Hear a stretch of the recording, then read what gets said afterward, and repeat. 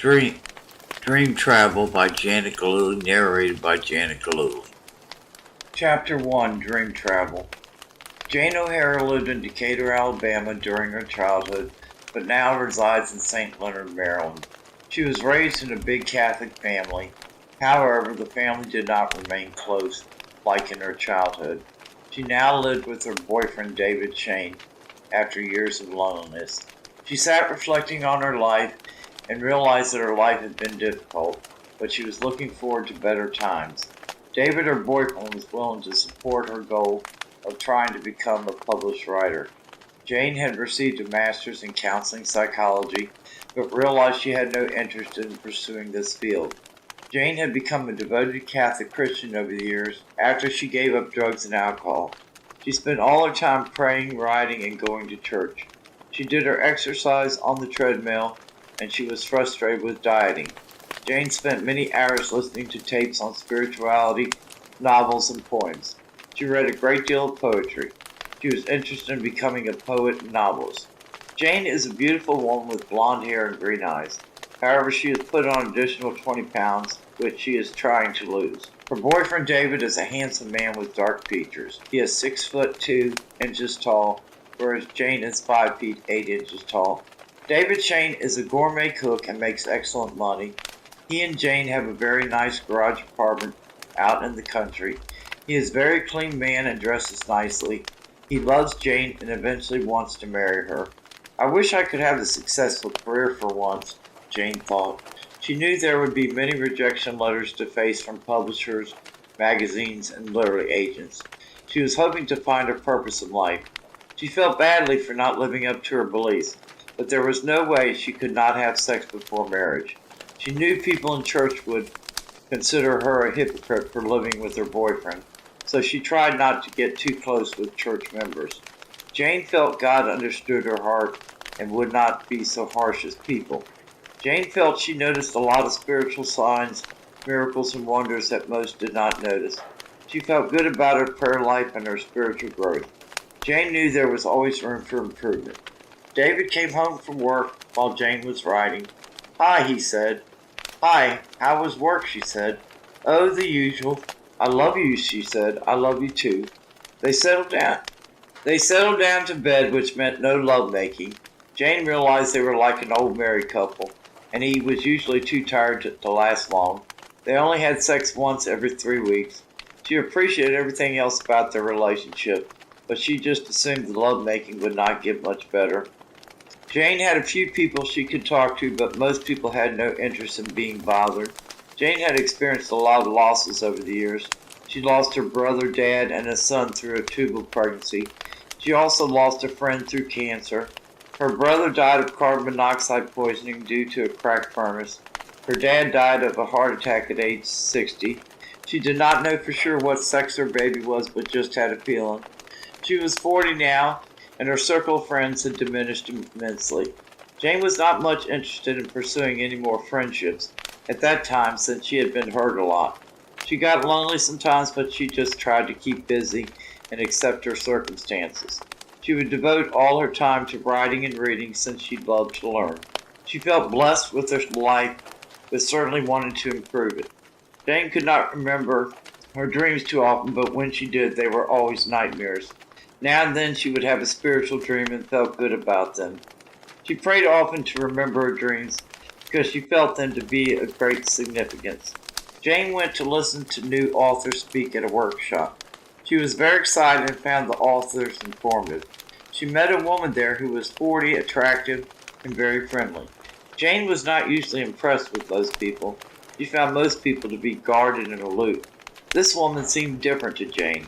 The woman's name was Demelza Kane. "Hi, what did you think of the speakers?" asked Demelza. "They were okay," said Jane. "You do not seem too thrilled." "I just wonder if I ever will be a writer." "Sure you will. Why don't we get together on a regular basis and do things together? We could help each other with our writing." "That would be nice. Do you have any children?" "No, I do not, but I am married." "I live in sin," Jane said. "Do you have any children, Jane?" "No, I don't." "Good, we have a lot in common. Let's exchange phone numbers before we leave." "Great," exclaimed Jane. The two ladies parted company. Jane felt hopeful that maybe she found a new friend that was local, but did not have high expectations. She probably figured that Demelza would not really be interested in getting too close. She figured if they did get too close, it would lead to fights. Jane wondered if she really would have someone to do things with, since she did most things by herself except when her boyfriend was off from work. Now and then she got together with some of her friends, and most of them were phone friends. Jane loved her apartment because they kept it clean. There were windows in all the rooms except the bathroom. She loved being surrounded by trees, and the landlord took care of his lawn, which was very green. She would look out the window looking at the beauty outside while listening to classical music. She loved all music, but nothing made her soul feel rich like classical music did. Now and then she would spot wild turkeys out in the yard. She was a chain smoker, which always concerned her and David. She felt she needed those cigs to deal with life. Nights were hard on her sometimes because that is when she wrestled with her demons. She had always had problems going to sleep early. David would fall asleep as soon as he hit the pillow. She knew it was because she had not done early hours for a job in years. She was so grateful to just play a housewife and a poor author. David was good to her in a lot of ways, and she was gentle towards him. David would, however, lose patience easily and try to blame his moods on her. She would try to calm him down when he got like this. He always felt bad when he got like that. Jane knew neither one of them were perfect, but they greatly appreciated each other. Jane knew she aggravated him, but always knew he really cared. He was her greatest confidant. Jane knew she was inconsiderate in ways and that she had strange habits. Dave wanted everything to be perfect, but perfection was not Jane's main objective. Even though both of them had their problems, they were the best of friends. Jane went to sleep that night and dreamt she was in Africa taking care of some poor sick children. In her dream, Mother Mary appeared, urging her to continue saving souls. "Do not lose faith and continue praying," Mary whispered. Jane then awoke from her dream. The dream seemed so real that she felt like she had really been to Africa. Jane had visions at times in her life when she was closed her eyes, but certainly not like in this dream. She wondered if Mary really was speaking to her. Jane had always felt disappointed that Mary and Jesus never appeared to her. Jane was sitting out in the kitchen drinking coffee when David walked out into the kitchen. "Good morning." "Oh, you made coffee," David said. "Yes, baby," Jane said. "I had a strange dream last night. I dreamt I was in Africa helping poor children, and Mother Mary told me to continue my work. Do you think I was really there?" "Only in your dreams." David did not believe in such crap, although he did believe in God. "Your prayers haven't done you any good, and they didn't prevent my mother from dying. My dad died years ago. God isn't going to do anything for you. You have to do it yourself." "Oh, you have little faith. Don't wear your halo too high. You don't think anyone can have visions of travel in their dreams?" she asked. "No, most of those people are delusional," he sarcastically retorted. "Oh, honey, you are so negative and pessimistic. You should pray more." "You're right, honey. I sure will be glad when we can afford to do something besides just errands," Jane said. "We will soon, baby, now that I am getting more hours," he said. David and Jane did the usual errands and chores. They spent all their time together and went to church together. The only time they were not together was when David went to the car races. He promised her that they would go somewhere on vacation someday soon. The phone rang and David answered. "Hi. Yes, just a minute. Jane, you have a phone call." "Hi, Demelza, how are you?" "I'm fine, how are you?" "I'm fine." "When do you want to get together?" "How about Monday?" Jane asked. "That will be fine. I will give you a call Monday." "Can I tell you about a dream I had?" Jane asked. Jane took all her phone calls in the bedroom so she could talk in private. "Yes, please do. I dreamt that I was in Africa taking care of poor children, and Mother Mary appeared to me. She told me to continue to save souls. She also told me not to lose faith and keep praying. What do you think?" "Sounds interesting. I am a Catholic also. Hey, I think that is a good sign. Do you think she really appeared to me?" Jane probably figured she didn't go to Africa. "I think so. I can't wait to see you Monday. I want to hear more about this dream. Ross is home, so I'd better go. I'll call you Monday," she said. "Great, that will be fine. I'll see you on Monday," Jane finished. "Who was that, honey?" "A new friend I met at the writer's workshop. I like her a lot." "Good, honey. I love talking. I think we are going to get along fine." They finished talking and hung up. Dave was already asleep for the night, so she just lay there thinking. She wondered if she would get anywhere with the writing. She wondered if the dream meant anything. She felt hopeful and fell asleep easily. It was Monday and Demelza called Jane like she said she would. Jane got directions and went over to Demelza's house. Jane arrived at her new friend's house and turned off her car. The house was out in the country in a very nice home. Jane felt right at home with Demelza. Hi, Jane, come right in. I've got lunch for us and cookies. I've made roast beef sandwiches. Is that okay? That is great. I sure love your home. It is so nice. Thanks, I like it. Tell me more about your dream. Jane was looking around, noticing the blue, soft-looking couch in the living room and the beautiful blue, shiny kitchen floor. Oh, there isn't much to tell about the dream. I just felt like I had been there to Africa for real. Don't you believe in dream travel? I don't know. I certainly know Padre Pio seemed to be able to. Oh, Jane, it sounds like this dream could mean something. Did you dream any more last night? Not that I can remember. Jane, please let me know if you have any more of those dreams. I think dreams are fascinating. Anything can happen when you are. Jane seemed to sense a super spiritual glow surrounding her new friend. She seemed to believe in Jane even though she didn't know her. She was so open and free to discuss anything. Demelza was 40 with dark brown hair and brown eyes. She baked cakes when she was not writing. Her husband Ross was a chemical engineer for NASA. That is very interesting about Ross being a chemical engineer for NASA, Jane explained.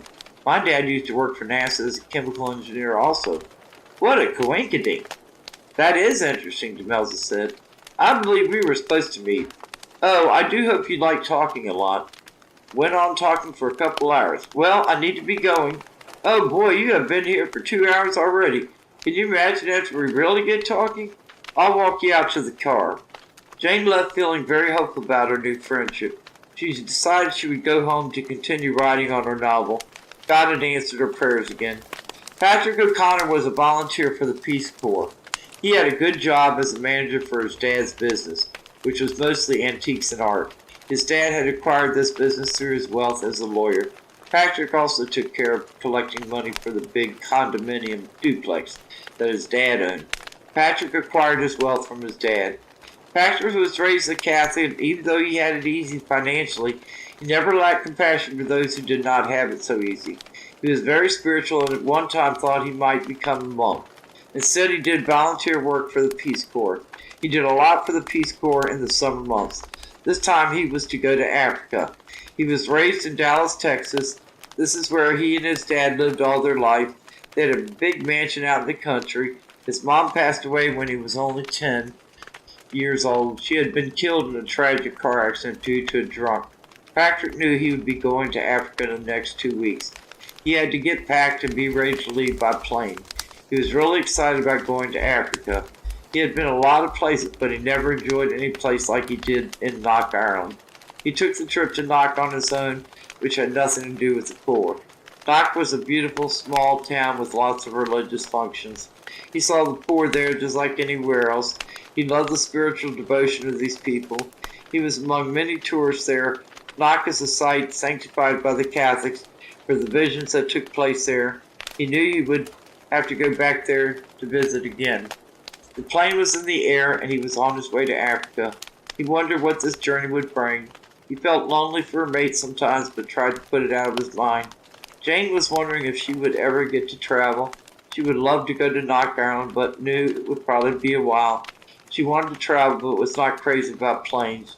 She hated the idea of not being able to smoke on planes. Hello, said Jane, answering the telephone. Hi. Hello, Karen. Karen was Jane's sister. Their relationship could be close at times, but mostly Karen never called. Mom is having a birthday party for Annie. She turns 5 Friday. We thought you would like to come. Annie was their brother's daughter. Yes, I will be there Friday. Yes, everyone will be there. I gotta go to get some dinner. Okay, well, I'll talk to you later, Jane said. Is everyone going to be there? I just thought I would call you. Jane went asleep that night and began to dream. She was in Africa again in her dreams. Mother Mary appeared to her again. Your life will not go to waste, Mary said. You have so much to look forward to, so do not despair. I am with you always, and your prayers will be rewarded greatly. In the dream, Jane could see her so clearly. The night was cool, and there was a glow that surrounded the sky. Mary was so beautiful to behold. The moon was full, and she saw a red glow around it. Jane awoke with a creepy feeling. She felt scared in the dream and she did not know why. How could she be scared after having such a beautiful dream? She just lay there trying to remember her dream. Chapter 2. Patrick arrived in Rwanda, Congo at 9 a.m. He was in awe of the beautiful country. He settled in the house where all the other volunteers would be staying. His main function in helping the natives and non-natives alike would be educating them and providing medical supplies. He settled in his room to take a nap, but started reading books on the area he was located in to be familiar with his surroundings and the people he would be trying to help. He would take a walk around the area where he was rested. When he was rested, he fell asleep dreaming of being in heaven with his mother. Jane did not enjoy the family gathering that much without David there. She had not been to family gatherings in several years until David became part of her life. She tried not to count how many years it had actually been since she had been with her family on Christmas. She was glad to be home, back to her sweet solitude. Jane remembered how lonely Christmas had been since her father passed away in January of 1985. She had not really enjoyed Christmas since then. In fact, she dreaded the holidays and wished they would never come again. David changed all that sadness into joy. She looked forward to the holidays now like never before. Jane used to need people too much, she thought, but now she actually enjoyed her solitude. She had a lot more to keep her busy these days and enjoying her life. Strength was something one acquired through no choice of their own. Wisdom was something gained by God. Jane still enjoyed phone conversations, but it would be a lot nicer to spend time with Demelza. Demelza invited Jane to come to her house the next day. Demelza had thought it would be nice for them to go to church, have dinner, and then go to see a movie. The two women had a lot to discuss among many topics such as the news, religion, sex, and their lives. Demelza had told Jane not to worry about the sex part, it would surely get better. Demelza was very funny, empathetic, intelligent, and had incredible spiritual aura that surrounded her. Jane felt life pulsate through her like never before. Life would never be the same having a friend like this special woman. It sounds like you have learned a lot, Jane, Demelza joyfully exclaimed. Yes, I have, but I feel like there will be a lot more for me to learn from you. You are so dear to me already. I have never met anyone like you before. You are such a spiritual genius. I believe I will learn a lot from you as well. You are more spiritually inept than you know. Your prayer life will keep rewarding you greatly. Let's go to church and then see Devil's Advocate. The two ladies went to church together. Jane could not help but notice that people really focused on Demelza. Everyone seemed to appreciate her warm heart and friendliness. How could anyone not feel her spiritual presence when she walked into a room? The amusing part to Jane was she felt her to be no threat or competition. They were both very accepting of each other, neither containing a superior spirit.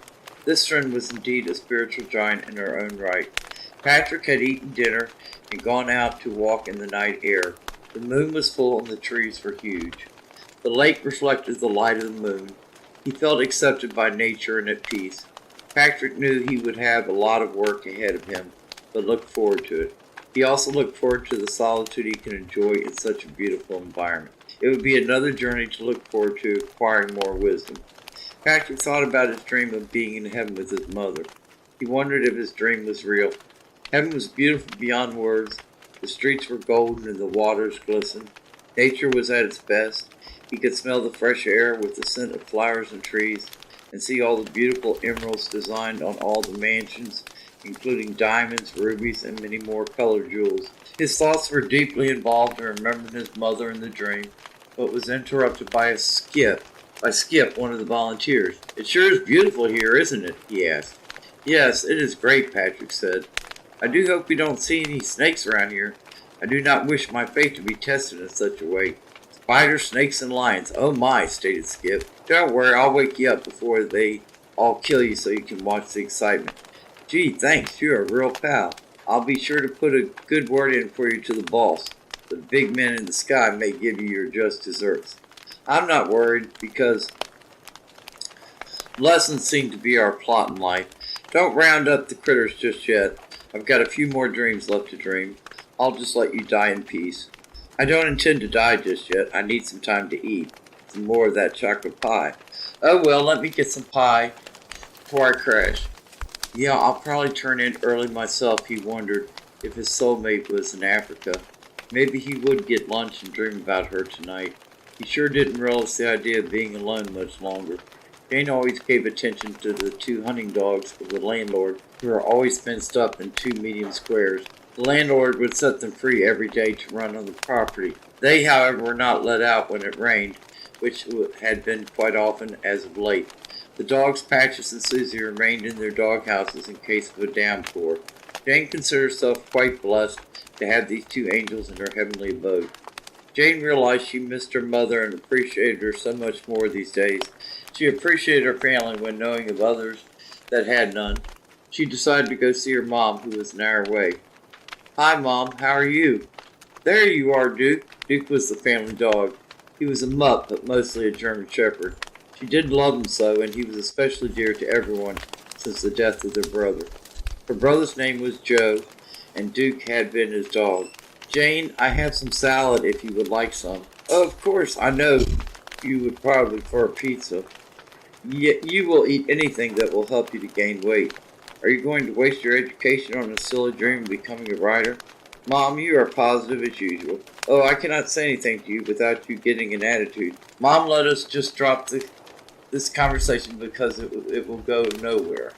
She decided to go see her mom, who, you are so right. So will you be getting a job? Not right now, but maybe later. I have decided not to go for my PhD. That is a good decision. It would take too long anyway. How is David doing? He is fine. We will be better off financially in a few weeks. How is everyone at the Rosary? They are fine. They ask about you sometimes. I just tell them very little. They know you live in Calvert County, but do not know who you live with. Thanks, Mom. That is good. They are a little too self-righteous for my blood. I'm sure if they did know, I'd be hanging from a cross. Oh, Jane, I am sure you are right. Did I tell you someone broke the window in the car next door? Yes, Mom, you have told me 10 times already. My memory is not as good. Do you mind if I turn on the TV? Jane could appreciate her mom's circumstances of her life and knew that she did not quite know how to express encouragement due to her lack of parental bonding. Jane had her mom and believed her mom had become more accepting of her. They talked for hours and her other brother Thomas was also conversing. Thomas lived at home, which was a great comfort for the family, knowing Mom was not alone. Jane said her goodbyes and left for home. She appreciated me drive, which frequently gave her an opportunity to listen to music, pray, and sometimes visit old friends when she was in the neighborhood. She was driving along, thinking how death of loved ones makes you really value the ones that who's still here. She had regrets like anyone else, but did not dwell on them. She just did her best with what she had in life for now. TV? That would be fine. Your favorite show is on. I think I will go outside to smoke and take Duke with me. I'll be out in a few minutes since it is such a nice day. Jane loved her visit and always appreciated that her mom took very good care of herself. She quit smoking years ago. She lost all her weight and continued to be very disciplined in keeping her weight off. She exercised daily, taking a 3-mile walk at the mall and swimming classes. Her mom was 75 years old. Her mom was very independent and strong. She had raised 8 children and worked hard all her life. She lost both of her parents when she was 14 years old. Her dad was killed in a hunting accident, and her mom died of tuberculosis. It had been her twin sister, and they had faced the world together. They stayed with their aunt in the early years. Chapter 3. Jane particularly liked her fish Angel, which she realized she should have named the Oscar killer or crazy. Their fish was a silverfish, which did resemble an angel with her angelic fin, but her personality did not match the name. Angel had eaten all the other fish that they once had. She had a strange habit of rearranging everything in the fish tank. She pushed the blue rocks and also took them food out of her mouth. She pushed all the plants and shells. It was amazing that she could also push around the big plant. She certainly would grow larger in a bigger fish tank, but remained an average size for a small fish in tight quarters. Jane at first did not like this fish, but she grew very fond of her. She was very friendly towards her and David. She would come right up to her finger with no fear. She had a very dominant personality, but also a gentle spirit. She was part of the family and would have to do for now. They could not have a dog in this apartment because the landlord would not allow it. David had said it would probably be another year before they'd be living in the house. Jane knew she would have a dog when they did move. Jane and David did a lot of baby talking with each other. She thought if anyone could hear them, they would surely be repulsed.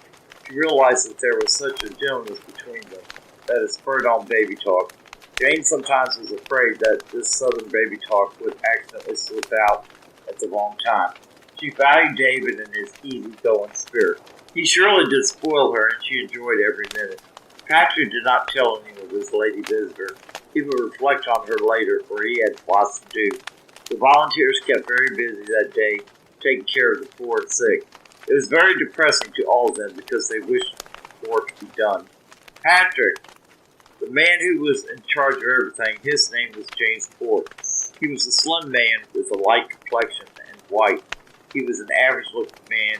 He mainly was in charge of collecting money for the poor, but also managed any volunteers that were in the area. Patrick found him very informative and certainly was cooperative. Jane gave much thought to her friends and family. She felt bad for one friend who suffered from manic depression, and her brother who seemed to be dead of a broken heart. There was not much she could do for them, so she kept them in her prayers. David came home, and they made love passionately like never before. She remembered Demelza telling her that things would get better, but never suspected it to happen so soon. Jane was used to waiting for things to happen a great deal of the time. Miracles only seemed to happen with great sweat and years of prayer. She realized that miracles did not come to some, and wondered why. Jane thought that because she was not married, she could not count on the fruits of love in the bedroom, but she was wrong. David fell asleep, and Jane thought of how powerful the prayers of Demelza must be. She thought of her best friend Missy, who seemed to not want further contact with her. This hurt her a great deal, and she could not believe it or understand. Jane fell asleep, and again she dreamed she was in Africa. Mary appeared to her again, asking her to reach out to a lost soul. You must not give up on people, for this will not do. Jane was in the field listening to Mary very intently. You do not realize the power God gives you. You must become aware of his power totally. Jane was in the field, but then Mary disappeared. For the very first time in her dreams, she felt like taking a walk. She found herself out in front of the house where this path had led. She saw a very handsome man there praying. He looked up while praying, noticing a beautiful woman standing in front of him. Hi, where do you come from? He asked. I just came from a field and took a path which led me here. I do not mean to disturb you. Oh, you are not disturbing me, It is a pleasure, I assure you, to have your company. My name is Patrick, and your name is? My name is Jane. It is good of you to be so kind. Nonsense, it is no effort at all. Please sit down. Could I get you something to drink? No, thanks. I will not be staying long. How long have you lived here? I don't live here. I'm a Peace Corps volunteer, only here temporarily. And you? I am here only as a visitor. I'm actually here in a dream. This is not really happening. I just had a vision of the Blessed Mother in the field. I assure you that you are not dreaming, for I am very real. It is odd that you say these things. Do you feel faint?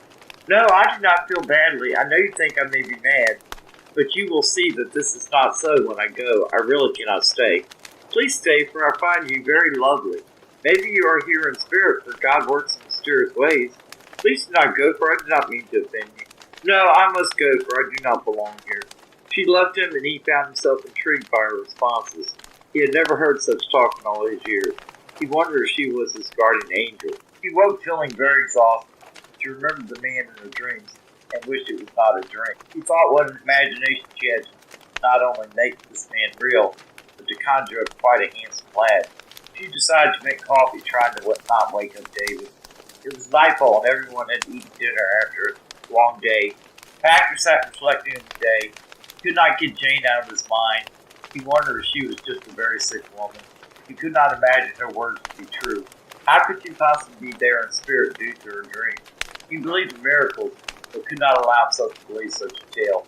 He decided to take a nice long walk. He went through all the woods and came upon a field which seemed to be out in the middle of nowhere. He remembered Jane saying she had come from the field. Could this be the field, he wondered? He was behind the trees, and before he had decided to go out into the field, he saw a helicopter land. He decided to keep himself hidden to spy on this helicopter. He then saw a white truck pull up near the helicopter after its propeller ceased. It was Jane's Port. he got out of the truck. Patrick decided he would move up closer to the side of the woods in order to hear clearer. He was able to hear them clearly. The man in the helicopter got out and had 2 suitcases, which he placed on top of the truck. The conversation began, and Patrick could hear the men talking. "Hello, James. I have your money." "Great, that looks good. How's our drug and slave business going?" "They are going fine. We certainly are not racist, for we enslave blacks and white as well. We know our boss is the greatest. Yes, we certainly have the best boss. We are rich thanks to our intelligent bargaining. Don't forget our meeting. We'll be here next Tuesday," James said. "Yes," the other man continued. "The KKK have nothing on us. This meeting will prove very fruitful for us all. Well, I'd better be going." "Yes, I'll see you around," James finished. Patrick watched both of the men leave. He was trembling and could not believe his ears. He wondered who their boss was. Patrick knew he would have to come back Tuesday to spy on this meeting. He wished he had not seen all this, but he felt obliged to come back. He thought he should keep this meeting a secret. Patrick did not know who to trust. He went to bed feeling very afraid of impending danger. It took him a while but he finally fell asleep. Demelza and Jane planned to go out for dinner. Demelza knew Jane could not afford it, but insisted Jane could return the favor. Jane reluctantly agreed, and they had decided on Italian. It was a good idea because the tables were very private. Demelza did not smoke, but did not mind Jane smoking. The 2 ladies were seated and very excited with the prospect of each other's company. "Demelza, I had another dream. This dream is even stranger than the last. Please give me your opinion, for I do trust it." "Of course, Jane. I would love to hear it. My opinion I will greatly share." "Jane, do go on about your dream." They were interrupted, however, with the waitress wanting to take their order. The order was taken, and their drinks were soon served. Jane soon was telling her friend about the dream. "I dreamt I was in the field with Mary talking to me." She soon gave a total account of the dream, and concluded with the nice man she met. "I do declare that dream was so real.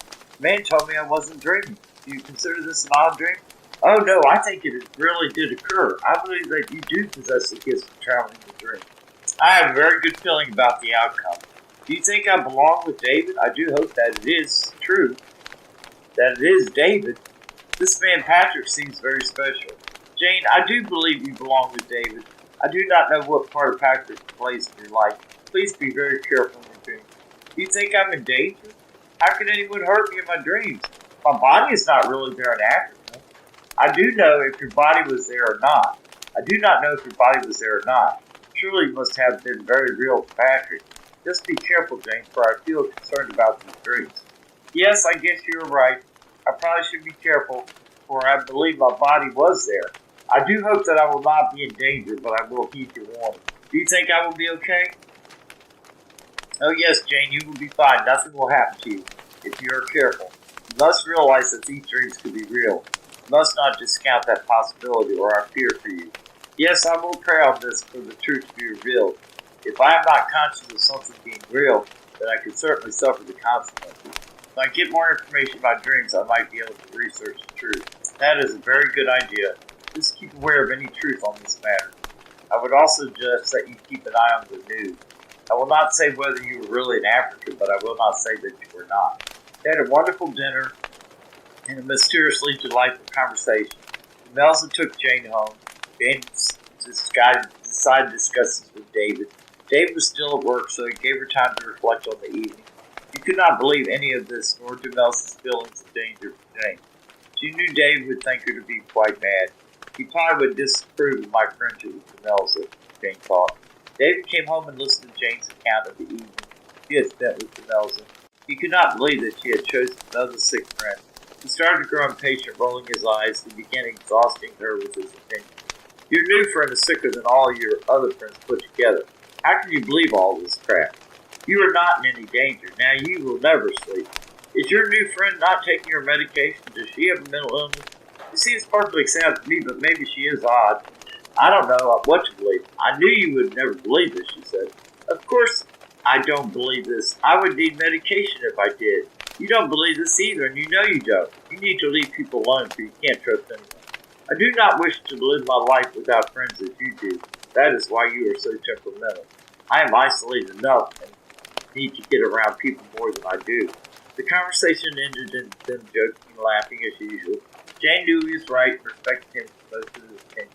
David fell asleep easily as usual. Jane lay there, not knowing what to believe. She would go to sleep without fear. She slept deeper than usual. Jane awoke the next morning, not remembering any of her dreams. She told herself that these dreams were just dreams. She would not waste any more time giving them serious thought. She figured that the dreams were probably over. Jane realized that she would always be average. It made her sad to think that the dreams were not real. She wondered if she would ever have a reasonable career. Patrick awoke the next morning and tried to remember his dream. He dreamt that he was in heaven again with his mother. His mother told him to be very careful, for he was in grave danger. Do not go out into the field until you hear the whistling of the wind, she said. He reflected on her words, and for the first time in his life he felt very afraid. He was comforted by his mother's words. He wondered if Jane could really travel in her dream. He hoped they would meet again. He believed in his dreams. He would listen to Jane next time with no mind. He hoped Tuesday would never come. Patrick wanted to just ignore the whole situation. He knew he was driven to go, so he would. The volunteers were about doing the work. Patrick would have to be very normal acting when he saw Jane's port. He was not looking forward to seeing this evil man again. Jane's port arrived on the scene as usual. He went about doing his normal business. He asked for contributions to his fund, which he claimed were for the poor. Everyone gladly gave what they had. Every volunteer gave money to him except Patrick. He just simply told James that he had no money. He did not seem bothered by Patrick not being able to give him any money. The day was over and all volunteers had dinner together. Patrick excused himself and remained in his room for the evening. He was very angry at the sight of James. He could not believe the nerve of that man. He would like to see that man locked up for his crime. He felt himself wishing James were dead and all his cohort. He prayed for James and asked God for strength to deal with the situation. Patrick then fell asleep to escape his anger. David and Jane got their tax refunds back, so they both decided to go out to a much-needed supper. He had decided to take her out for a nice Mexican dinner. They both put on their finest clothes that evening. The couple was seated in a private romantic spot. Jane had decided that she would enjoy dessert as well. David was very excited about the whole evening. Jane talked him into going to see a movie afterwards. The night was very special to both of them. They had not been out for a nice meal in about 6 months. She was so grateful to see David in such a pleasant mood. They had both been through a lot lately, especially David. It was nice not to have to worry about their finances for a change. The movie was very interesting and the popcorn was delicious. He whispered that he loved her and she replied the same. He felt so blessed to have her in his life. The night ended and they were on their way home. The night was peaceful and they made love. They both stared at each other with deep feelings of love. It was another memory Jane treasured. Patrick knew tomorrow was Tuesday. It would be a night that could possibly end his life. He knew certainly that his life would change. He sure hoped he would not be discovered near the field. He felt very nervous, but would try to give it to God. Demelza called Jane the next day, hoping she would come over. Jane agreed, but Demelza could hear the hesitation in her voice. She would talk to Jane about it when she arrived. Jane was reminded of her dreams, but would try to discourage Demelza from talking about this subject. It would do neither of them good, thought Jane, to subject themselves to daydreams. Jane was feeling very thankful for just being alive. The leader proceeded to call on their boss, and it was Satan. Jane and Demelza were together again talking at Demelza's house. Demelza tried to find out why Jane was hesitant coming over. Jane explained to her that David gave her a hard time about believing these dreams. Demelza began to discuss her feelings about the next dream Jane would have tonight. Jane, I know you do not believe in dream travel, but I do. Please let me say this, and then the subject will be closed. I believe you will be in Africa again tonight. Be very careful, for tonight there will be danger. Demelza, I know you mean well, but that is not going to happen. These dreams are just dreams. You are trying to scare me. I am not trying to scare you. I am your friend, and I am just trying to warn you. Psychic ability runs in my family, and my feelings are usually right. Okay, then tell me what will happen tonight in Africa. It is best that you find out for yourself. See, I knew you could not tell me anything. I do not believe you. Please let us drop the subject. The subject was dropped, and they talked about other things for another hour. Jane appeared not to be concerned about Demelza's comment. Demelza was cheerful and supportive as usual. Jane went home not harboring any resentment towards her friend. She was wondering if she would be able to fall asleep. Even though Jane had told Demelza she did not believe him, card this was not true. Patrick noticed that the full moon was out tonight. He waited for the whistling of the wind and proceeded towards the field. It was midnight. He hoped the meeting was not over. He had no idea what time the meeting was, but he knew his mom did. He hid behind the trees and noticed that the meeting was forming. He heard someone walking towards him and noticed it was Jane. He instructed her to be quiet and explained to her softly all the details. There was a fire in the center of the meeting with 20 people encircled around it. They started chanting in pig Latin, dancing around the circle. Then the lady took a crying infant and laid it on the altar. He killed the baby with a knife and then burned it in the fire. Satan appeared. The people bowed down before him. Satan's voice was chilling and he began to speak. He thanked them for the devotion and continued to promise everyone well. He instructed them to continue trying to destroy Christians. Fictions were a necessity for his power. He then disappeared, and the people shouted loudly praising him.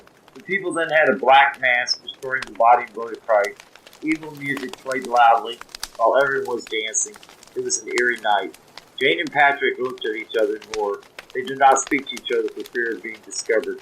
They both noticed the slaves that were chained. One of the women slaves was raped by all the men. The woman was put on the altar and slaughtered. She was then turned into fire. The slaves were men and women, all terrified. Patrick and Jane heard the whistling of the wind. Patrick motioned her it was time to leave. They both left in a hurry and reached his house. They both sat on his patio, unable to speak for several moments. Patrick began to tell her that he believed he could dream travel. He told her of his dreams about his mother. They began to discuss the night among themselves. Chapter 4. I can't believe this night. Demelza was right about danger. It is horrible what they did. What can we do to stop them? We will have to find out where they keep their slaves first. If we blow the whistle too early, more innocent people could die. Mary will guide you and my mother will guide me. Demelza will also guide me. I am very afraid of something happening to us. I think although we may be safe for knowing. He could take any of the volunteers as slaves. It is a good thing I know about this. I wonder where those poor slaves come from. I do not know, but I am sure we will find out. Please give me an object so I know this dream is true. Do you have a rosary? Yes, that's an excellent idea. Here's my Irish rosary. Put this rosary in your sock. Jane left and Patrick went up to his room to get some much needed sleep. He could not believe this entire night. He felt very sad for the two victims killed tonight. He wondered if he would remember his dreams and fell asleep. Jane awoke. She took the green rosary out of her sock and could not believe her eyes. She woke up David and told him about the dream. Neither one had a doubt about her dreams being true. Jane called Demelza and told her everything. Demelza was extremely excited and was glad Jane was safe. They both agreed to get together today since David was working. Jane wanted to tell everyone she knew about her dreams, but decided against it for now. She couldn't wait to see Demelza. She was looking forward to seeing Patrick again, but wished it was under better circumstances. David begged her not to get involved in this danger, but he knew she was not going to listen. He was feeling jealous of this man in her dream. She reassured him that nothing would take her away from him. Jane and Demelza decided to go see a movie. They both arrived at the movies undecided about which movie to watch. A man approached both of them, and Jane could not believe her eyes. It was Patrick, and he was in shock too. Oh my God, you can dream travel too. Patrick, this is getting very strange. I wonder if you are from the dark side. Oh no, Patrick said. I am very much a Catholic Christian. I could never be a part of that horror experience. Jane, I assure you that he is not, Demelza said. He is a very spiritual man. I have had dreams about both of you together. Why didn't you tell me that you were there also? Please tell me what is going to happen to us. Please, Demelza, tell us. I was not there in body, but in spirit. I was only there to observe. I cannot tell you anything because I don't know anything. This is very creepy, and I'm not sure about trusting either one of you. I wish I could believe you are both Christians. You both want me dead. No, Jane, that is not true. I am your friend, and I know all this is strange. Patrick and I could never harm anyone. We are both very good, and I trust him. I did not summon you to Africa. I wasn't sure about you, and now I am. Pray about it, and God will guide you, said Patrick. They all decided to go to Demelza's together. They all needed to talk, and Jane needed reassurances. Demelza was very concerned about Jane's fear. Jane felt very comfortable with both of them. They all prayed together for guidance a while. Jane knew she was part of something very special. She was excited about her new friends. Demelza gave Patrick the blue rosary to put in his sock. Patrick disappeared right before them. Jane could not believe her eyes. Patrick woke up and discovered the blue rosary in his sock. He was convinced of everything and was looking forward to more dreams.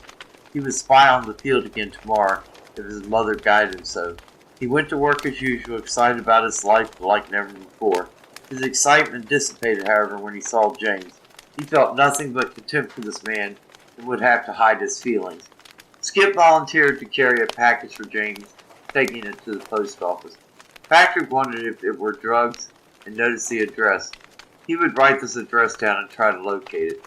He had a computer, so he would do his research. He would also research any missing person.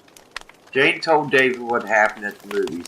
David suggested they go use the computer at the library to research some of these people in Africa, including Patrick. Jane agreed and wondered what they would find out about Patrick and Demelza. Skip was invited to go out to dinner with James Fort. Patrick knew nothing of their going out together. Skip left that evening and he never returned. The volunteers were very concerned the following morning. Patrick decided to do his research tonight on the computer because last night he could not keep his eyes open. He would research Jane and Demelza as well. He wondered if he was not being set up for a fall. He wished he had warned Skip beforehand about James. Jane and David found information about Patrick on the computer. He seemed to be legitimate. She also located James Ford and found him to be a businessman and charity. They found 100 people who were missing from Africa. They made a copy of all their findings. She found no record of Demelza or Ross, her husband. She could not believe her friend could not be found. Maybe she was not from this country. She would get the truth out of Demelza. David and her decided they would come back to use the computer tomorrow. Jane decided she would go see Demelza alone. She had never met Ross. David would wait for her at home. Patrick found information on Jane, and 100 missing people in Africa. He also found information on all the volunteers, which proved them to be okay. He could not find information on Demelza. He hoped Jane was in no danger. He found the address and would try to locate it tomorrow. He realized the mailing address was very close. He had a feeling he would find Skip. The police would be involved if Skip did not show up tomorrow. He fell asleep and dreamed about his mother. She told him to go to the field in 2 days. He woke up in a sweat. He fell asleep again, snoring for the rest of the night. Jane was on her way to see Demelza. She wondered if Demelza would have a good story. She hoped she would be satisfied with her answers. It would be very upsetting to Jane if she lost another friend. Chapter 5. Patrick found the address that was on the mailing package that Skip delivered for James. It was a huge mansion 3 miles from the field in a deep wooded area. He could not believe the size of the mansion, certainly larger than his father's mansion. He knew this was the place where the slaves were probably located. He decided he would go to the police with his suspicions. Patrick hoped that all of this would be over soon. Maybe since he was to go to the field soon, he would engage the police to go with him. Jane was driving towards Demelza's house and was nervous about what her friend might tell her. She drove by but could not see Demelza's house. She must have gone too far. She retraced her steps. The house was not there, and Jane was sure this was the location. She got out of the car walking around the empty plot where once was Demelza's house. Jane could not believe her eyes. Demelza and her house had vanished. She felt very strange and scared about this. She walked towards a house nearby and knocked on the door. The neighbor had informed her that there was never a house there. The old woman looked at Jane puzzled. But then Jane left the woman getting back into her car. Jane wondered who Demelza really was. Was she an evil angel or a good one? She knew David would never believe this. She wondered if she would see Patrick again in her dream travels. She prayed to God, hoping for an answer about Demelza's disappearing. Jane informed David about her findings when she returned home. David called Demelza's number, but the recording said this number was not a working number. Jane called the number again, and the same recording came on. Jane and David were both in shock. She hoped she would see Patrick tonight in her dreams to be able to tell him of her findings. It took both of them a while before they could fall to sleep. Patrick talked to the police officer explaining everything in detail to him. The officer agreed to send police to this mansion. He would contact Patrick if it were necessary for them to go to the field. Patrick explained to the volunteers that the police were looking into Skip's disappearance. The volunteers were relieved, and they certainly hoped the police would find him. He sat out on the patio wondering what the police would find. Jane appeared in front of Patrick. Patrick looked up to notice her dressed in jeans. "Did you wear those clothes to bed?" "No, isn't that funny? I guess dream travel takes care of that too." "This year has been the strangest I've ever had," he said. "That is not half of it, Patrick. Demelza never existed. I went to visit her at her house that used to be there. There is no record of her or Ross. The house must have been a figment of my imagination. Her phone number is not a working number. I looked her up in my computer and could not find her," he said. "I did computer research also, and she does not exist. The police are going to the mansion I found near the field. Skip is missing as well as many others in Africa. I hope to hear from the police soon, so maybe it will all be over." "That is great, Patrick, but I wonder why I landed here instead of the field. I guess I must be in tune to where you are now. I sure hope I find out about Demelza." "I'm sure that you will find out about her.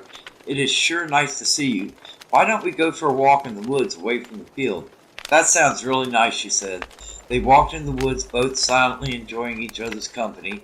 They both sat on a log looking at the beauty of nature. The sky was a velvet blue. "Do you have a boyfriend?" "Yes, I do. I sure wish you didn't have a boyfriend." "I know, but you will find someone who doesn't have to travel in her dreams."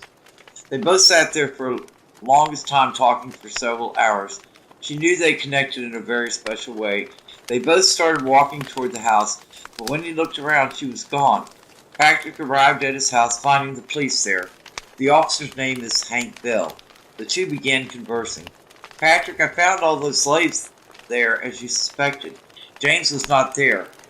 We will have to go to the field together with the other police officers. Your friend Skip is dead." "Oh my God, how did he die?" "His head was decapitated. There are about 100 slaves there. We are going to get all the information we can to locate those that are responsible. I'm really sorry for your loss." "Thanks, but I sure hope he doesn't have more slaves somewhere else. I cannot believe James is on the loose. Do you think he knows who ratted on him?" "It is hard to say. I will have a police officer watching your house. I will be here tomorrow night so we can go to the field together." The officer left, but Patrick was amazed that it would be the exact night his mother suggested. He was really relieved about everything, except he would have to tell the others about Skip's death and then his family. He felt very sad about not being able to be with Jane, but hoped he would see her soon. Jane was in her room writing while Dave was at work. She was feeling very sad about Demelza and wondering if she would ever see her again. The phone rang and it was Patrick. "Hi, Jane." "Hi, Patrick. I sure wish you were here. They found the slaves, about 100. Skip is dead. His head was cut off." "Oh, Patrick, I'm really sorry." "Yes, I wasn't real close to him. We have to inform his family. James was not at the mansion. We have to go to the field tonight to see if he's there." "Maybe I'll see you tonight," Jane said. "I don't want you there," Patrick exclaimed. "Patrick, I don't have control over that. If Mary and Jesus want me there, then so be it. Don't worry, the police will be there. It would be nice to see you again. I have a feeling that things get wrapped up that I'll never see you again. I don't know why I was to know you. Patrick, we will find all that out eventually. It is so good to hear from you. I have a feeling I will see you tonight." "Yes, I am sure of that," he said. She hung up the phone and felt very good about his call. She hoped that all this danger would soon be over. She was so glad she was awake and not dream traveling. Sometimes gifts from God can seem like a burden. Jane was there near the field with all the others. There was no black mass there tonight. The field was empty. The police would be stationed there for quite a few days. Patrick and Jane left, sitting on the same log previously on their first walk together. Mary appeared before both of them. She instructed them to say a rosary together. She disappeared, and then his mother appeared also. She told him that they would both be safe and be patient for all their answers, which would come in time. They both said a rosary together and then began conversing. "I guess we were supposed to go to the field tonight to see these visions," Patrick said. "It was all worth it just to have these visions. I feel like our purpose in life is just beginning." "I sure hope you are right, Patrick. because sometimes I'm afraid it is almost my time to go. I wish I did not smoke the way I do. I hope I do have a special purpose for God. I think you do. I hope all your dreams come true. I have been glad to be a part of your life. I have been glad to know you also. It is thrilling about all this, but I wish for a vision when I'm awake. I feel like dreaming is getting very tricky for me. Maybe I'll visit you next time, he said. It would be like a dream I had, a ghost making love to me and then leaving. I wouldn't have to go out looking for anyone. I sure wish I could be with you, he said. Jane vanished right before his eyes. He wondered if he could ever tell this to his dad. She could not believe her eyes that she actually had visions being wide awake. She was so excited that she decided to call David. She began to tell him everything. That is wonderful, honey. Maybe I will have visions too. I cannot wait to get home to see you. I know I'll be glad to see you. I want to tell my friends I think I will wait for guidance. I think you better wait on telling anyone, he said. She hung up the phone and felt very excited about her life. She realized that in the kingdom of God things keep getting better. Patrick wondered if they would locate James or anyone else involved in this nightmare. He sure hoped he heard something soon. He wondered how many other slave houses there were. He sat up in bed and Mary appeared before him. She told him that he would receive the gift of healing. She told him that his loneliness would be over soon. She vanished and then Jesus appeared. I have a great purpose for you and Jane. You will see all of the truth soon. Do not fret about your loneliness, for it will soon be over. You will be talking a lot. We will be talking a lot. You can ask me anything and I will give you answers. Jesus left and Patrick was very excited. He would call Jane to tell her everything. He was no longer sad or worried. Jane was sitting on her bed while David was at work. Mary appeared before her and she was awake. Mary told her that she become a published writer. Mary vanished and then Jesus appeared. She wanted to know where Demelza was. He told her she would find out soon, then he vanished.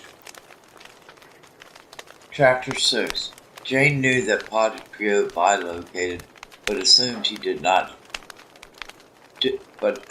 did some dream traveling too. She could not believe her life was so wonderful. Even though she enjoyed her life, sometimes she wished to be in heaven. She wondered if the life in heaven would be any stranger than this world could get sometimes. It would be nice if you could still read in heaven, she thought, because it would be boring if there was nothing left to learn. Jane got a phone call from Patrick, and they shared their visions with each other. She was glad to hear that they both had a special purpose. She hung up the phone and decided to take a nap because she was tired. Jane ended up in Knock, Ireland in her dreams. She really enjoyed going to the church there. She ate dinner there and explored the country with much enthusiasm. Jane decided to stay the night just to see if she had control over how long her dream travels lasted. Unfortunately, her plan did not work this time, for she woke up in her own apartment. She knew there must be a way to stay longer. Jane could do it and maybe even bilocate. Patrick was told by Hank they believed James and all his other cohorts fled the country. Patrick would get answers from Jesus and Mary. If he had to dream travel to find out their location, he would. Jane was in her room reading when Mary appeared before her. I am Demelza, Jane. Blue is one of my favorite colors. That is why I had a blue couch and a blue kitchen floor. There will be other mysteries for you to solve. You have a lot to do. You will find a friend like me again, Mary finished. Mary left her and Jane felt relieved that Demelza was married. She never heard of Mary appearing like that before, but figured there was a first time for everything. She would be glad to tell David and Patrick. Patrick was laying in bed when a man dressed in black came towards him. They wrestled and then the man jabbed Patrick with the needle. The next morning, Patrick was nowhere to be found. David and Jane lay there together just talking. He could not believe Demelza was married. He felt jealous of all Jane's adventures. Jesus appeared before both of them. He began to speak. The world is so blind to their neighbor's needs. Everyone is too busy to get involved. Time is growing short and the enemy is growing desperate. Jane, there is your purpose, which is a mystery to you right now, because it is not time for you to know. David, you have a choice on how long you remain here. He disappeared, not giving Jane or David time to respond. They discussed the vision at length. David said he was tired of all of this and wanted to go to sleep. He fell asleep. Jane fell asleep and ended up in Dallas, Texas in Missy's apartment. Missy could not believe her eyes when she saw Jane. Jane spoke and told her about being able to dream travel. She informed Missy of all the details. Missy was in shock but was glad to see Jane. "I do not understand why you did not call," Jane said. "I had a nervous breakdown about that man sexually harassing me at work. I just now have been back at work 2 weeks. Mom did not think I should give you my number because I go to bed early," she finished. "You could have told me what time to call. I didn't want our friendship to end over something like this. It is not like you to do what your mom says. You should have told me because I am not a mind reader. So is our friendship really over?" "No, I was going to call and give you my new number. I just have not been in a good place. I will give it to you now, but could you just call every 3 months?" "Yes, that will be fine." They both talked several hours about their lives. Jane thought dream traveling would certainly be a lot cheaper. Missy chuckled when she realized Jane could just pop in. Missy ordered a pizza and they enjoyed eating it. They both decided to go see a movie. This was great, Jane thought, of having her best friend back. Jane and Missy talked a long time after the movie. It was just like old times. Jane left and Missy fell asleep. Jane woke up feeling well rested.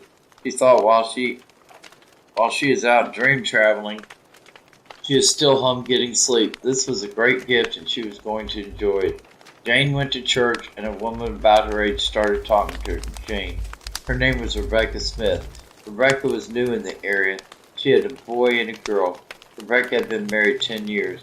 They exchanged phone numbers and agreed to be in touch with each other. Jane went to the doctor to have her yearly physical. The doctor informed her that she was pregnant. Jane wanted him to do a sonogram. The sonogram indicated the baby was right where it was supposed to be. Jane was 3 weeks pregnant.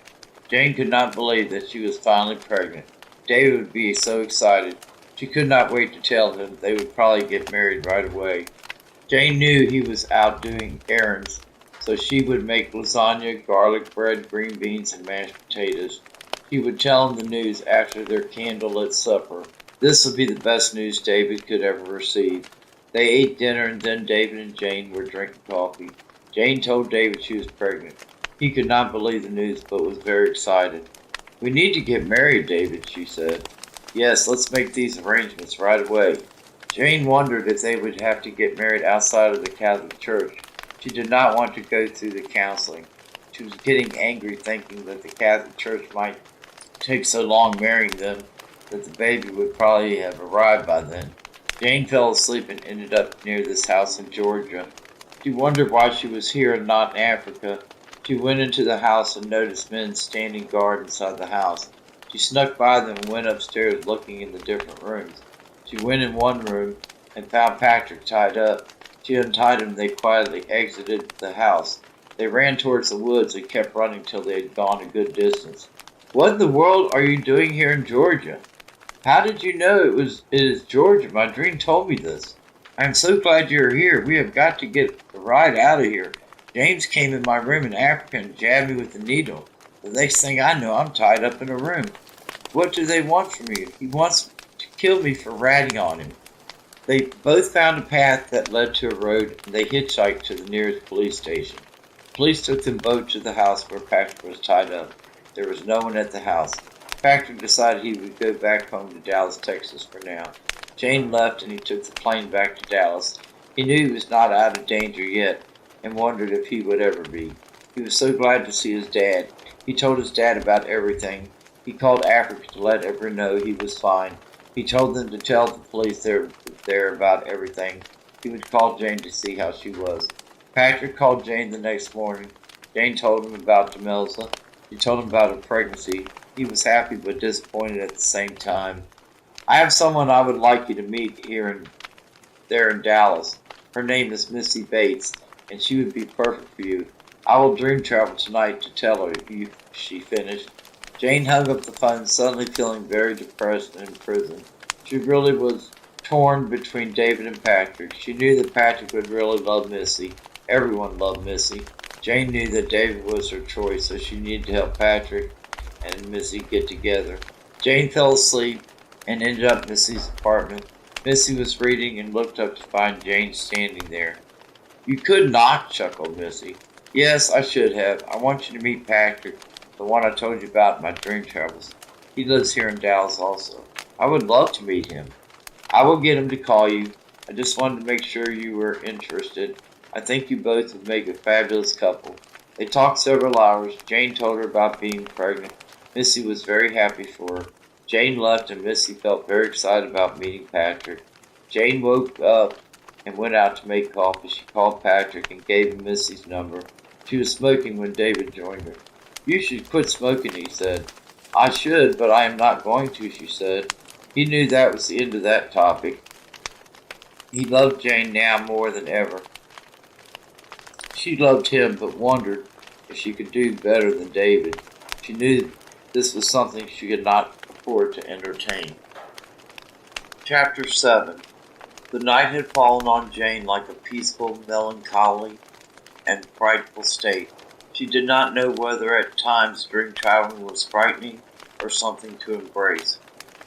It was like prayer, very comforting, but the mystery of life could be doom and gloom. Jane would welcome dream traveling, but like life sometimes resist its force. She fell asleep not wishing to think of anyone nor anything. She traveled to Dallas, Texas, landing onto the mansion of Patrick O'Connor.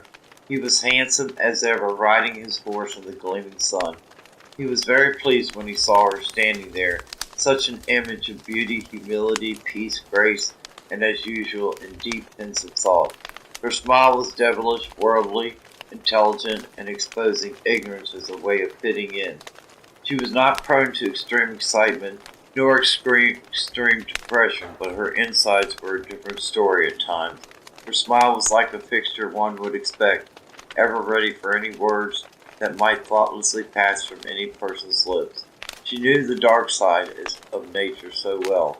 Goodness she wore like a gown, decked in jewels, ready to spread her charms across the land. It did not matter to her the woes of life. Her lessons of learning could be obtained anywhere. She looked forward to life to obtain lessons from people, books, writing, praying, and music.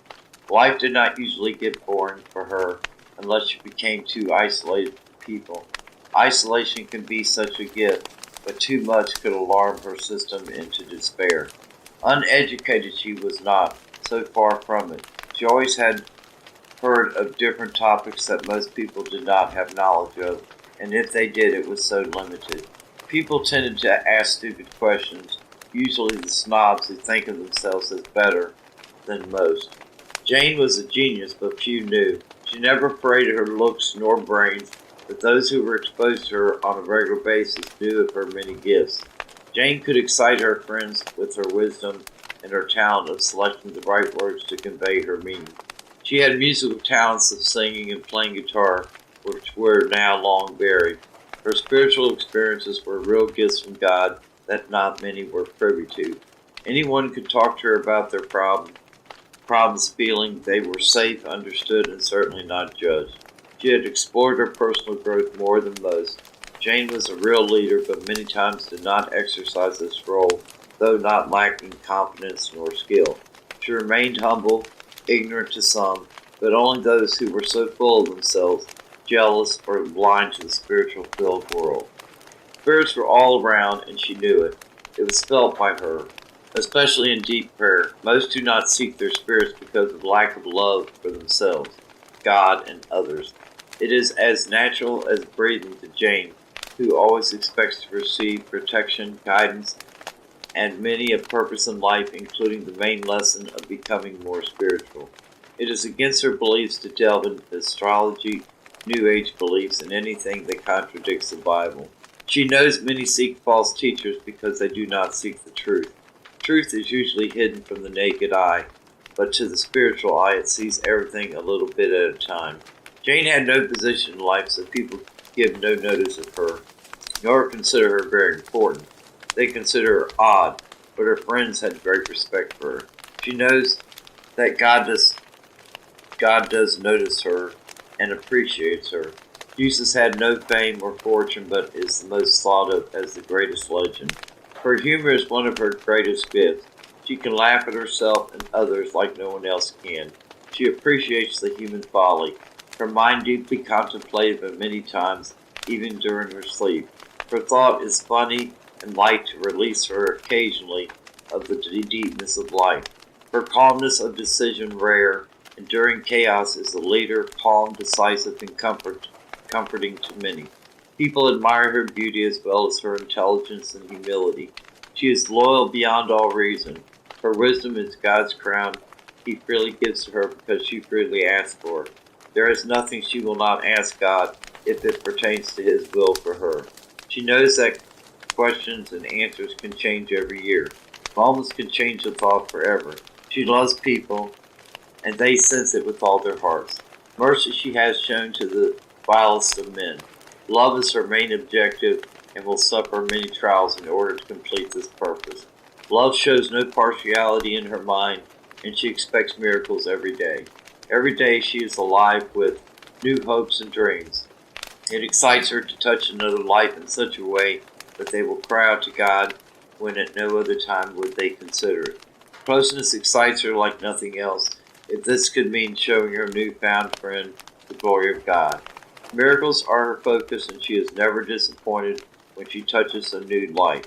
It is a real gift from God she feels when God gives her a new opportunity to excite someone about God. She recalled a time driving in the rain at night when she was listening to a Christian radio station. They were praying together in different languages, and she was praying with them. God reminded her of all her prayers she prayed for others and intentions because these same Christians were praying the same thing. She was thanking her for her prayers and telling her that they did make a difference. God was thanking her for her prayers and telling her that they did make a difference. It was one of those most rewarding experiences she ever had. She felt God so close to her and felt so safe. She had had a number of such experiences in her life, which are her love journal she keeps forever in her mind. Many do not know of this great love of God. She hopes to somehow touch many people to let them know of His many gifts. Patrick is very similar to Jane in many ways, but tends to be dwelling more on the realistic, logical side of life. He does not find fault with dreamers like so many logical people do, but does not understand them. This dream travel to him is the closest he has come to being a dreamer. He does not expose the stupidity of others, although he finds most people to be very stupid. He wishes many times to be left alone. He is a loner, and he likes it that way. He does not have great trust for people, because he finds most of them to be fickle in thought, emotion, and deed. He does not dislike people, but finds most of them are like a flea he soon hopes to get rid of. He finds most people believe everyone is average intelligence like themselves. He does love to put people in their place with his genius level of intelligence. He grows tired of their gossip, lies, and manipulative games. He likes to expose them, making himself look 10 times bigger than most people. He does not participate in their barbarous ways of deceit, and he is disguised with what joy they play their games. And he is disgusted with what joy they play their games. He needs no one, so he thinks, except God and a woman. He is very self-sufficient, but misguided in ways. He does not treasure people maybe the way he should. He has seen goodness and knows it exists. He believes that evil nature of man is not surprising, it is the goodness that is. He cannot believe that people are surprised at evil, but never at good. In this human world, it is goodness that is a surprise. This is not heaven, and so any goodness shown is what is surprising. He knows people just as well as anyone. There is a part of himself that he, however, never knew until Jane appeared to him. Hi, Jane. Hi, it's Jane. How are you? I will be sorry to lose you to another woman, but I hope it will be possible for us to be friends. I know we will always be special friends, he said. I do hope I can handle it, Jane added. We will be friends. I do like your friend Missy. She is very special. I think we will get along fine. What is your middle name? My middle name is Michael. I will try to remember that name if my child is a boy. I will be very honored of the idea even if you do not choose to use my middle name. Jane, you realize that we could have been together very happily if circumstances had been in my favor. I have never known anyone like you and never will again. Missy will probably make me happy, but I will always be left with wondering if I would have been happier with you. We cannot afford to give this memory so much thought. We were only meant to be together for a time. Friends is all we will ever be. This idea puzzled her and provoked fear. Would she someday just disappear, never to be found? Sleep would not come. She would have to wait till tonight to find Patrick. A part of her did not want to go to sleep ever again. Then while they were talking, two men came up to both of them and fought them severely. Needles were injected in both Jane and Patrick. They were both taken away in a black car. Jane awoke up in a bed feeling very scared. She noticed David sleeping next to her and felt comfort. Was she also in Texas in danger with Patrick? Would it come to the point where her body would no longer remain? Dream Travel, Chapter 8. Patrick and David were very similar in Jane's eyes. It was amazing to her how alike they were. Jane knew that eventually Patrick would probably not be romantic either, nor wish to care about her sexual needs. She loved David more than anyone, and sex had not been the most important. It did when she was in her 20s. David was generous, patient in many ways, and supported her financially. He cared about her feelings more than any man she had ever known. He got upset when she was upset. They had a wonderful life to look forward together. He loved her more than anyone and treated her very well. She would not take any more chance on any other man.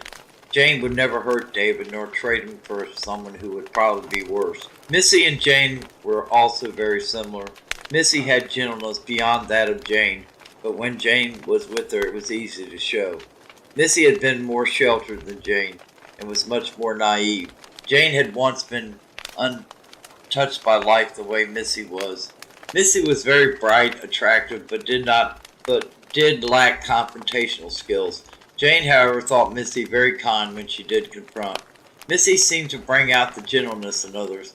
Missy, however, was entirely too hard on herself, even more so than herself and another friend who had problems with manic depression.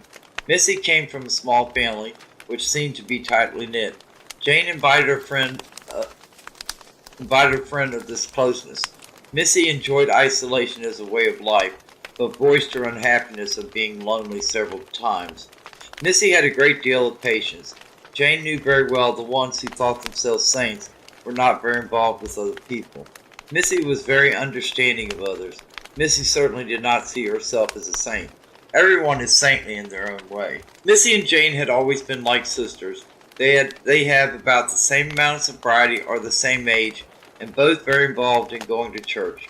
Jane was no longer single, and she would be expecting a child. Rebecca Smith had not called Jane, and she did not expect to hear from her. Jane would not push herself on her.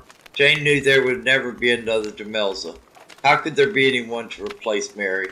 Jane knew that Patrick was not the one for her. She would name her son after David.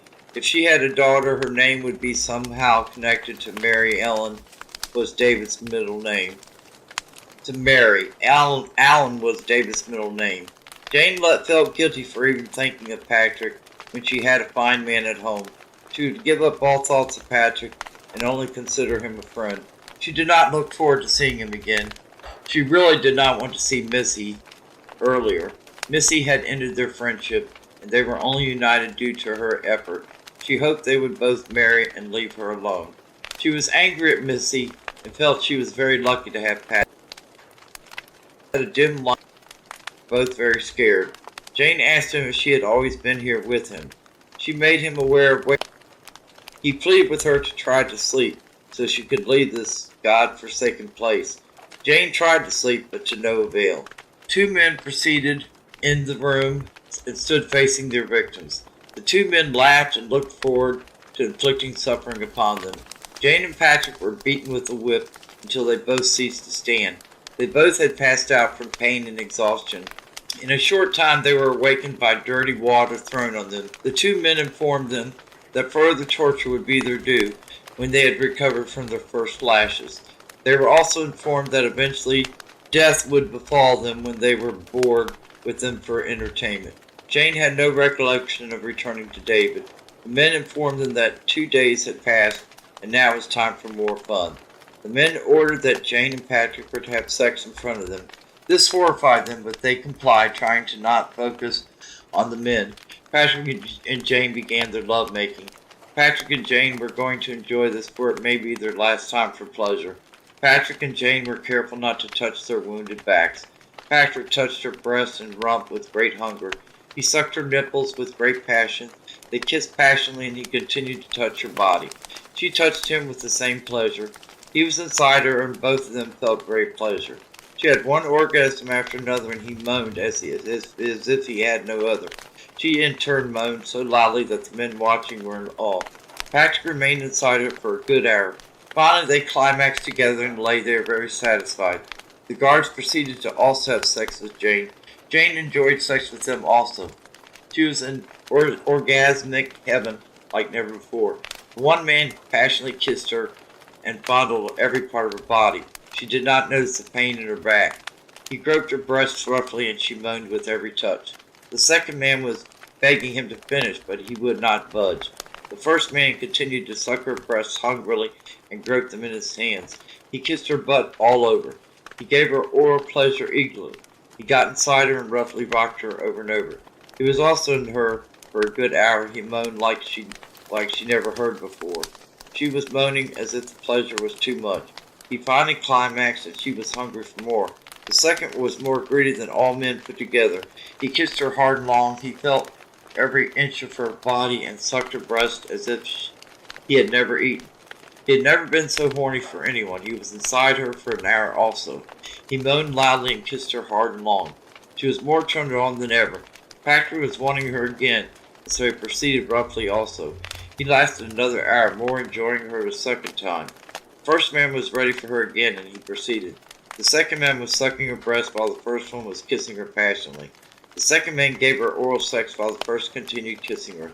The first man pushed the second man out of the way so he could climb on top of her. He got on top of her eagerly and moaned loudly. She had never known sin to be so pleasing. She was very excited and hoped this would never end. He continued to mount her and kissing long and hard. The lovemaking was finished, leaving all exhausted except Jane, who was eager for more. She woke up next to David. David was eager to make love to her. He grabbed her breast hungrily like never before. He touched every part of her. He kissed her hard and long. He mounted her for a good hour, longer than he had ever done. Jane was finally exhausted. She fell asleep and woke up near Patrick. Patrick was glad to see her. She told him that she also made love to David. She was ashamed of being so addicted to sex all of a sudden. He grabbed her and started kissing her passionately. He sucked and grabbed her breast. He kissed her butt and gave her oral sex. He was inside her a good hour. They moaned and then lay there talking. She did not understand what was happening to her. Why did she enjoy all these men? She was afraid of becoming very immoral. He told her it was because she was in a dream state. He told her to enjoy it while it lasted. He told her not too many people get such an opportunity. Were all her defenses gone during dream travel? Did most people enjoy sex like this in their dreams? She felt very ashamed, but also was very happy. Why was sin so much fun? She woke up next to David and was grateful to go back to Earth. She got up to make coffee and tried not to wake up David. She could not believe that all of this happened to her. She had never enjoyed such a night. She was ashamed and would be glad to just be with David. She could not tell him any of this. Oh, how could he be wrong in her dreams? David told her he enjoyed their life together. They talked for several hours about the plane she would be the happier. They were going out to a movie, and she was glad to escape her bed of troubles. She prayed to the Lord, asking him to spare her from further dream traveling. Chapter 9. Demelza appeared before Patrick and Jane to release them out of their prison and return Patrick to his home. Jane returned to her home. The big ordeal would finally be over. Rebecca and Jane did become close friends. They did everything together. They both were very understanding of each other and supportive. Patrick and Missy were married. Jane never heard from them again. She was sad but relieved at the same time. Jane and David got married. Jane had a baby boy and she named him Martin Allen Shane. She felt Martin was as close as she could get to Mary. Jane never had any more dream traveling experiences nor visions. She did get her 3 poetry books published and her novel. She spent her time taking care of her son and writing. David took his family every year to a new place to visit. He and Jane enjoyed traveling. Martin was a very well-behaved baby. Patrick never had any more problems with Jamesport. The news informed him that he was discovered murdered. Patrick never had any more visions nor any experiences with dream traveling. He did become known as a famous healer and missionary. Missy became pregnant and had a daughter. She named her Maria Ann O'Connor. She was very happy but sad that her friendship with Jane had to end. She had been jealous of Jane finding David, but now she was bitter knowing she had sex with Patrick. Jane never told David about anything. She excused herself under the circumstances of it happening to her during dream travel. She lived very happy and content. Jane raised Martin to appreciate God. She warned him of the dangers of alcohol and drugs. She encouraged him to be very independent, to learn how to entertain himself. She encouraged him to read, and he loved to learn. Jane's manic depressive friend committed suicide. She took an overdose of her medication. They did not find her body for 3 weeks. David became part owner of a restaurant and so was able to spend more time at home. David and Jane have a nice retirement eventually when he is grown. Martin, at 10 years old, had a huge birthday party. There were about 40 children that attended. Jane and David were glad to see it end 3 hours later. Jane and David have a nice big house out in the country. They have an Irish setter who they named Susie. Jane is so proud of the way they have the house decorated. The living room has green plush carpet with a velvet couch consisting of floral arrangements. The living room has nice oak furniture and a huge TV screen. There are also chairs, a coffee table, and end tables. The door leads out to the backyard. The kitchen has a shiny blue tile floor and everything is decorated in blue and white in 1800 style. The basement is decorated in red and has a fireplace. The living room also has a fireplace. There are 2 bathrooms, one upstairs and downstairs. There are 3 bedrooms upstairs, including a guest room. Jane's bedroom is done in purple. The guest room is done in green. Martin's room is done in blue. Mom, where is my teddy bear? Check outside. Martin found his teddy bear outside. Jane watched him as he played with the dog. She loved her son, found him so adorable. Jane started having Christmas at her house for all her family. Her mom and all her brothers and sisters loved spending their time there for Christmas. Jane always provided much food and great variety. Desserts were her favorite to make. Jane never dreamed her life could be so wonderful. She had been through so many trials, but now she was enjoying paradise. She was slim and trim now. David and her had quit smoking now for as long as Martin had been born. Martin is a very good student. In fact, he far surpasses the intelligence of her brother and dad. David and Jane had him placed in an advanced school which is Catholic. The school is called the St. John's Chosen Few. His teachers consider him a genius, and he is also a very gifted piano player. Martin is learning French, German, Latin, and Spanish. He is very healthy and happy. He loves his family, and they are all very close. Chapter 10, Part 2, Chapter 1.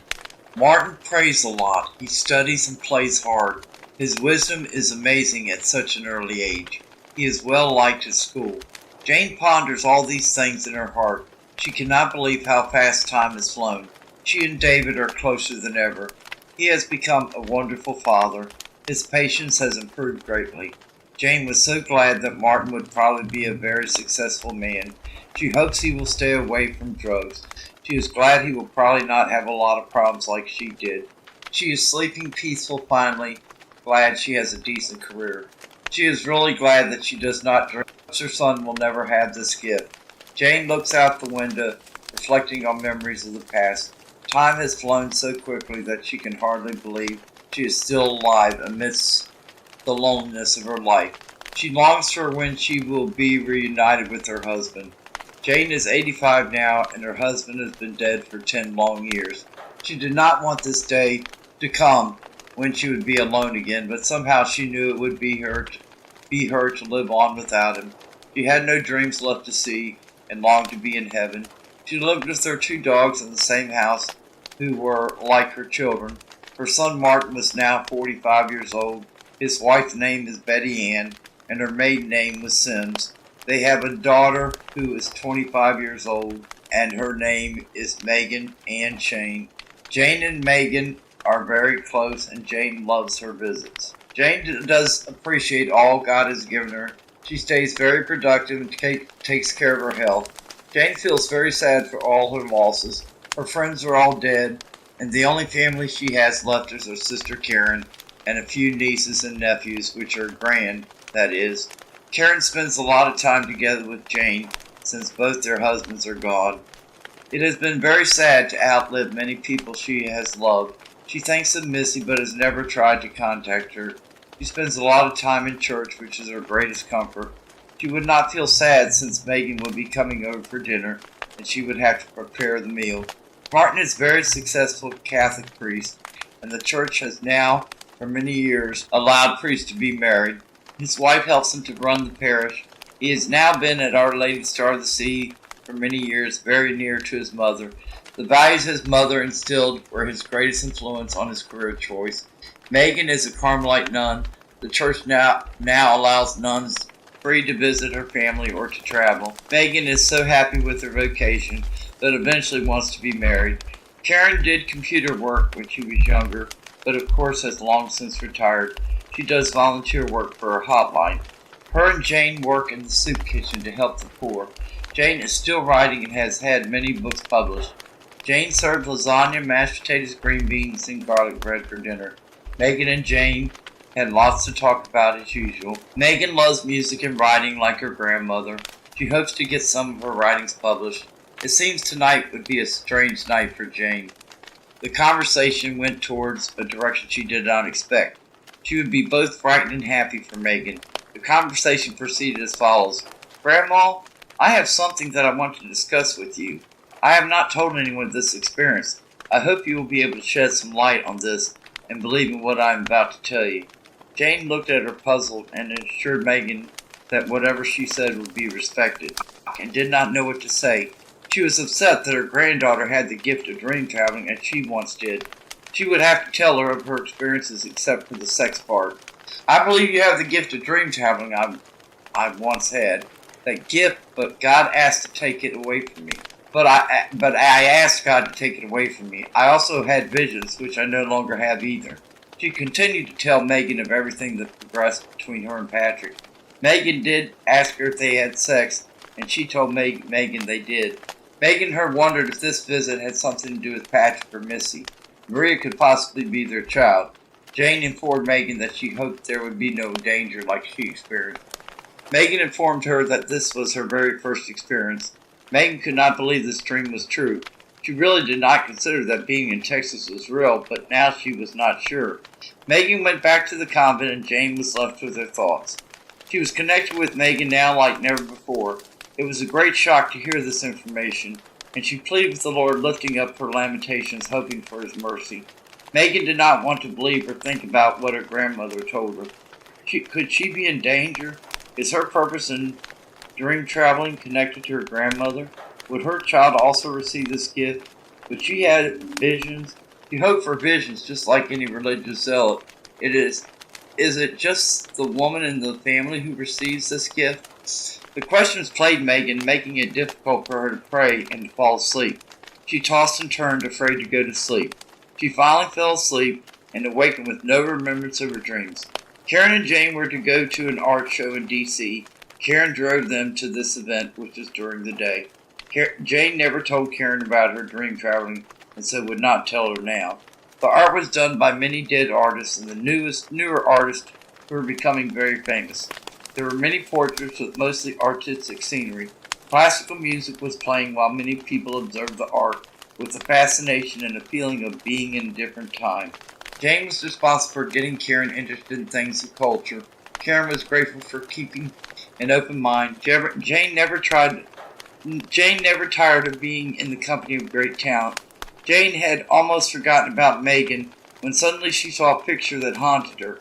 Karen commented that she looked like she saw a ghost. It was a picture of Patrick painted by Maria Ann O'Connor. Copies were sold and she bought one. She frantically looked around for more pictures of her familiar past, but she did not see any.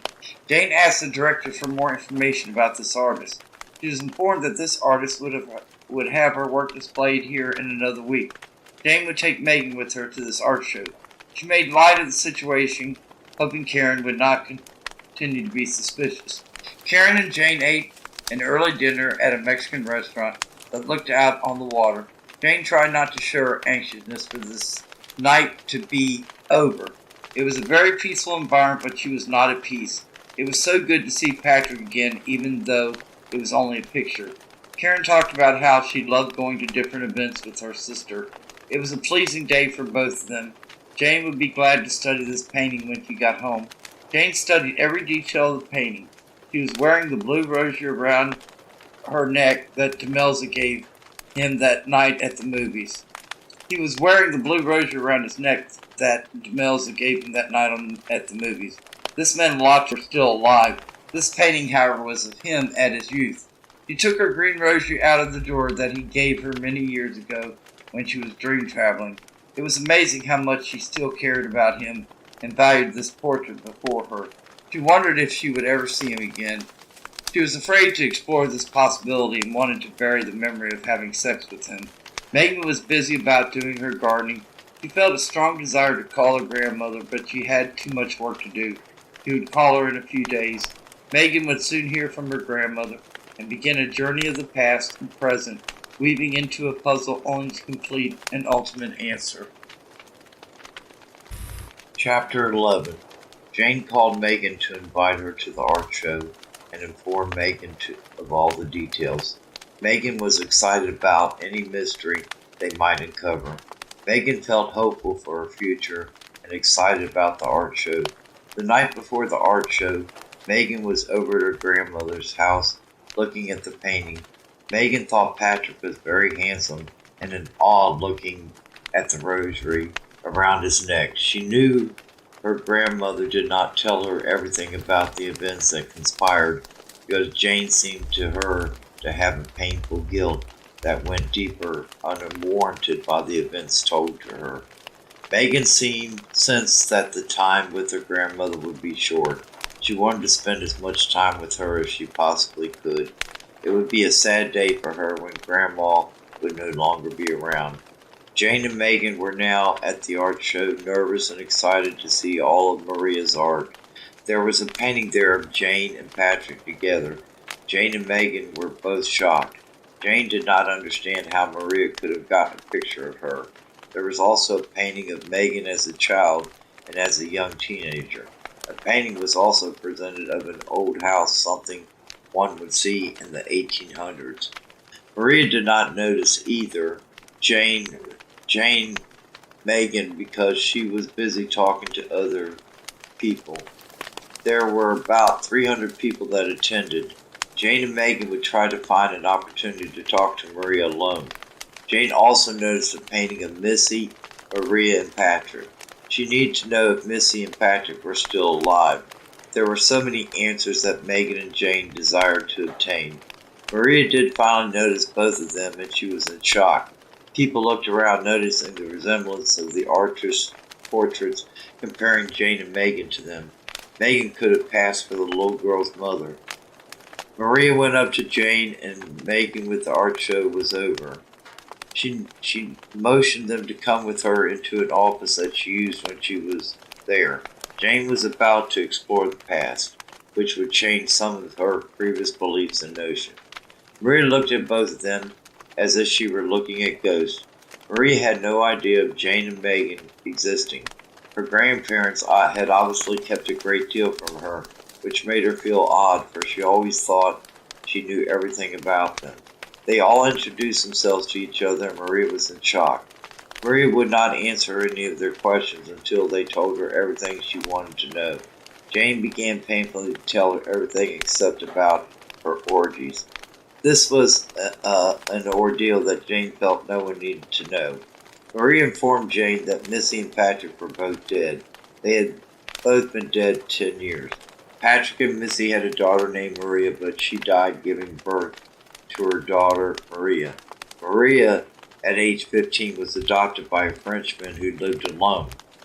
He had provided her with everything she needed, and she was quite wealthy after his death. Maria said she had a lot to tell them, which was painful for her. She seemed to be trying to figure out how she would begin. It also seemed to Janet that Marie was suddenly aware that all her puzzles were solved. Maria began to speak. I was doing some research on my family history, and I did extensive work. I came across this article in the newspaper with a picture of my descendants. The couple and child lived in the 1800s. The exact date that they all died was in 1820. I did come across this story until my grandparents had been dead about 5 years.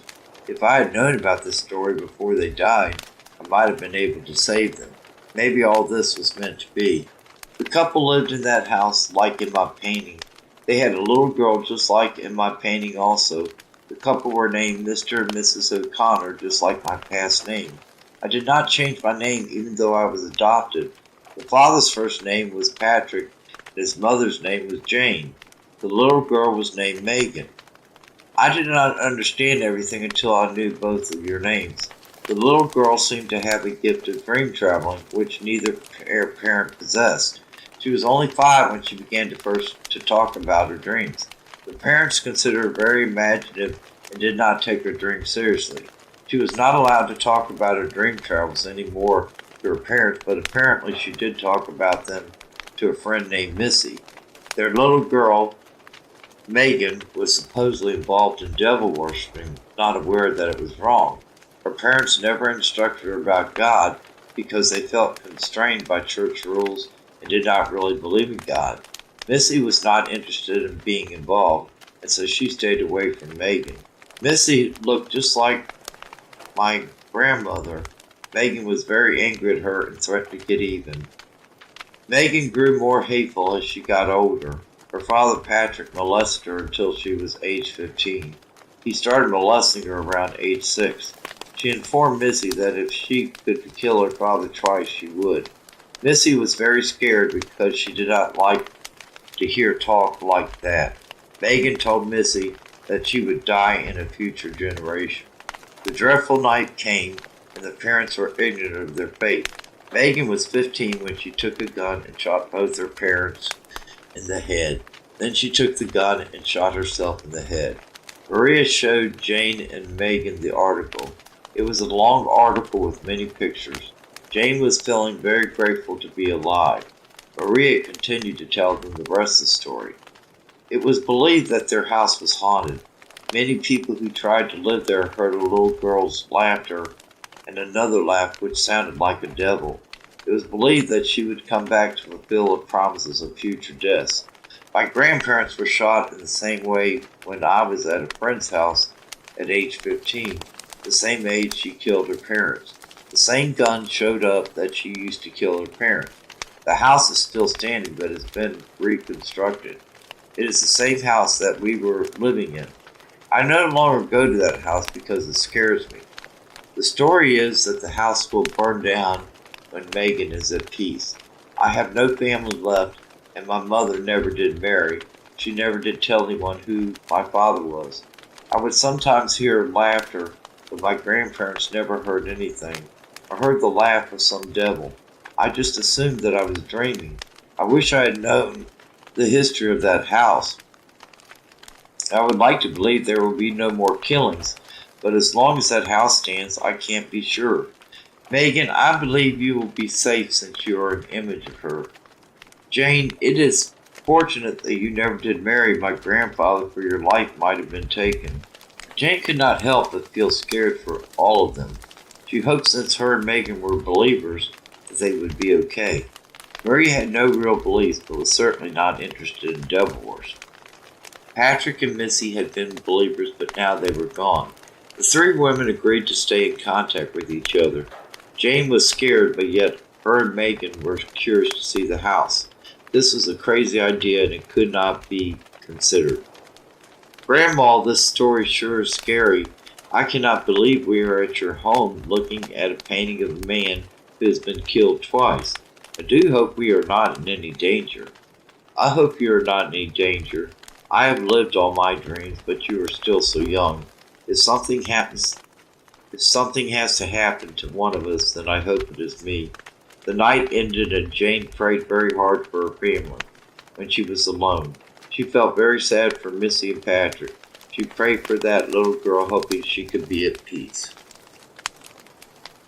Chapter 12. Jane had long since confessed her sins to the priest, and the time she tried not to have sex with her husband before marriage. Jane was disappointed in herself, but still felt very close to Christ. She had lived out her life to the best of her ability. Hindsight could not change her failures. It was another beautiful day to Jane, but also sad being away from her husband. She could not believe she was an old woman because she still felt like 40. Her precious Megan would live out her dreams without the sense of spiritual failure or failure in being responsible. Megan fell asleep and traveled in her dreams to the dreadful house where the horror started. The little girl appeared before her at age 7, not at age 15, when she brutally murdered her parents and then destroyed herself. Megan was very frightened because she witnessed the whole murder scene as if it were happening now. The little girl cried out to Megan to give her peace. Megan remained frozen in her steps, and just as the little girl came towards her, Megan woke up in her bed. Megan felt very shaken and relieved to be alive. Her parents were awake when they were murdered. She called her grandmother and they told her everything. It was agreed that Megan and Jane would tell her parents everything. Jane would have Megan and her parents over for dinner. Dinner took place and all the details were described to Martin and Betty Ann. Martin and his wife were furious for being kept in the dark so long. Betty Ann became frantic for her daughter's safety. It took a long hour for everyone to calm her down. "My daughter should have never become a nun. Now she will pay a heavy price, but I will suffer the greatest penalty. I blame you, Mom, for being the biggest influence in her life. How could you put my baby in danger? Betty Ann, you cannot blame my mother. I'm sure she did not pray for Megan to have this gift. God is in control of this and we can do nothing. Do you think that I dare want anything to happen to my granddaughter? I would rather die right now than for her to die. I pray that she never dream travel again. Oh, if I could but die in her place, I would gladly do it. Stop it, all of you. Blame won't change what is to happen. I need my family to be at peace because that is the support I need. I chose to be a nun because I love it. God will be with me. My God will be with me in this tormented little girl. I never expected God to give me light crosses to bear. I want to go home. I'm sorry, Mom, for saying the things I did. Baby, please come home with me and your father. Mom, go home and get some sleep. I'm going to stay here a little longer. Please try not to worry, but you cannot protect me anymore as if I am 5 years old. Dad, please pray for me. Megan pleaded. I will, baby, and please come to visit soon. They all said their goodbyes with many tears. Jane and Megan remained alone, holding each other, weeping bitterly. Oh, Megan, please pray for this gift to be taken away from you. My heart could not bear it if something were to happen to you. Please stay with me so I can keep watch over you until this danger passes. Jane finished, weeping bitterly. Yes, Grandma, I would like to stay with you for a while. I will let Mother Superior know about taking a temporary leave of absence. I would feel safer if I could be with you. Just in case it may be the last time, she said, as tears rolled down her cheeks. Hear of anything happening to you. I won't let God take you away from all of us who love you with all our hearts. The world would suffer a great loss without your spiritual influence. They held each other for a long time. Megan left for the convent to get her belongings. Jane was left alone to pray, cry, and hope for the best. Jane asked God to give her the gift of dream travel to save Megan and to not allow Megan to dream travel anymore. She begged God to take her life if the life must be lost. She begged God to not let anything happen to Megan. Jane laid on the living room floor, staring into space, as if she were not in this world anymore. There was a longing for pain of her death, and yet there was no pain, just numbness due to extreme stress. Megan returned, finding her grandmother in the same state, just laying down on the floor, oblivious to her surroundings. Megan took her grandmother into her arms, trying to awaken her from her frozen state. Jane finally did become alert again, and her renewed strength surprised Megan. Megan became vulnerable to her grandmother, who watched over her like a hawk. They tried to laugh, joke, and play cards to forget the intensity of emotions. They both fell asleep in the same bed together. The night is here finally, as a gentle friend, a reminder of peace. The dread of the night is finally here, like a ghost who looks for prey. Will the night be ghastly, or will it provide rest? Jane is asleep amongst the night with spirits who hunger for the same rest. Jane and Megan awoke in surprise and relief, because Megan had not done any traveling in her dreams. Megan called her parents to let them know she would be staying with Grandma and that she was alive. Jane fixed a huge breakfast for both of them. They would invite Maria to come over for dinner. Maria came over and all three were joyful to be reunited. They talked of many things and laughed and joked during and after dinner. The subject of dream travel and this haunted house were discussed again. Maria was informed of Megan's experience of dream travel. Megan told her that the little girl's parents were awake when they were killed. Maria listened and was scared for Megan. We have to all go back to that house together, Maria said. If we don't go back, we may not be able to save Megan. The house may hold clues to save us all. That is crazy. If we go back, we may all die. It is best to hope Megan never dream travels again, Jane exclaimed. I won't allow anyone to put themselves in danger for me. I don't understand how going back to the house will help. I won't put you or my grandmother in danger, Megan said. We may all be in danger anyway. Megan may want all of her ancestors destroyed. If we band together, we will be stronger, Maria said. Maybe Maria is right. If we don't do anything, we may just be sitting ducks waiting to be roasted. We should do more research first before we go to that house, Jane finished. I don't like the idea. We better think this out very carefully before we do any such crazy thing. I still don't like it, but maybe Maria's right, Megan finished. Let's all go to the library and see what we can find out about dream traveling and any more information about this haunted house. I don't know if doing research will help, but it is worth a try. We have to get access to the internet, Maria said. Grandma, do not tell my parents anything. If they know what we are planning to do, they would try to stop us. I am more scared than ever now. We may be putting ourselves in immediate danger, Megan said. I still do not like this because if anything happens, your parents will blame me. I feel responsible for your safety. We need to talk to an expert on ghosts, Jane said. We will explore every avenue available to us. We will not act hastily, but we may be short on time. Megan is in danger every time she goes to sleep, Maria said. They all agreed to meet at the library the next morning. It would probably be difficult to find information.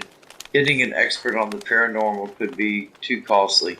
They would try their best to save Megan and anyone else who might be in danger. The night would hopefully pass peacefully again. Jane put a rose around Megan's neck and around her neck. She also did the same with two scapulars. They both fell asleep and the night again was present. They all three went to the library the next morning. They could not find anything useful to help them. They contacted a parapsychologist who had previous experience with ghosts. It was agreed that Dr. Brent would meet them in 3 days to discuss what they would do. Jane, Megan, and Maria decided they would go to the haunted house with this expert in the field of paranormal activity. It was decided that Megan should not tell her parents about anything. They all agreed to go get crabs together to discuss this subject further. They all three sat watching the waves rolling in front of them. The day was windy and rainy. It was a perfect day to discuss going to a haunted house together. The crabs were so delicious, with the mustard sauce adding to the flavor of the sea beast. Jane decided she would get drunk with Maria and Megan. They could enjoy this night, which could be their last.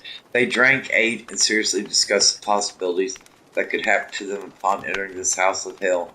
Jane had not drank in years, but did not care about being an alcoholic. She convinced herself that she had control over her drinking. This night would pass, and she could not drink again ever, even after the danger had passed. Chapter 13. Jane was pondering over the information she had read on the subject of ghosts and paranormal activities. She remembered Edgar Casey, medicated, fell asleep, and learned his lessons through osmosis.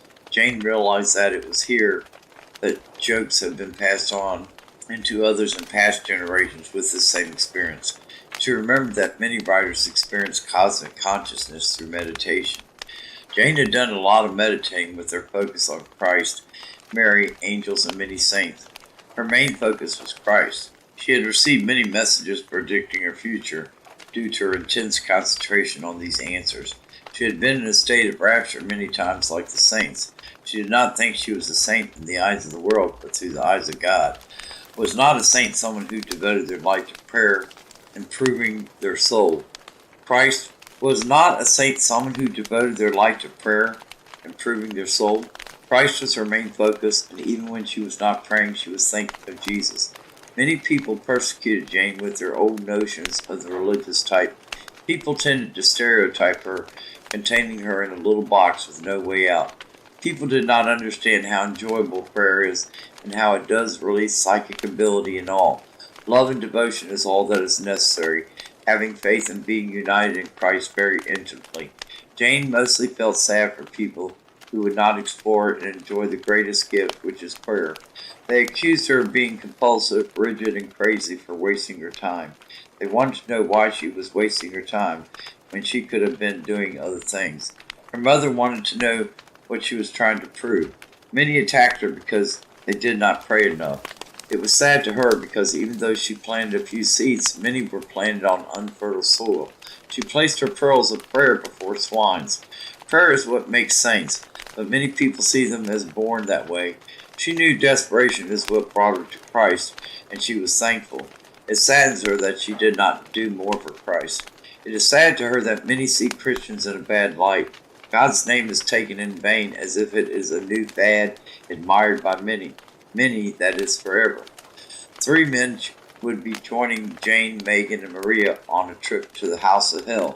Dr. Brent, a parapsychologist, would be one of these men, an expert in this field. An Indian named Chinchkawawa, a native of the Shawnee tribe, would also be joining them, using his experience with the ghost dance. The Indian is an expert on inducing himself and others into a trance and communication with ghosts. He used drugs to induce such a state within himself. He wears a jacket with stars and birds as part of his costume and a part of his religious customs in order to conjure up ghosts. He believes the dead can be resurrected through this dance of charm and music. The third man involved is a Catholic priest. His name is Father Brian, and his main concern is demonic influence in this house that could cause further possession and death. He does not look forward to this encounter because he knows the grave danger involved. The priest has his holy water and his costume for his religious customs. He believes that having control over such matter is not always a guarantee. It is hard to know what will happen, but he believes God will win in the end. The question is, however, when is the end? The parapsychologist would be able to sense any presence beyond the ordinary man. He too has the power of focus and the power of God. God would be the main one going on with all of them to this house of torment. Maria has a lukewarm faith, which she is now exploring. She is feeling regret towards her indifference to God. She went to the church to light candles, asking for God's help and forgiveness. Megan realizes that the moment of truth is about to invade all of their lives, but she feels especially her life.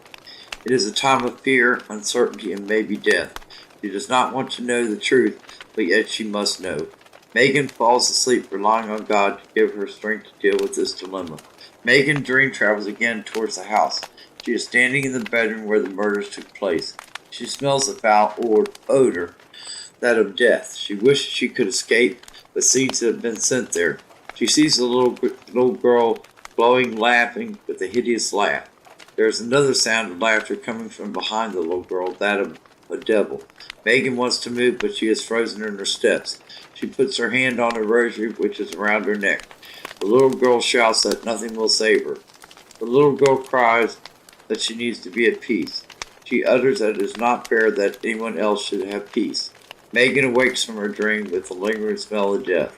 Her rosary breaks in half violently, as if the little girl is still with her.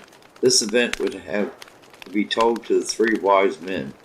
Megan would be meeting with everyone for a briefing on what to expect with this supernatural phenomenon. She could not wait for this meeting. It is time for her to tell her grandmother.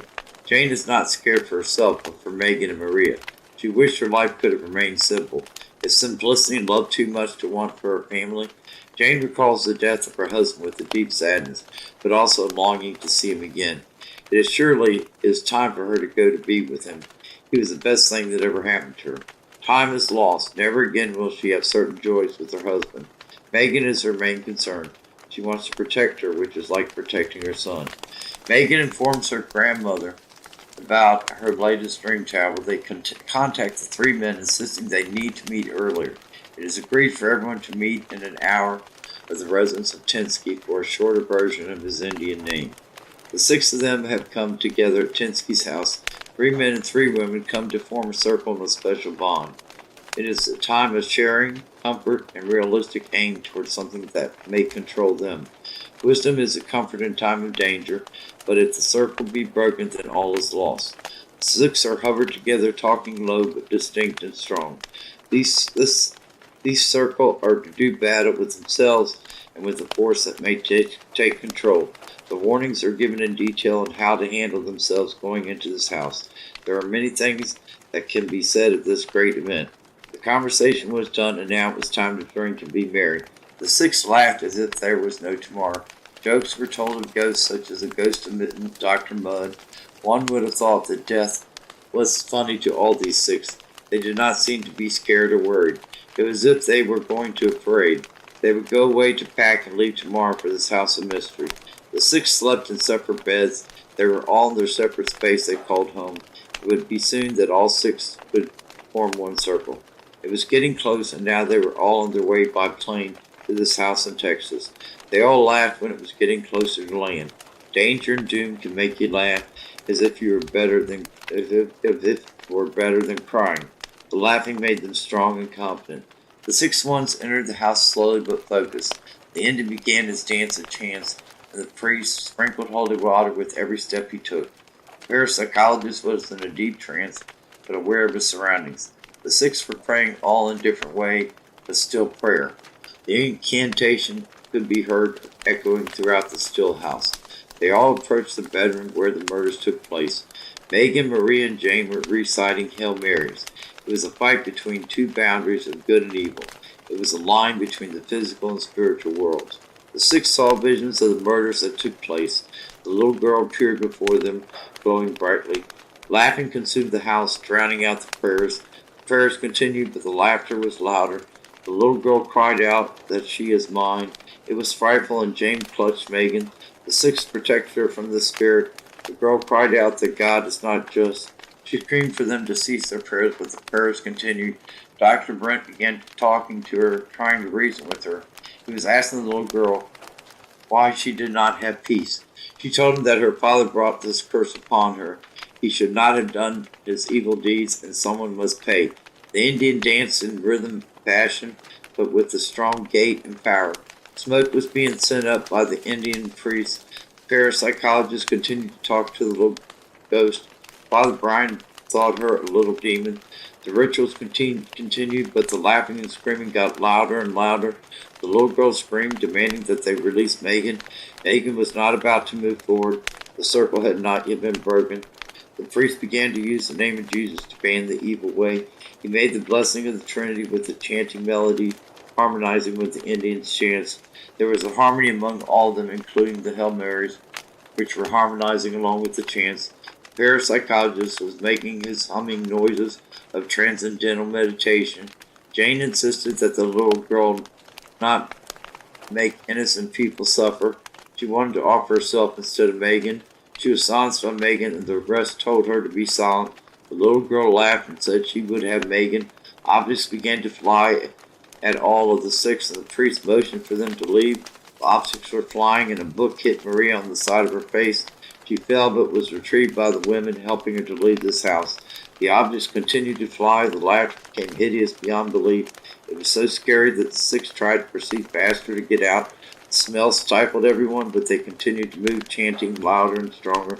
The 6 finally were out of the house. An object came smashing out of the window, almost hitting Megan. They all agreed it would take several visits to this house in order to protect Megan. They all left to get dinner, drinks, and relax. Then all would go back to this house and do it all over again. It was astonishing to Jane and all of them that this was really happening. Jane decided she would take a camera and get a photograph of this ghost. It was agreed that a camera would be a good idea. The night was enjoyed by all as they ate and drank, feeling powerful that they had survived this ordeal. The dinner and drinks were a comfort to their shaken nerves, but the conversation is what made the most impact. Six sat joking again, almost denying the power of ghosts. They would not believe this little girl had more power than prayers. The priest cautioned them not to be so sure of the outcome. He told them he had seen many things like this go bad or end bad.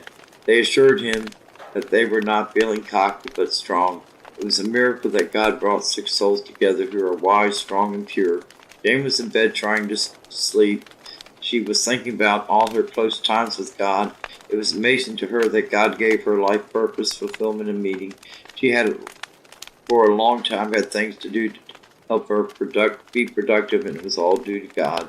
There was a time in her life when she was very sad, bored, and had no interest in life. She only had hope that things would be better. She also knew she would be better. It was a shame she had not devoted herself to God earlier, sparing herself unnecessary suffering. She felt sad for anyone who had no hope for happiness in this life. Endings say a lot for a person, just like beginnings. Chapter 14. They are all prepared to go back to the house again, but they are not prepared for new events that will occur. Tensky is the first to proceed in the house on this rainy Monday. Father Brian is the next one to enter, then Dr. Brent. The three ladies enter clustered together as if one spirit. The little girl appears, and the laughing and screaming begins again. The prayer and ghost dance commence like a wave rolling over the entire earth. The girl Megan is very angry and wants the prayers to cease. The prayers continue as if a force could not stop this chanting even if it were possible. Red blood starts oozing out of the walls, with a smell so stenching that one would be convinced they were all in hell. Fear mangled the peace that the three wise men were trying to achieve. Jane was not afraid for herself, but for Megan. The fear was strong, and the circle was weakened. The negative force was strong and damaging. Negative feelings that people say come back to haunt all who were a part of this prayer circle. Many do not strive to be positive because it is hard work. Jane had the faith of her prayers, but was concerned about the fear she saw in Megan's face. The face of demons appeared all over the walls, laughing at their avengers. The little girl danced, feeling happy that she would triumph. Megan was so afraid that sweat was pouring down her neck, with her heart palpitating at a high beat. Jane had determined strength trying to block her anger. The others except Megan were also determined, but not with anger, just extreme caution. It was a very tense moment, and it seemed fruitless as battle. The mother of the ghastly little girl appeared before them, pleading with her daughter to cease this evil revenge. The little girl would not listen to her mother. The mother led all out of the house safely. The six were relieved and hoped going to the house tomorrow would go better. They all went to a cabin that Dr. Brent owned looking out over the ocean. Everyone ate dinner, drank wine, and relaxed. The events that occurred in the house would need to be discussed, but for now they were all relaxed, far removed from the house. Tensky began the discussion by informing them that all would have to rid themselves of fear. Tensky admitted that he too was afraid, because he had never seen such an evil spirit so determined. He told them he had witnessed many evil spirits, but this little girl was beyond imagining. Father Brian told them that they all needed to remain positive about the power of their prayers. If one did not believe that their prayers were worthy and are negative about them, then this blocks the channel of Christ's love. It is important, he said, to believe Christ is the ultimate power. Dr. Brent informed them that one must be in tune to the little girl's thoughts in order to win this battle. It is important to call on the spirits of heaven for guidance and protection. The angels could be our most beneficial allies. Jane informed them that she was angry at the little girl for trying to take Megan from her. She realized she would have to concentrate on the love of Christ. She was mainly concerned about Megan being so fearful. Maria said her faith was new and wondered if she was going to be any help. She did not feel danger for herself but for Megan. Maria was very afraid of her thoughts but would try to be more calm the next time. Megan told all of them that she was very afraid. She believes that she is going to die. It is hard for her to believe in her will but that of God. She said she would try not to be afraid but felt that was would be. Jane and Megan were in one of the bedrooms trying to sleep, but neither could fall asleep. They were both nervous about going to the house again. Megan began the conversation. Grandma, it may be my time to go. I cannot fight the force of this little girl. I feel like it is my time to go. Don't say that, Maria. We can win this fight if you only believe. My life would be over without your kind soul. Grandma, I have to accept my death. It will do no good if I try to deny the possibility. I have to accept God's will. I cannot believe that it is God's will for you to die at the hands of this monster. Let me die in your place. I won't hear you talk like this in the end. Grandma, it is the end. God does what is best for all. Maybe the little girl will finally be at peace. I don't care about that ghost. I care about you, and I want to be the one who goes home to God. I want you here to marry and have children. Grandma, everything cannot always be the way we want. I will no longer care either way. We will be together in heaven for eternity. Why do you want to resign to die? Don't you believe in your prayers?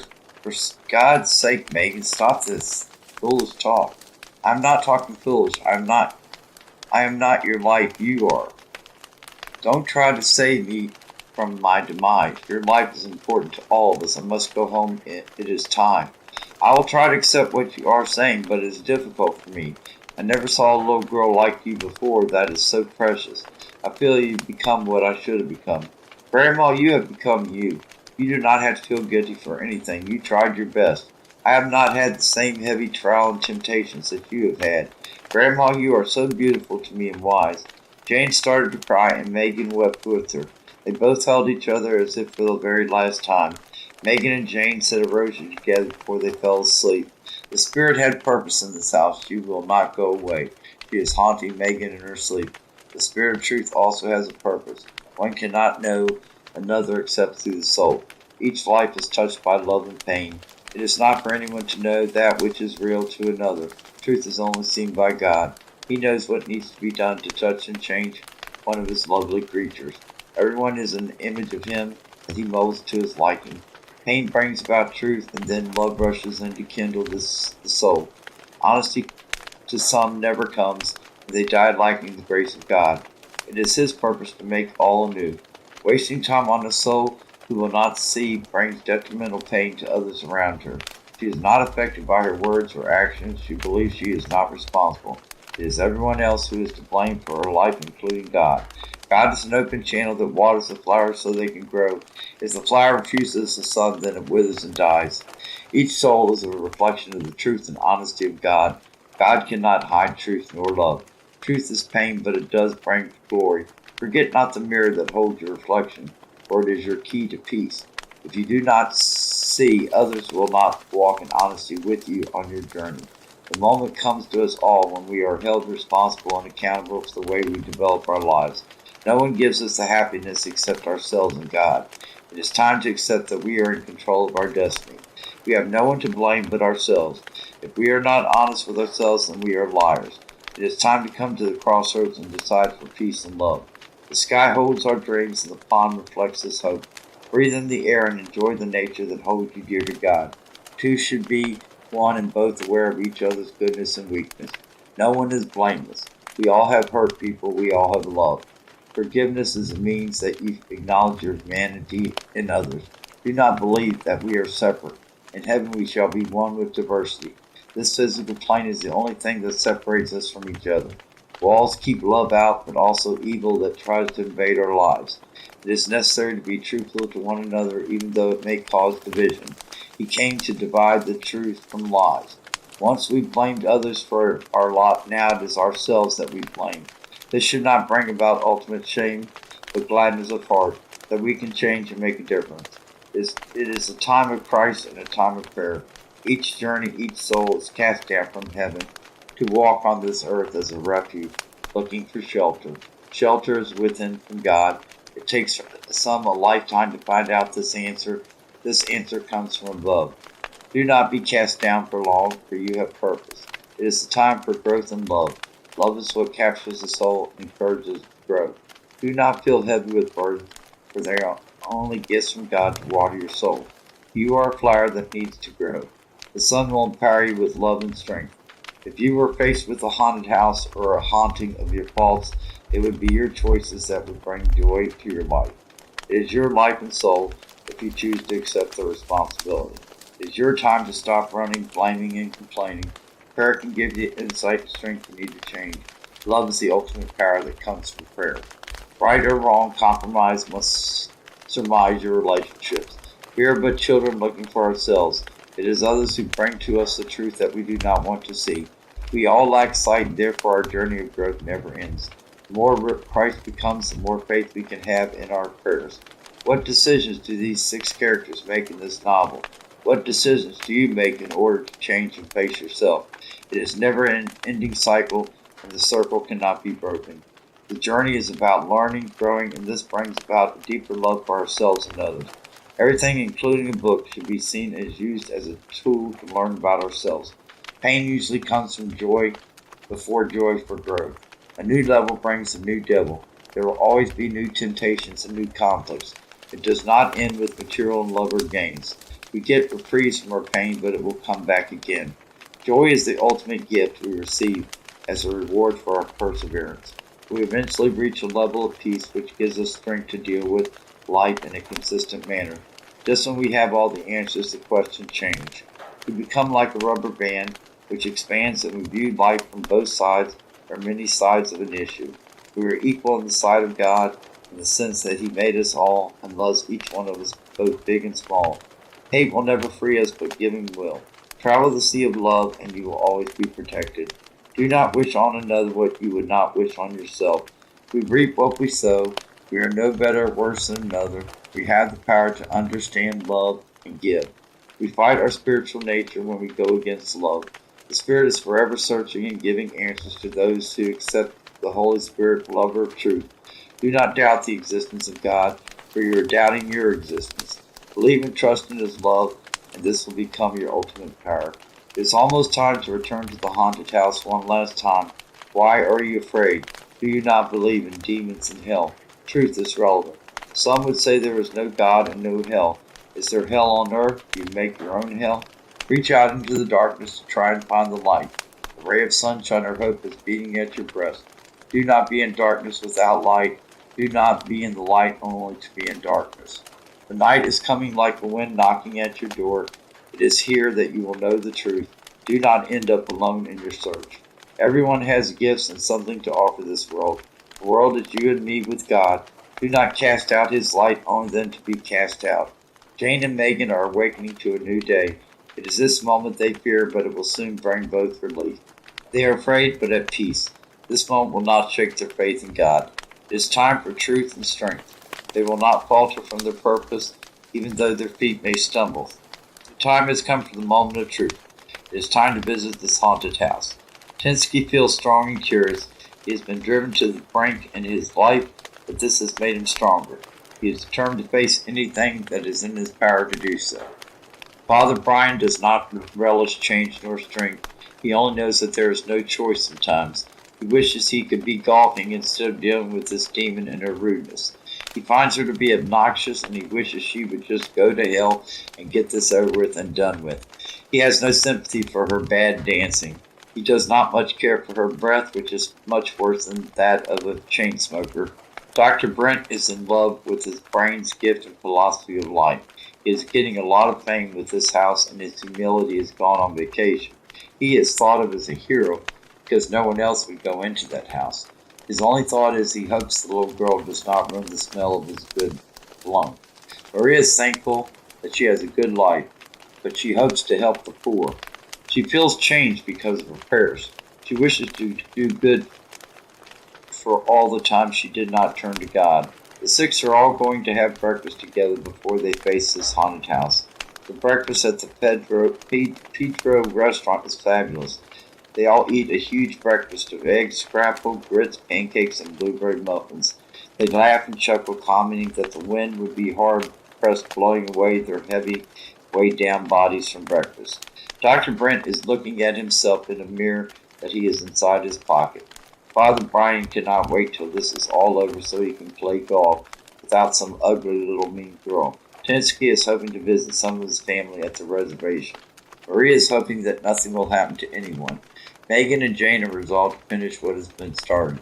The women look at each other as if they know that they are actually the strength in this group.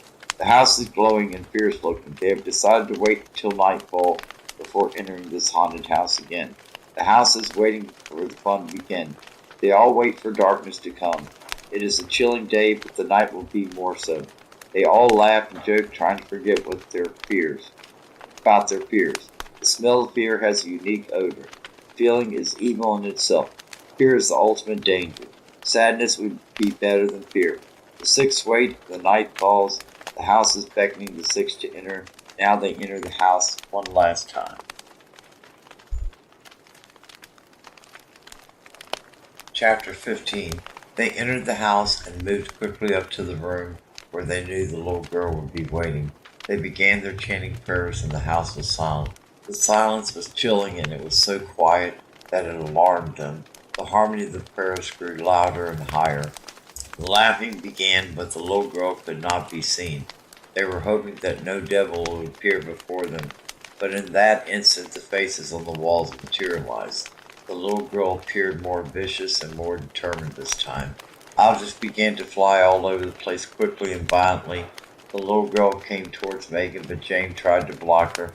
Jane was thrown across the room. The others also tried to intervene, but all were thrown across the room except Dr. Brent. The little girl was angry and took a knife, stabbing him many times. Everyone was horrified at this violent crime. Megan stood there unable to move. The little girl took the gun she shot her parents with and shot Megan. Megan was on the floor dead. Megan lay on the floor dead, and then her body caught on fire. Megan's body vanished, and everyone was in horrible shock. Dr. Brent's body then burned, and his body too vanished. The little girl laughed and said her mission was done. She went up in flames, and then she too was gone. The devils laughed, and the house started to burn. The devils kept laughing, and everyone fled from the house. The four remained watching the house burn in flames. The laughing ceased once the house was in total flames. The house was now black, and the flames were no more. Everyone wept for the death of their two companions, and wept out of relief that it was finally over. It had been a battle they wanted to win, but it was lost. Lives were lost, especially the life of Megan, who they wanted to save. The four were grateful to escape with their lives. Jane was in shock, and they escorted her to the car, fearing she might die right there. Maria held her in the car as if she were holding on to her mother. Father Brian was the designated driver, and Tinsky was in the passenger seat. They all looked on as if they were in another world. Tinsky and Father Brian told Maria they would be in touch to see how Jane was doing. Maria stayed at Jane's house, taking care of her during this ordeal. Maria contacted Martin and Betty Ann to confirm them of their daughter's death. The funeral was simple and brief. Jane stayed in her bed, unable to move. Maria had to persuade her to eat something. Jane would not eat for several days. It was as if Jane died with Megan. She had no desire to live anymore. Maria felt her friend's pain so deeply that she could not see the point of all this. There was a deep sadness in this house, and a stillness that kept even the heavens quiet. Maria felt helpless and wished more could be done. It was a sadness Maria never had experienced before in her life. The sadness of Jane was unbearable to Maria. Jane was going to die, and Maria knew this. Jane would not go on because she did not want to. Jane could bear this pain because she was going to see Megan soon. She had resigned herself to death, and no one was going to cheer her up. Jane felt no hope, and there was a numbness that words could not express. Jane had bared many things in her life, but loneliness was the greatest burden she has ever known. This pain would never go away. Her longing for death was now greater than ever.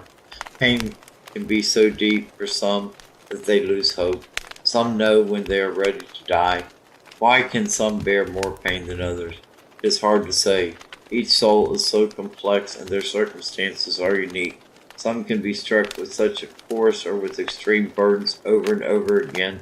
Some just snap and no prayer seems to bring them back. Is there a level we can all reach where it is just too much to take anymore? Pain is something that no one likes or always understands. Faith and hope are so important in times of pain. Some choose to die, whereas others move on to new dreams. Some are walking in tunnels, now wondering when will there be a light at the end of this tunnel.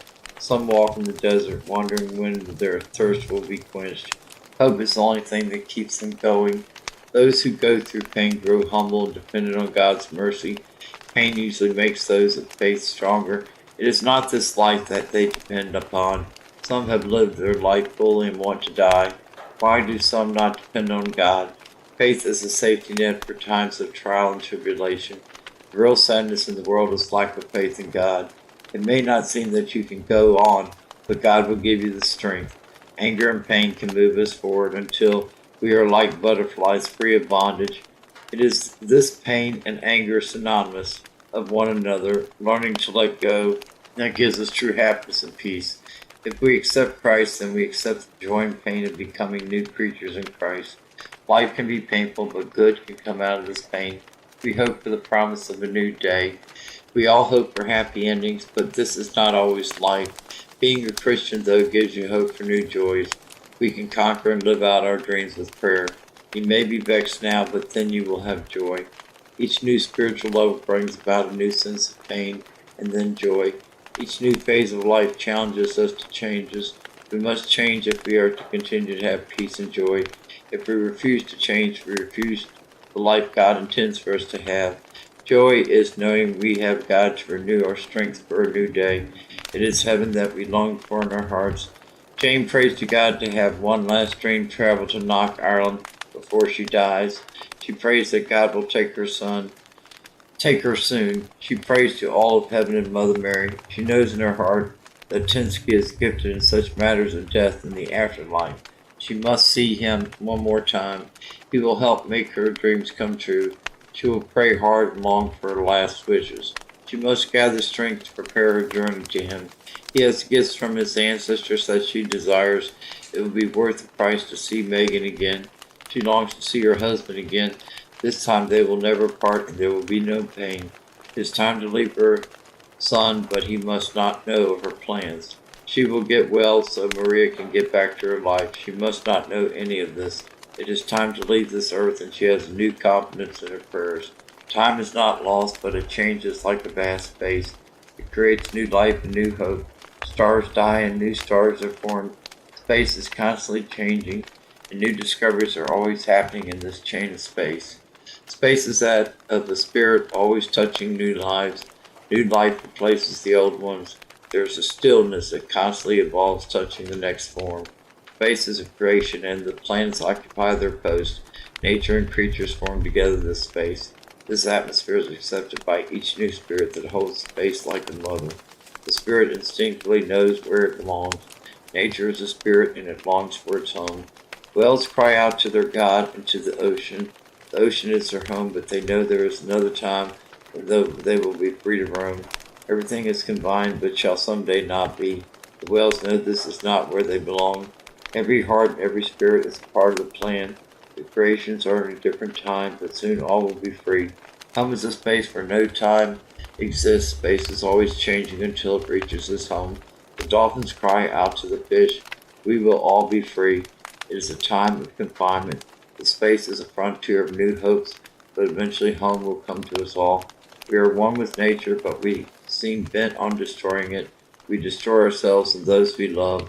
Nature is our mother, as the Indians would say. Do not destroy your elders, for they are your people. The night is dark and vast, but full of changes. The night is at peace while creatures stir and sleep. The night accepts the creatures and the animals accept the night. It is time of connecting. It is a time of peace. Love reigns the earth, though all its folly. Do not grieve the day that is lost, for there will be another. Do not grieve the night, for it will come again. Do not lose the sun, for the moon is here. Hold the night, for there will not be forever the exact same night. Do not lose the spirit of a friend, for none can replace this individual spirit. Do not refuse another spirit that may come to you in the night. Hold each moment as long as you can, for this moment will soon be gone. Do not fret this moment, for it is now you live. Each memory is like a canvas full of colors and texture. Each time a soul is touched, it expands into the universe. The universe holds this moment forever in a star. The star shines brightly amongst the angel dust. Pain holds the joy, and the joy holds the pain. They are one in destiny and roam until they are home. It is each tear and laughter that fills the space and time. Each new life is connected to the old one. Each old life is connected to the new. Each place is holy ground. Each soul is protected by nature. Nature grows angry at times and renews the earth. There is a time to be born and a time to die. Life is forever like a tree. The tree loses its leaves but grows new ones.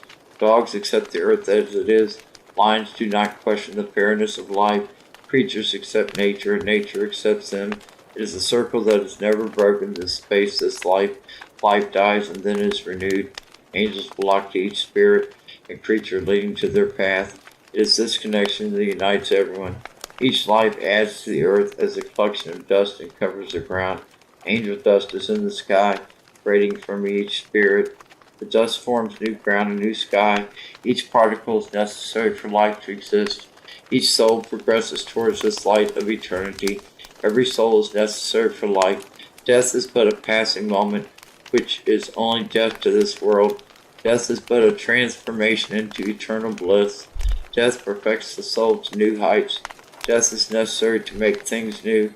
Space never really changes, only appears to grow and expand. Life is a chain of events that knits one picture, which is heaven. Earth is but an image of heaven. Earth is but a part of space. Space is all-knowing and consuming. It does not vanish, for it is eternal. Eternal pangs are that of joy. We will all be transformed into a butterfly, free at last. No boundaries are there in heaven or pain. It is a moment of truth beyond this realm. This realm is but a moment in time and space. Heaven is the final frontier.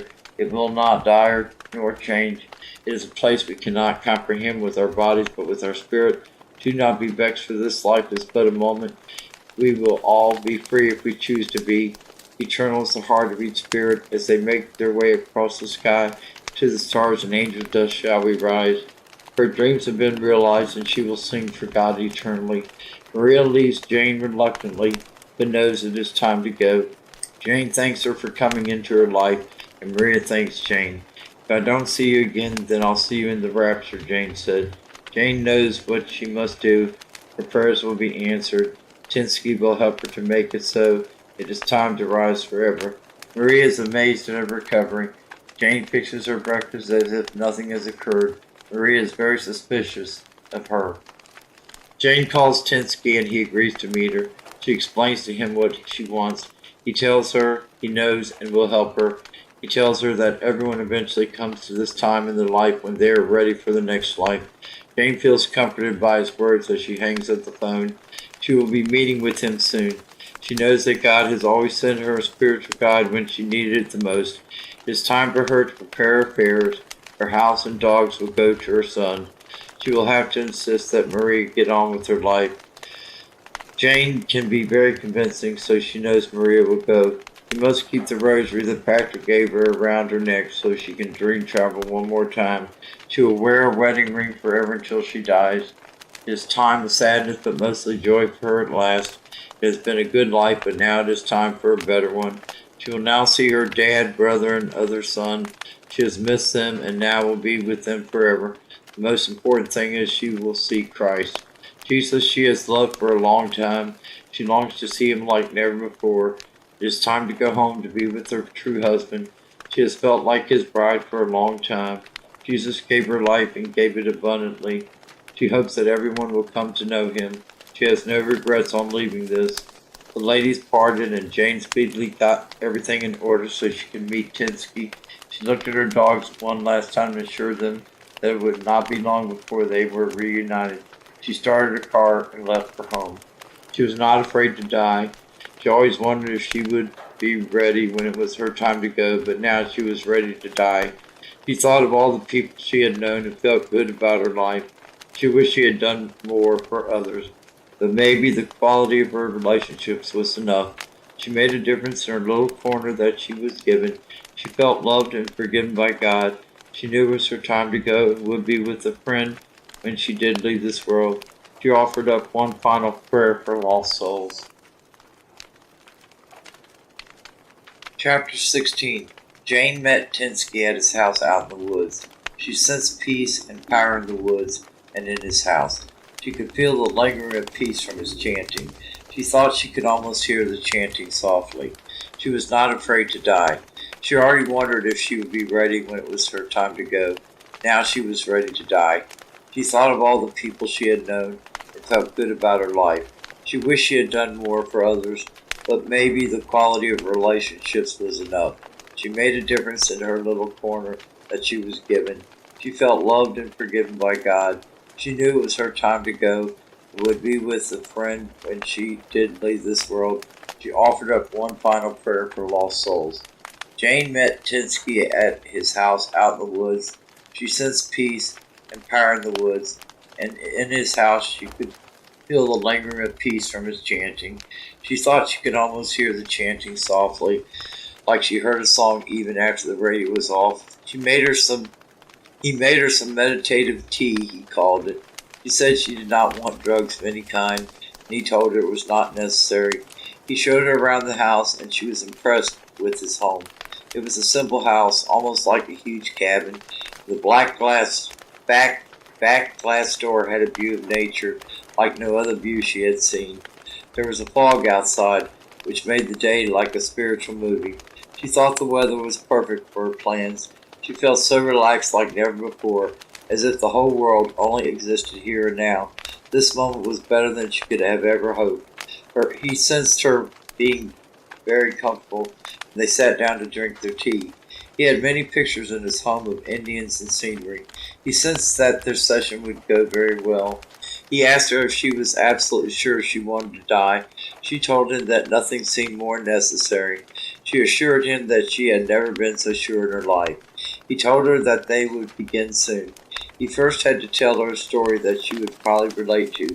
She watched him intently, waiting for him to begin. There was a man once, a long time ago, that lived free on the land, before the restrictive reservations of poverty. He was a young man, handsome, and a strong warrior. He was also a strong prayer warrior. He was kind and mainly lived to help people. He taught many the art of prayer to communicate with the dead. He taught them to have faith in their spirits, in the spirits. Later he did come to believe in Christ. He taught many about the land and how to fight. He met a woman named Mystic. He came to know why she was given her name. He felt she knew his soul like nobody else. He fell madly in love with her and found she was his main reason for living. They had a son and named him Lone Wolf, like that of his father. He did help people, but he liked to be alone. Even though he spent a lot of time with Mystic, he felt the need to be alone a lot to pray. The heart of his soul belonged to his family. He treasured her and did anything for her. Everyone liked him and wanted to learn from him. The years passed and he was now 30.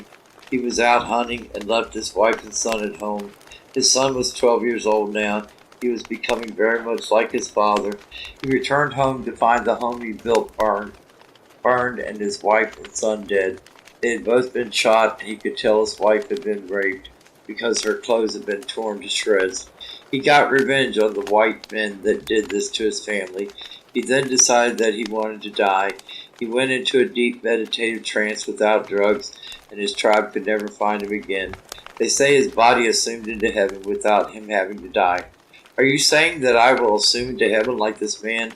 I do not see how this could be done. I do not have his talents, Jane finished. I am not saying this will happen to you. I do not know what God has planned for you. You do have to have the faith. This will not be easy. You will have to meditate deeply and for a long time, he said. This meditation will do out in the woods. I will guide you through it. Make clear to me your last wishes, he said. I want to dream travel one last time to Knock Ireland. Then I will be ready to go to the next world. I would like to see Jesus in a vision, she finished. I will start a fire and play music. I will guide you through this trance. You can will this and all events can take place, he finished. I find all of this hard to believe. It is almost like trying to interfere with God's plan. This all sounds kind of spooky, she said. I believe God has sent you to me. I believe it will come to pass. I believe God has inspired you to do this, he said. They both walked into the woods and he lit a fire. He turned on the Indian music and then they sat down. He told her she has dream traveled before and she could do this. They both closed their eyes and he told her to see what he sees. He told her that their minds would be one. They would concentrate on her last wishes. He began to chant and she listened. They meditated a good 3 hours. She thought of the gold diggers who did this before they went in search of gold. They were both in a deep trance. Jane started seeing faces appear towards her. She was not scared. She saw the spirit of Lone Wolf. Tinsky was seeing the same visions. She then saw Jesus come towards her. Then she saw her dad and brother. She saw Alice and her son encouraging her to continue. She felt like she was in the spiritual world totally. Tinsky chanted again, and Jane saw both of them leave their bodies. They were floating together towards a destination. She was in Knock, Ireland, but Tinsky was not with her. She walked along the streets and prayed in the churches. Dream travel was different this time. She felt like she had more control on how long she stayed this time. It was an exciting moment, but eerie. She felt peace, strength, and love for Christ. She felt a part of the world like never before. It was as if she was one with every spirit. She had been blind, but now she could see. The people sensed the strength in her spirit. She did not want to stay. She wanted to go back to Tinsky. She flew back to him as if a bird, free for the very first time. He smiled when he saw her, and she felt loved and protected. They continued the trance, and God showed her the events of her whole life. She felt sad, guilty, but then she was consumed by pure joy. She had an ultimate understanding of herself, others, and realized her purpose had been valuable to God and others. She saw herself with a heavenly body and was amazed at her beauty. Her reflection started singing with her beautiful voice more in tune than she had ever done. Her loved ones were singing with her. It was like heaven and certainly better than any Walt Disney movie. Drugs could not have induced such beauty. She saw herself running across the field of flowers. The day was windy and she felt real power with no fear. Tinsky was running with her and then she was alone. She saw David, and their love for each other was more than she could have imagined. They united and made love with orgasms of a spiritual nature. It was the greatest pleasure she ever knew. They were united in one soul. She knew they would be together for all eternity. Then he left, and Jesus came forward. They touched in a spiritual way, which brought her total peace and love. She realized he was her being. They would be together for all eternity. He was the love everyone sought for. He was them, and they were him. She did not want to return to her earthly body, but Tinsky said it was time. Jane felt very disappointed to be back here in the woods. She was happy she could share everything with Tinsky. He told her it was not time for her. It would be her time soon. He told her this was a process, but the next time she would be in heaven. She was going to stay the night, and she felt relieved not to be alone. He was the most comfortable spirit she had ever been with. He felt the same way about her. She asked him why he did not want to go to heaven. He told her it was not his time. They both settled down in his den, and he would be cooking dinner. Tinsky fixed fresh fish that he caught, and they had vegetables. They had a sweet potato pie that was out of this world. He then fixed both of them a pitcher of Tom Collins to drink. Jane was so glad to spend her last moments with him. They talked for hours. They talked about their lives. Jane thought him to be a very wise and special man. She wished she had known him in her youth. He told her his wife had been dead for years. He died of cancer. His daughter was expecting a child, and he wanted to stick around. He told her it was time to sleep. Jane fell asleep, and she dreamed of Megan. She dreamed of the horrible night in that house. Then Megan came to her as if it were real, and Jane was sure this was not a dream. Megan looked radiant, beautiful, and happy. Megan told her that they would be together soon. They talked, and then Jane woke up. It was Megan, and soon Jane would see her for all eternity. It was still early, and Jane decided to get something to eat and then return to bed. She ate cookies greedily and wondered if there would be food in heaven. She would see if they could get a pizza today, and then she fell asleep. Tinsky and her did not awaken until noon. They were both excited to be able to share this exciting journey together. He said he would go get pizza and anything else she wanted. He left, and she decided to take another tour of his house. She went outside the back glass door just to see the trees. She spotted about 4 deer. The sight was awesome with one little baby deer. She saw this as a positive sign, and the deer just stared at her. To her amazement, they came to her, and she stroked them gently. She felt like Cinderella, and all her dreams were coming true. Life was beautiful, and why had it taken her so long to appreciate it? The height of life was at its greatest height now, knowing she would soon be gone. She was excited about being in heaven soon. Jane started singing to the deer, and they listened to her beautiful voice intently. It was magic, and no words could describe it. Tensky returned, listening to her, amazed at her gift. He secretly wished she could stay. Jane transformed right before his eyes. She was no longer an old woman, but a beautiful young woman. Jane felt her body changing, and she knew she was young again, like in her trance. Jane turned around to see Tensky staring at her. They both felt strong love for each other at that moment. He went out to her and tightly embraced. She felt enticed by his embrace and felt tight the same way. He picked her up and carried her into the bedroom. She was not going to feel guilty, enjoying life one more time.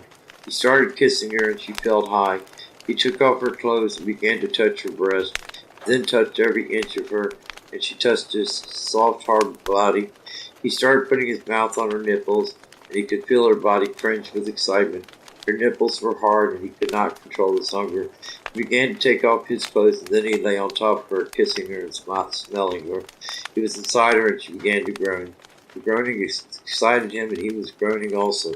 They were both physically one, and both knew this lovemaking was the best they both had known. Jane had one orgasm after another, and they made love for 2 hours. They were both so tired that sleep came easily. Sleep was sweet for a couple hours, and then they awoke. They started to kiss and hold each other. They just looked at each other, which seemed like eternal peace. They talked and felt joy. He did not want her to go, but she told him she must. He understood and did not force the issue. He would enjoy this moment right now. He had never known such joy, but knew she did not belong to him. He wanted to stay with him for as long as she could. It was time to eat, and they would have to eat the pizza. Tensky and her ate, talked, and laughed. They were very relaxed with each other. It would soon be time for them to go to the woods. Jane decided to call Martin one last time. He told him she was staying at a cabin. He sounded concerned, but she tried to reassure him. He informed her that Betty Ann was pregnant. The doctor informed us that we are going to have a girl, he said. Jane was happy for him, but wondered if she would have the gift of dream travel. Jane got off the phone a little sad and wanted to know the future of this little girl. Tensky noticed her concern and said not to worry, God's plan would go on without her. They read poetry together. Jane was surprised when she saw that he had all her books. He told her she was a gifted writer. He told her he was very touched by the depth of her writing. He laughed and said she was real deep. She laughed, realizing the sexual connotation that he was applying to deep. She told him she would like to see the future of her feelings before she leaves. He said that would probably be possible. That was a comfort to Jane. They waited until it was night before going into the woods. Birds were singing loud and strong. Yellow birds, red and blue, were flying all around. It was the most beautiful day and night Jane could remember. Chapter 17, Final Chapter of Dream Travel, Conclusion. They both proceeded into the woods. Tensky lit a fire and turned on the music. A black horse appeared before both of them. His beauty was amazing, and both stroked him. The horse left, and then Tensky looked at Jane. The heavenly spirits are ready for you. This is your final journey. It is time for you, he said. She told him she would like to see the future of her family before she leaves.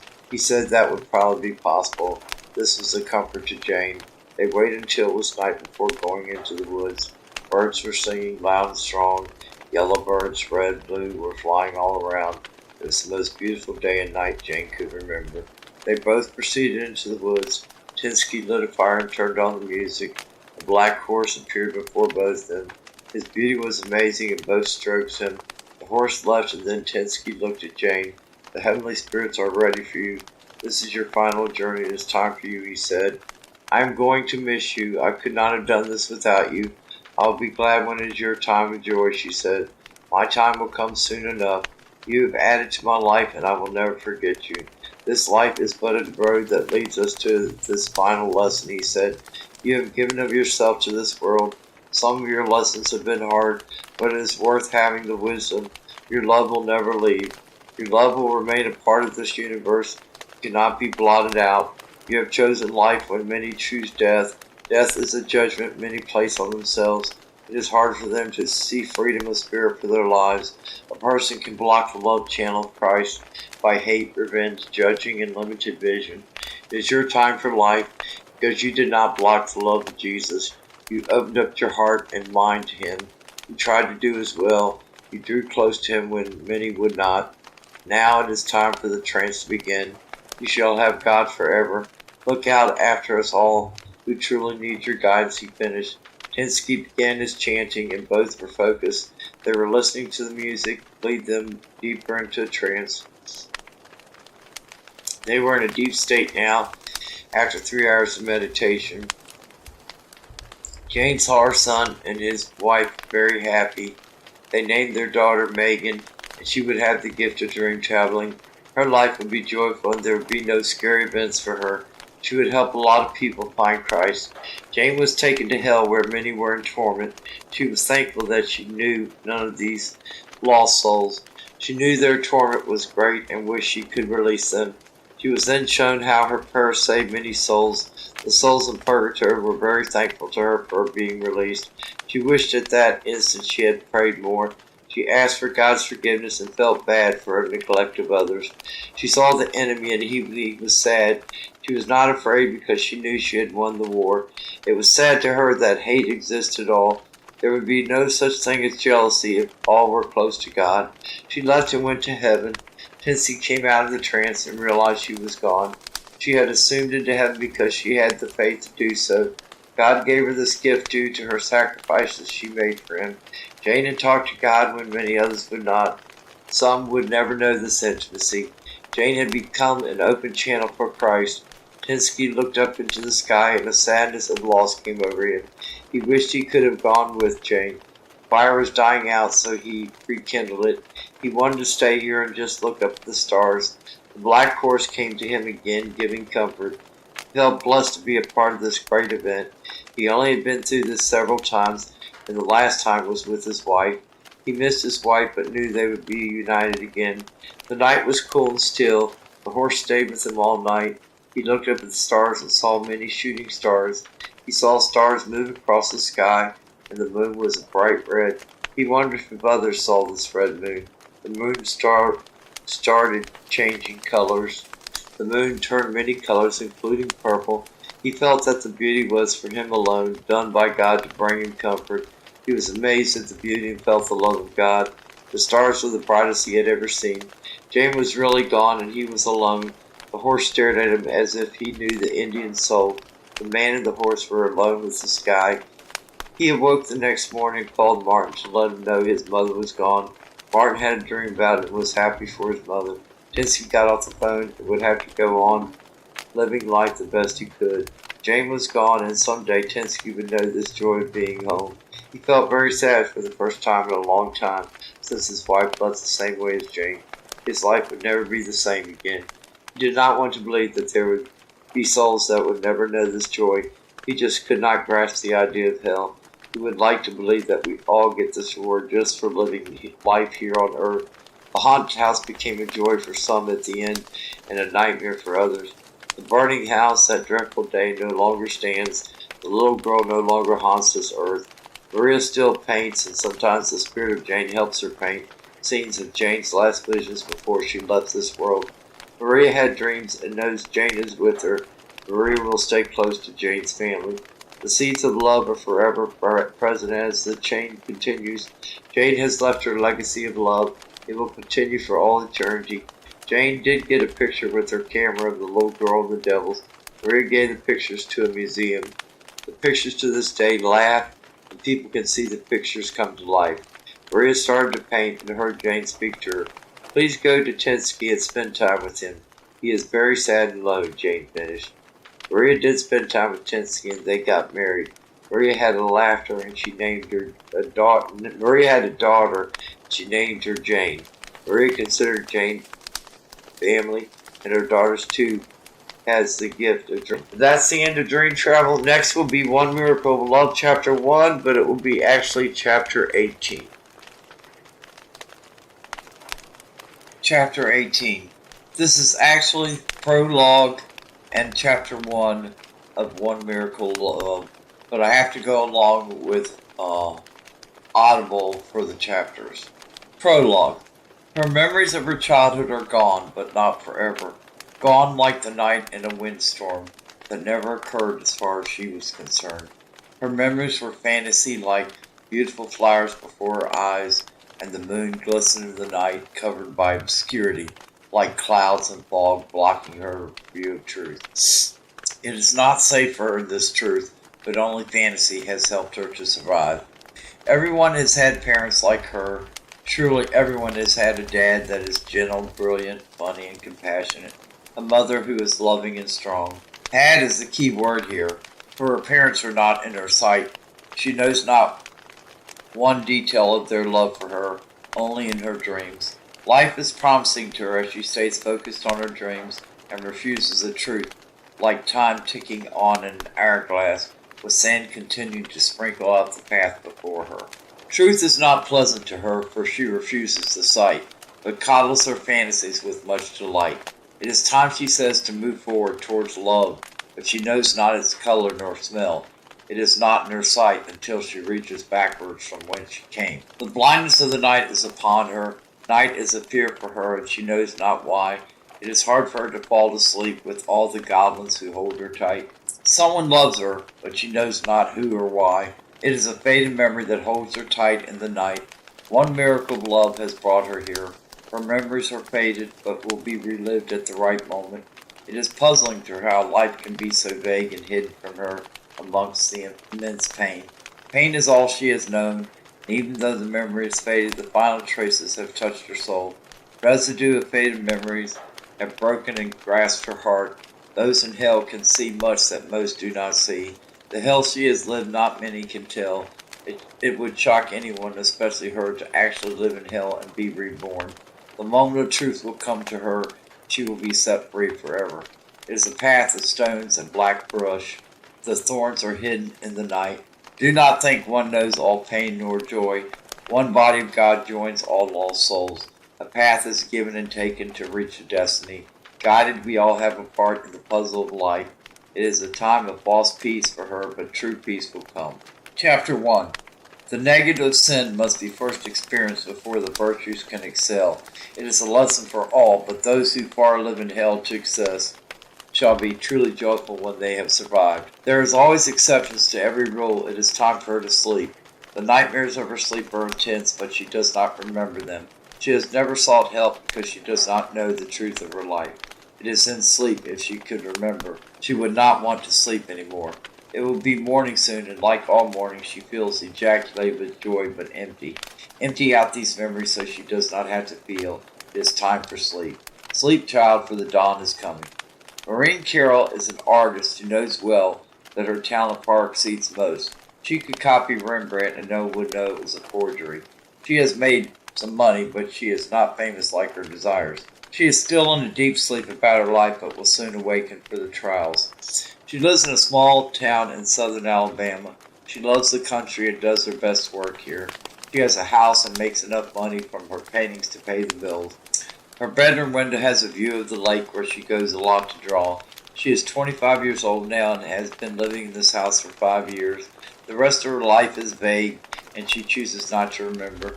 She is not involved with anyone and seems very afraid to get close to people. She has one male friend who visits her from time to time. His name is Timothy Carr, and he is a wealthy stockbroker. She hopes to be very wealthy one day soon. Maureen has 20 acres of land with neighbors very far away. She keeps a couple of rifles just to give her a sense of security. Maureen has 2 Irish setters named Sabrina and Kelly. She likes her privacy and considers herself very fortunate.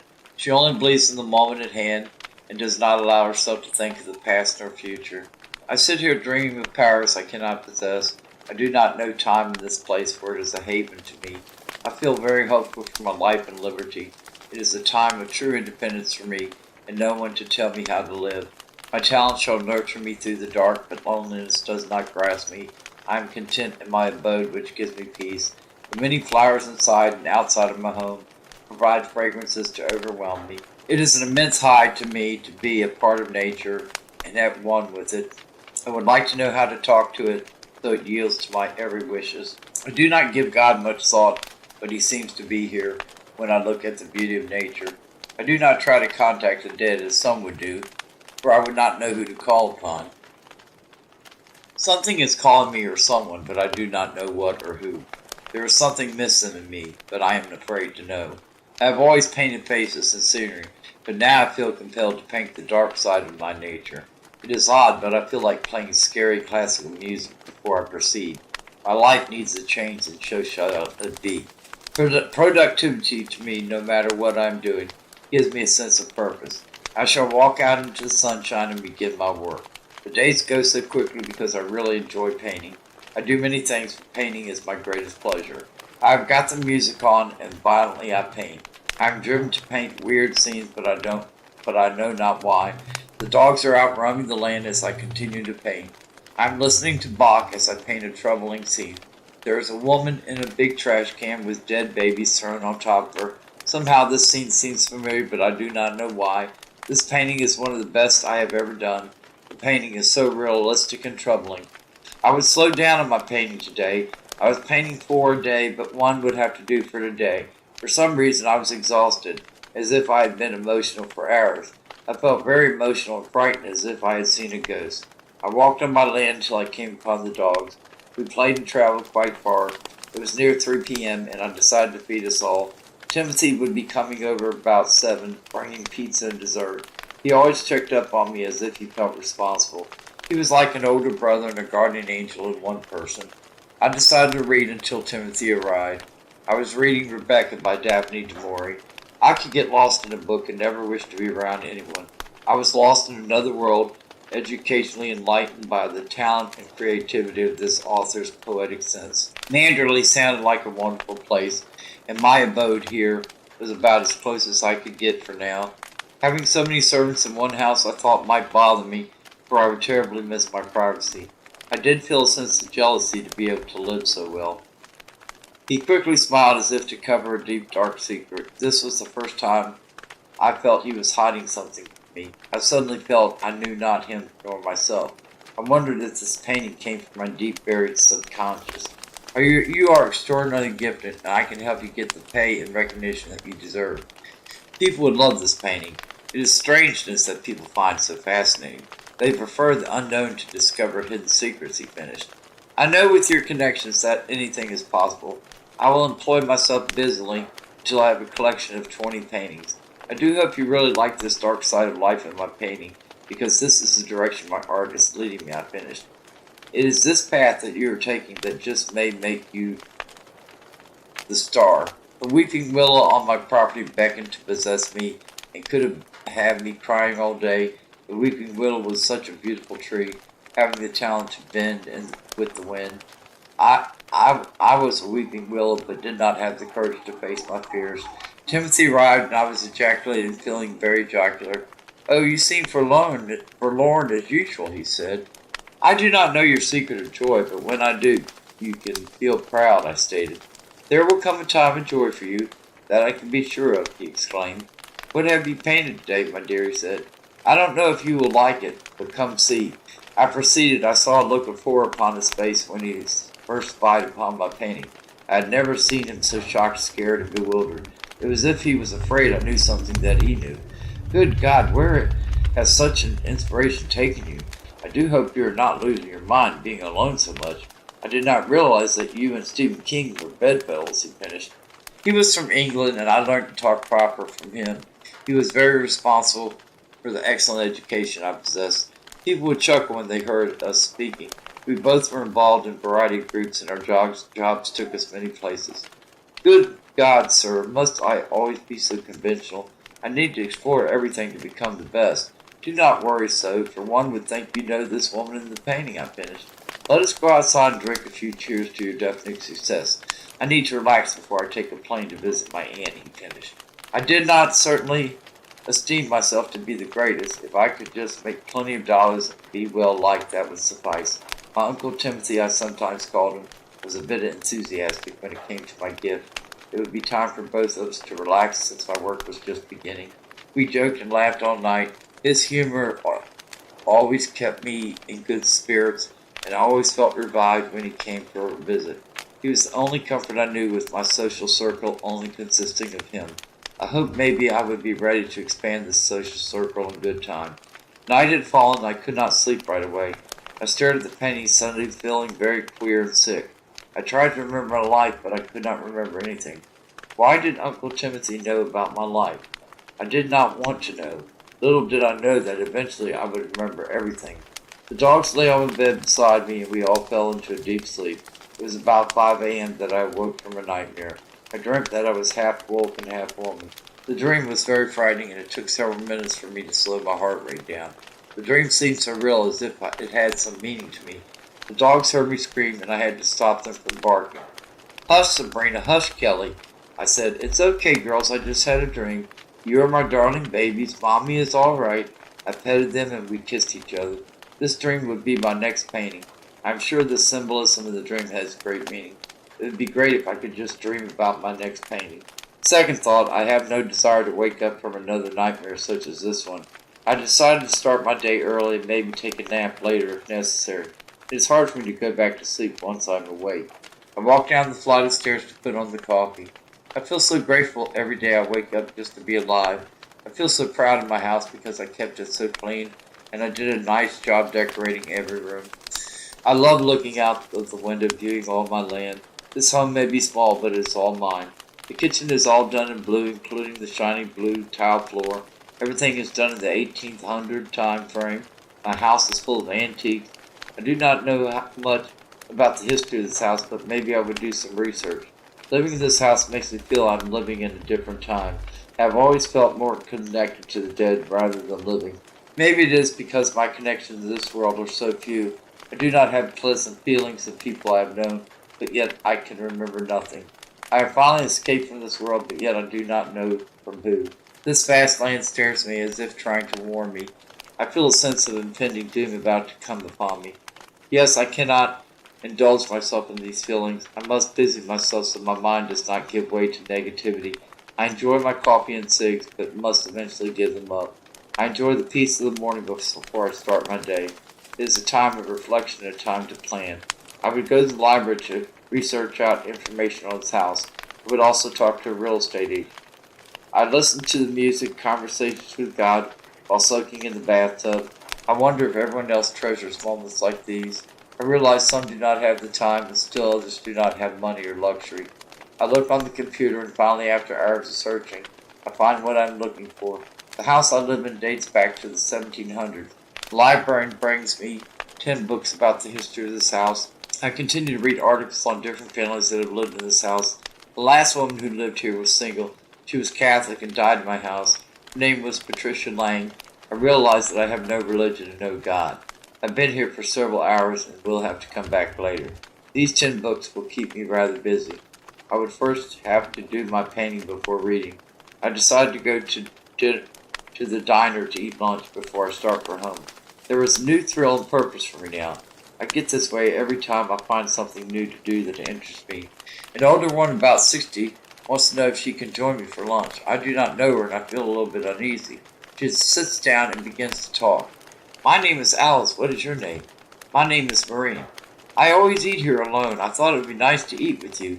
"Have you lived here long?" she asked. "I have lived here about 5 years," I said. "Where are you from?" she asked. A sudden puzzled look came over my face and I was not prepared to answer. I do not know where I'm from, I thought. I must say something because she is looking at me oddly. "Oh, don't worry about answering me. I'm just an old nosy woman. I'm sorry if I've made you uncomfortable," she said. "You will have to excuse me, but I am somewhat of a loner. I do not have many friends and I am not used to questions. I am enjoying your company," I said. "I would love to have you over for dinner.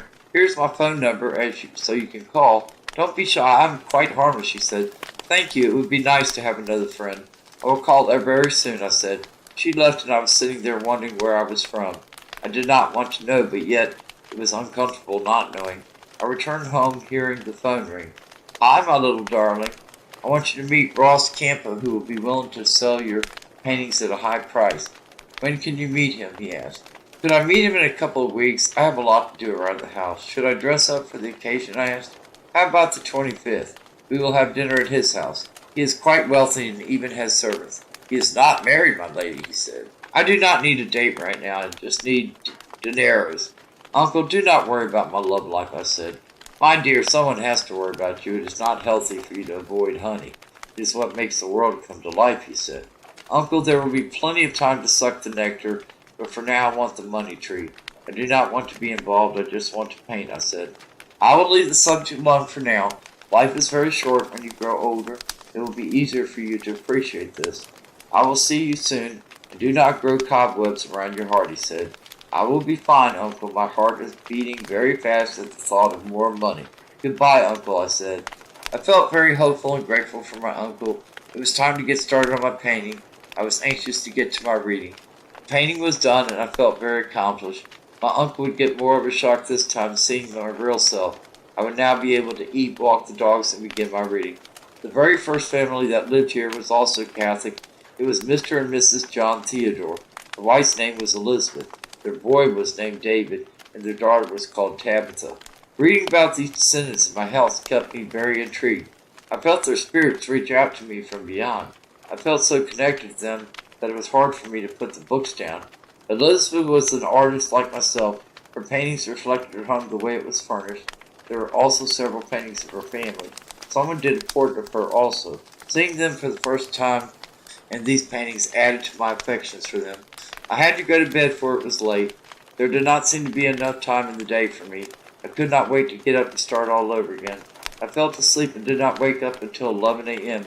It was a new morning and I was grateful for my privacy. The dogs were anxious for us to take a walk. I fed them and then fed me. I cooked a huge breakfast of eggs, scrapples, and grits. We walked around the lake and I hoped someday that I would be able to live by the sea like Daphne du Maurier. Someday, I thought, I will have several mansions. My dreams were hopeful in becoming reality. I painted a woman in a cage above hot oil. Where were all these ideas coming from? The woman in the cage was me. This was the second painting of me. I wanted to know about my life, but yet I did not want to know. The desire to know about my life was becoming stronger. Was the research on this house related? Suddenly it occurred to me that the real lesson of life was knowing myself and others. I could not sleep anymore, safely hiding from myself and possibly God. I must develop courage and backbone. Maybe that is what others meant by youth being wasted on the young. I am sure that most others know more than I. It was time for me to grow, learn, and explore depth. Chapter 19. I did not beckon the wind, but it blew anyway, hard and for a long time. It was still summer, precisely the month of June, but a storm must be coming. The rain started to pour, followed by thunder and lightning. It was nightfall and it was time to sleep. I tried to sleep when suddenly a memory came back to me. I was 10 years old, and I was crying because my parents were sending me away. I was informed that I would be living with someone else. I could not remember anything else, though I concentrated for about 20 minutes. It took me a good 2 hours to fall asleep. Sleep was upon me and all descendants of this house. Evil only seems to lurk where there is no faith. Fear can dissipate if only one can focus on goodness. The morning came and I was still troubled by my latest memory. Where are my parents? I wondered why they did not love me. I had always wanted to believe there was a good reason why they gave me away. I did not want to think or feel. I wanted to stay busy and not let my little world suffer disturbance. I felt like a little child clinging to the last ray of sunshine. I wanted safety in Noah's Ark, to escape the storm and darkness that was trying to cover me, and then I would be no more. The madness of the darkness I feared was going to possess me, and then I would be destroyed. I was fighting a force, yet it was fighting me. I feel as if I am in a tunnel and must escape. I must leave this house because I feel so claustrophobic. I called Alice, and I was going over to her house for lunch. Her kids are grown and her husband died about 10 years ago. It would be us alone enjoying the day. I must confide in Alice, I thought. It is time that I know the truth. I must trust someone or I will go mad.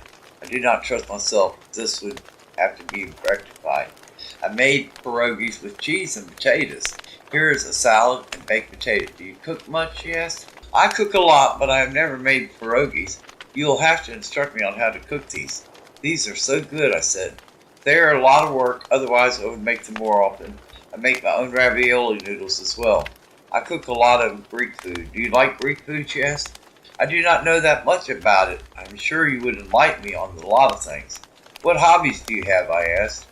I like to sew, cook, and read. Movies are a lot of fun. I thought it would be nice to have a cake out on the porch when we finish lunch, she said. That sounds very nice. I was wondering after we eat if I could talk about serious matters that concern me.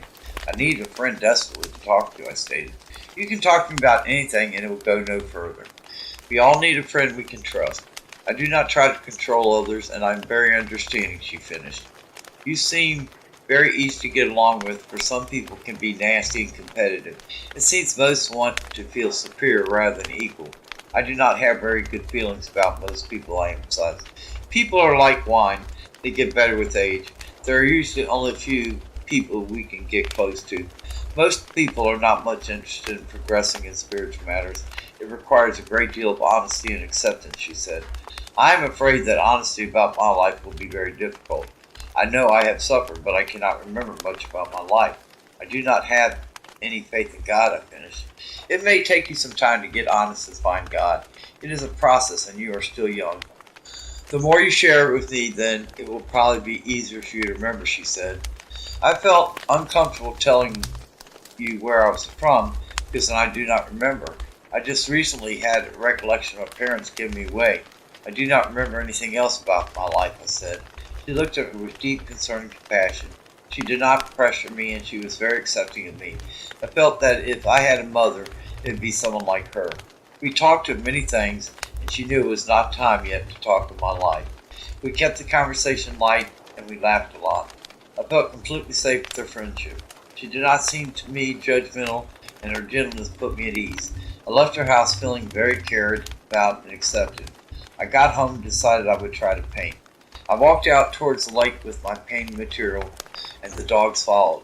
I wanted this painting to be more exceptional than my other paintings. I painted a picture of my parents dragging me down the stairs, with me yelling and screaming that I did not want to leave. This image enraged me, and I felt like ripping my paint in shreds. My anger was strong, like a lion or monster. I never felt so angry in all my life. How could they discard me like I was garbage or a doll they got tired of playing with? I wish I knew where they were so I could kill them with words. It is not right that I should not have parents to love me. How dare they bring me into the world just to discard me? I will find out the truth, just like I'm finding out about the descendants of this house. I did not want to think about this right now. I need to escape my memories just for tonight. I would busy myself reading the books the library engaged me. I do not want to take the easier, softer way to avoid the truth, but not tonight for truth. The painting was excellent and more realistic than the others. Would each painting bring reality into clear focus? Would my talent progress like a staircase going up, or would it be like a dark dungeon I wish to escape going down? My dogs reminded me of purity, trust, safety, and joyfulness. Their innocence reminded me that it was a shame we all had to grow up and learn the hurtful ways of the world. I was innocent to this truth of myself, but certainly I could never be innocent again. My parents robbed me of my innocence, but I did not know details. It was a feeling that lay buried deep like flowers in the snow. I only hoped that this truth would not destroy me nor shatter my heart. I felt fragile, vulnerable, and buried in a heap of garbage that did not matter. I felt alone sailing on a ship bound for nowhere, wrecked by rocks, and then suddenly, before I take my final breath, death seems bittersweet. Death welcomes me more than my parents ever did, and then I sink into oblivion. Sadness felt safer to me than anger or fear. Sadness is a shock state, and not caring anymore about anything was the safest of all. I would find the truth even if I had to grasp for my last breath. Peace came upon me as soon as I opened my books. There was a married couple who lived here 10 years ago. They both were part of the occult. This house is considered to have a long occult history. This is why so much material is available in this house, I thought. The house has brought death to many that lived here. Suddenly fear came over me, and I could no longer read. I shut the book, fighting back a sense of evil in the room with me. I must talk to someone, but who? I would call Alice and talk to her. I must hear her voice to dispel this darkness. Hi, Alice, it is Maureen. Hi, Maureen, how are you? I got kind of spooked, so I thought I'd call. What spooked you? I'm reading about the history of this house. It has an occult history longer than my arm. That is spooky. It is only 7. Do you mind if I come over to see the books? Yes, Alice, that would be great. I have a chocolate cake that I made. I will bring over the pierogies and we can have a feast. Great, I will see you as soon as you arrive. I felt relieved, and I was hoping she might stay the night. I still felt like all my hairs were standing up. The dogs were a great comfort to me, but I needed more than they could provide. Alice arrived and we ate the feast. Alice chattered incessantly, but I did not care. We then looked at the books together. I told Alice about my paintings, and Alice started making the connection. A look of horror came over both of us. It was a moment that would never be forgotten by either of us. Do you think your parents were part of this occult? Oh my God, this is the first time I've thought about it. So you don't remember? No, I do not even know my parents' name. Get your paintings, I wanted to see them. I got the paintings and Alice horrified, but at the same time in awe of my talent. Alice could not get over my great gift. I felt her admiration of my gift. I felt very elated. You have great talent. Do you think you are the one who was in a cage above hot oven? I cannot remember. Maybe you would not cooperate with their plans, Alice. Could you could you Alice could you, maybe you would not cooperate with their plans. Alice, could you stay the night? Yes, I will. Marine, have you thought about praying to Jesus? No, I never have. I strongly urge you to pray with me. It will be easier for you to deal with all this. It's for your own good. Yes, Alice, I will. We prayed a couple hours. I asked the Lord to come into my heart. I felt at peace, strong and powerful. This night was a blessing in disguise. I showed Alice into the guest bedroom, and then the dogs and I retired for the evening. It was the first time I felt truly loved and protected. God loved me, and I was his child. I was somebody's child. Imagine I was royalty with the crown on my head. Jesus loved me, and Alice had brought me to him. I would be eternally grateful to her. I fell asleep, and I dreamt that a man was telling me I must kill a baby, or I would suffer the consequences. I woke up realizing this really happened to me. It was an eerie thought, and I lay there shaking, feeling very cold. I was afraid to go back to sleep. I did not want to wake Alice. Sleep came upon me anyway, and the same man put me in a barrel, throwing dead babies on top of me. I woke up again. It felt chilling, and oh, how I prayed. I asked Jesus to give me the strength. It was sinister, and I walked downstairs to eat cake. I had to take my mind off these dreams, and I gave the dogs some cake. It was 6 a.m., and I did not want to sleep. I could not wait for Alice to be up. I started to cook a big breakfast for both of us, just in case she was an early riser. I was in luck. She was up by the time I finished cooking. It was a dreadful night, and I told Alice about my dream. She suggested that she stay with me temporarily until I learned the whole truth. I welcomed the idea, and she would move in today. I told her about Timothy Carr. She told me to be cautious and talk to him about my discoveries. I decided to take heed and would follow her advice. She left, and I did not want to paint. I did not want to read. I took a walk with my dogs and decided I would go grocery shopping. I would make a special dinner for Alice to welcome her. I did not want to be alone. I did not want to think. Thoughts were not pleasant, nor feelings. I could not find peace. I must not think. I felt myself wishing to be an amoeba, so I could divide and conquer, not feeling anything. I decided to fix fried chicken, mashed potatoes, and green beans. It would be a pleasant evening, and I could feel braver with her as a roommate. I also got lots of candles and flowers. I was thankful to the Lord for Alice. I must find out the name of my parents. The only way to find out would be to ask Timothy. I would see him soon enough. I called a real estate company, and I was continually referred to other people. Finally, I talked to a woman named Sharon Bright, and she informed me that she knew a lot about this house. We agreed we would get together at the end of the week. This week would be Sharon Bright, and next week would be Timothy Carr. I wondered if I had the same last name as my parents. They probably did change my name and hide me away like a very carefully kept dark secret. I started to cook dinner and felt nervous about my future encounters, but relieved. I could stand anything with Alice and God by my side. It was going to be a special evening, and I felt excited. Dinner was ready, and Alice arrived. She was excited about dinner and my company. We talked and laughed. I told her about my appointments. She was very supportive. We watched the movie 101 Dalmatians. My dogs barked throughout the whole movie. They whined, and Alice was impressed with their intelligence. The evening was wonderful, and we ate an apple pie that Alice baked. The evening was perfect. We did not talk seriously. Stillness was the state of our moods. I did not want to sleep. It was inevitable that I would have to sleep. I was in my bed, not wanting to sleep. Dreams were no pleasure for me because it meant remembering. The moon was full, and this alarmed me. I fell asleep and woke up at 9 a.m., not remembering my dreams. Alice was up cooking breakfast. Everything was delicious, including the eggs and pancakes.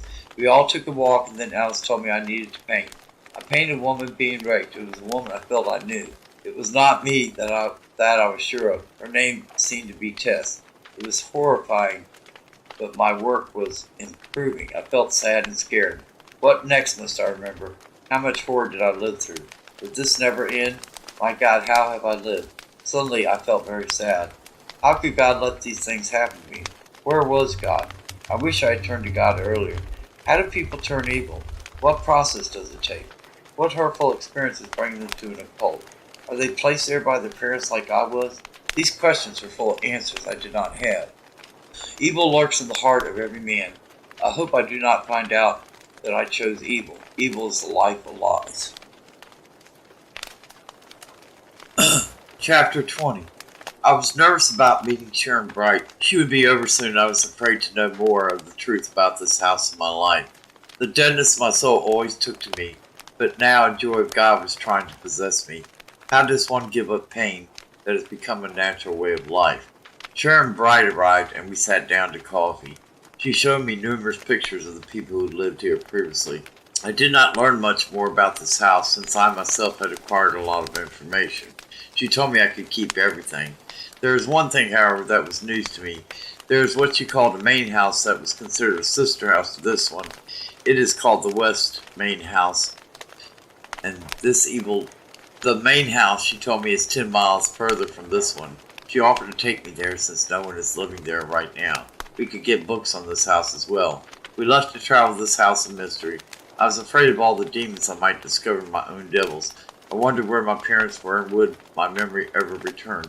We arrived and now the moment was at hand. I entered the house with her and we explored the house. I was given away when I was 10 years old. I walked down the staircase and realized I had walked down these stairs long ago. I told her this is the house where I lived with my parents. I do not know my parents' name, or really my own, I said. There are many family portraits here that have never been removed. Let us go and see if you recognize anyone in the portrait. I realize this must be shocking to you, she finished. I must face these ghosts of the past or they will forever haunt me. I am ready, I said. We looked at all the portraits and I recognized my parents in one of the paintings. My mother's name is Rebecca Carr and my father's name is Edward Carr. Timothy Carr is my dad's brother, so he really is my uncle. I thought to myself, how could he let them do this to me? Sharon looked at me with much concern and I was speechless. There were books in the library in the house, so we did research on my relatives. Books informed us that both my parents were sacrificed at a black mass, devil worshipping upon me. A memory flashed back at that moment, and I was compelled to look into the darkness of my past. I remembered kneeling before an altar with chanting echoing loudly and demons appearing before altars. It seems I would not have sex willingly nor sacrifice babies on the altar. I shrieked and was about to be sacrificed when my uncle came forth and snatched me away from a house called Divine Order. I never did return to that house. It seems that I owe my life to Uncle Timothy. There are still many memories I do not have, I said. Do not worry, it will all come back at the right time, she said. She told me we would come back later. It was not occupied or dangerous. We might go to the house where my bondage occurred. I flatly refused, but she said she would look into it further. I went home to Alice telling her of everything. She was not sure if I could trust my uncle. Could I not trust my only friend for years? I thought he is my only living relative, but what if I also shed innocent blood? We were beginning to pray when 3 ugly demons appeared before us. They were supposedly my spirit guides and trying to return me to my former life. I now remember them haunting me many times. Alice and I prayed fervently. Christ prayed so intense that he shed drops of blood. I felt as if I were trying to shed my skin. I felt like an evil snake that was trying to start over. The demons finally vanished. We were both shaken and we started to cry. We hugged each other as if there was nothing in this life worth anything but this present moment. I was not going to return to a life of demons, but to a life of hope. I would fight for freedom, which was never given to me as a child. I had no choices, but I did have a choice within. I hope that I really did choose life. Christ is to become my new life now. I never heard the word Christ before now. It was a freeing and joyful word. The only words I ever heard in my childhood were demons and evil. I was subject to the worst form of abuse.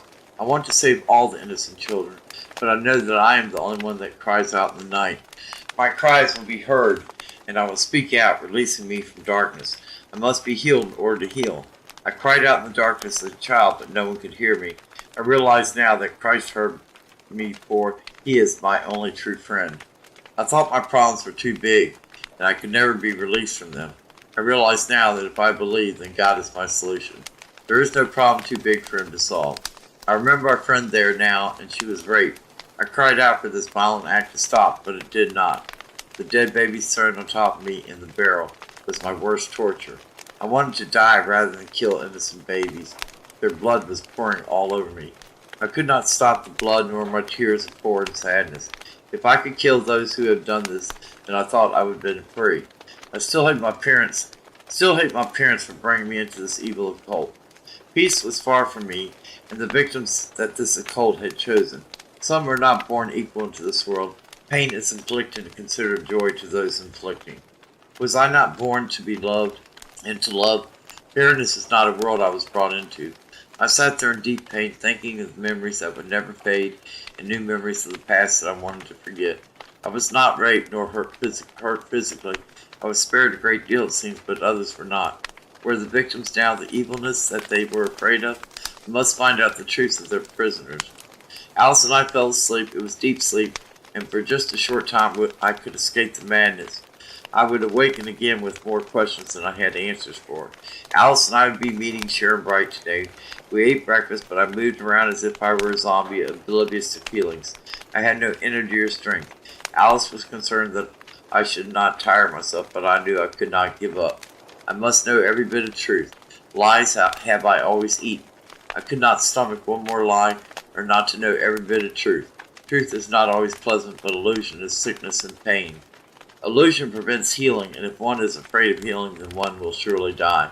Death is all I have lived. It is my whole life and existence. Suffering took to me like an addiction that knows not its way in the light. I must break free into the light and finally have the courage to live. God did not intend for me to remain in pain. He wants joy for my life, but I must be willing to accept his gift of true healing. True healing is true peace. Even if I not matter to anyone, I still matter to God. God is my only strength, for without him now I would surely die. God brings about change which is best for everyone. I must reach within and call out to God. Even if I have no strength to call out to him, he will hold me in his arms. I will fight for my right to life. His light will save me, even if I be hated and considered vile. I have a right to joy, for it is my inheritance from God. No one is my judge but him, and he is not here to condemn me but to heal me. My wounds I do carry, and they are my burden. He will free me from them. I know it will take time for me to let go of them, but I must first walk through the valley of evil. I must return to my past before I start my future. We met Sharon at her house. She said no one lives in the Divine Order house. She asked me if I thought I was ready to face my memories. I informed her that I was. We left to go to the house of hell, where I am from. My childhood is a living nightmare, but now I would find out everything. It was as if I was someone else. I did not feel connected to my life or myself. We arrived and explored the house. There was no evidence of a cage over hot oil, which they put me in to persuade me to become one of them. There were no dead babies and no altar. I looked at every inch of the house, hoping memories would stir. No memories came to me, but Sharon said it would take lots of visits. We went to the library in the house and looked at the books. Sharon was going through pictures of people who lived in this house. Suddenly I saw a picture of somebody I knew. "That is her," I cried. "She is the one who I saw being raped." Sharon said she was sacrificed on the altar. The words rang out in my ear that she was dead. This could have been me, I thought. This girl is dead. She has no chance to see joy in this world. She will never love or be loved. I started to cry and scream. I started to throw everything around in the room. I broke a chair in half and sent it flying into the mirror. The mirror cracked and the glass fell all around me. Sharon and Alice ran towards me and tried to stop my rampage. I did not want to stop and did not want comfort. They forced me to sit down, but did it with love. I could not stop crying for all the dead here and forsaken. Why must blood be sacrificed? Why was I saved? I wanted to smoke until there was no life left in me. I walked off out of the house to smoke. Cigs are the only friend that has always been there for me, but it seems my friends in the past were there to hurt me. I knew new friends now that were happy and optimistic. Sharon and Alice were my friends. Uncle Tim is still a mystery. God has lifted me up. I wanted to cry until there were no tears left for me to shed. I wanted to scream so others could hear my torment. I could not take any more today. I would sleep and gather new strength. We left the house and Alice fixed dinner. We watched TV and no more was said about the house. We tried to laugh and joke, but the attempt was feeble. Alice looked drained and I felt bad for her being dragged into this nightmare. She was such a good friend and her heart was huge. I started to try to thank her. Alice, I am so sorry for causing you trouble, I said. Do not suffer any guilt. I want to help you. I am not sorry for being your friend, she said. This is too much for you, Alice, I said. No, it is not. I have seen my share of troubles. Do not vex yourself, she said. I cannot help it. It is unbearable to inflict my pain on you. I wish you could take a vacation, I said. I don't need a vacation. I need you to get some rest. Everything is temporary. We will get through this together, she exclaimed. I'm just worried that at your age you are taking on too much, I said. I am only 6 years old. I am not over the hill yet. Stop your foolishness and go to sleep, she said. Okay, I'll go to bed. Thank you for being such a good friend. I will never forget your kindness, I finished. Giving and taking are equal on my side. I do not count one greater than the other. We are all in this world together. Giving is gain to me and not a loss, she said. I was in my bedroom trying to sleep. I was very tired, but I could not close my eyes. I kept thinking about the turn of events. I would be seeing my uncle soon, and more ancestors will rebuild. It was hard to believe that many died in that house where here I live. I wondered where the evenness lurked now that the house was vacant. It was hard to think about Tom Price, the leader of the devil worshippers.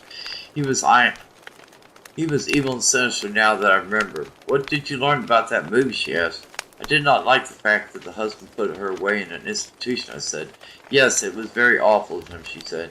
He could not handle her pain. She was tormented by things of the past. It is a shame she could not find Christ, I said. People do not know freedom is there for them. They choose to die because they think they do not deserve life, she said. Life is Christ, I said. Yes, life is Christ. Choices either bring us pain or joy. We can overcome anything and try again. God gives us another chance each time we wake up to a new day, she said. I feel that I have been given another life. I want to always have you as a friend. It's a shame that some do not know of real love, I said. God calls all his children and sends angels to comfort and guide all. All are equal in the sight. We will be in heaven someday where everyone will be singing with joy, she said. He used to laugh at me because I could not use the power given to me to do evil. Anyone who was under him was promised power, wealth, and fame. My only aim was freedom. I remember now that one night I cried out to God to free me. It was the first and last prayer I said. I never believed there was a God who cared for me. No one cared for me, so why would God care? He wanted me to suffer and never escape. He was punished me, I thought, because I was bad. I thought I must be bad to be treated so. I realize now that this was not so. The traces of sadness will never leave my soul, but maybe a true joy will give me peace. I must go to sleep. We woke up and Alice suggested we go see a movie. We saw a movie and then got dinner at a restaurant. It was a wonderful, light, trouble-free night for that instant. I do love Mexican food, she said. Me too, Alice. It is delicious. I could eat a bunch tonight, I said. Chapter 21.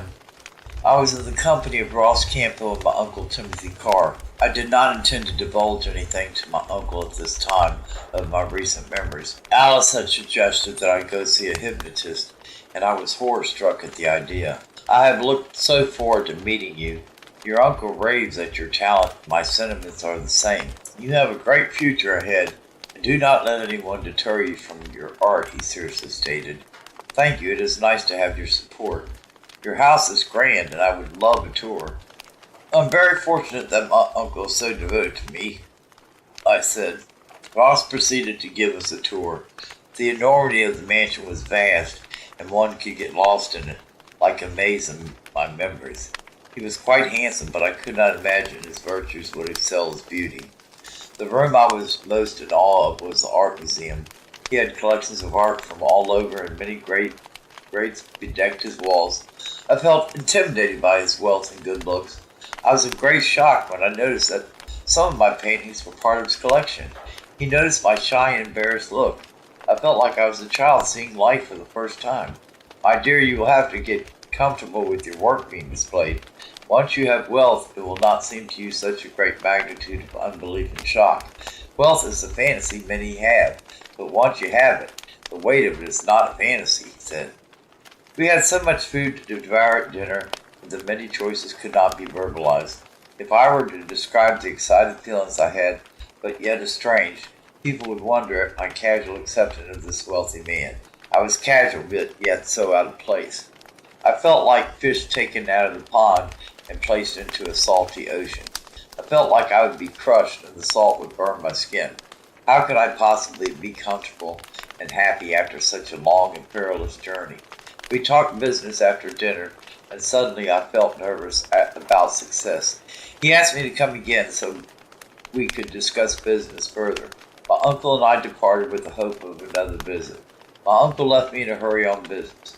I was driving along thinking how attracted I was to this man, but yet scared to death. I did not like getting my hopes too excited because safeness hugged me like a warm embrace. Safeness was calm and no passion could protrude my peace. I was thankful I did not have to be alone with my uncle. I did not know what I would say, and it was too soon to trust. I only trusted Sharon and Alice. I could not wait to tell Alice about the whole evening. Alice was thrilled about my night, but insisted I make an appointment with the hypnotist. I agreed to look into it tomorrow. I went to bed not knowing exactly how I should be feeling. I had an appointment with the Dr. Joe Brent, who had an excellent reputation as a psychiatrist that specialized in the supernatural and victims of satanic practices. Alice agreed to go with me at such a traumatic time. I was to explore my mind, which seemed to me the most dangerous of all organs. Dr. Brent greeted me, and I was guided along the hallway into his office. I felt as if hell were going to open its doors to me, and I would forever burn with no escape. He insisted I call him Joe, and I knew he was a Christian, as advertised. We talked a while, him taking notes on my history. I felt relaxed around him, and I was not so nervous now. We had an appointment that would last 2 hours. The first hour sped by, and he told me he wanted to hypnotize me in our first session. I told him I was afraid of giving my control to someone else. He informed me that it was ultimately in God's hands. I trusted him, and he began the process. I fell so deep I could hear his voice gently speaking. I could hear him tell me to go back to my first memory as a child. That was then when I awoke and walked down the hallway, seeking my mother.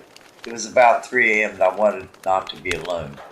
I came to her room, but her and my father were not there. I felt a sense of panic come over me, and I was desperate to find my parents. I heard strange noises coming from the basement. I felt compelled to go there, for I could not believe my parents' evil. The walk seemed slow, and my fear was climbing. I heard a scream and ran towards it, afraid my parents were in danger. The scream came from my sister Eloise, and she was 10 years old. They were forcing her to have sex with my father. The act horrified me, and I stood watching like a frozen statue. The sight killed me by inches.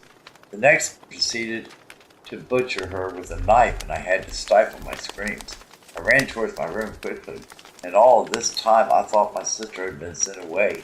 I was screaming frantically, and my doctor brought me out of my unbearable state. I had lost all memories of even having a sister. The nightmare had me wailing bitterly. The doctor held me, and his shirt was drenched from my flood of tears. I have never known someone who has suffered so.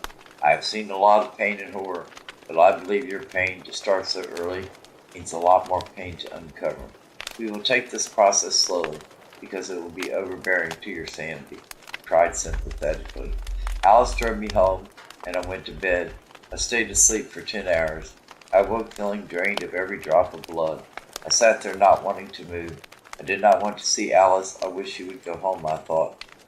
What dread this whole life. Heaven seems so inviting instead of my memories. My memories are paved with sadness and hatred. I could hate forever and never know true love.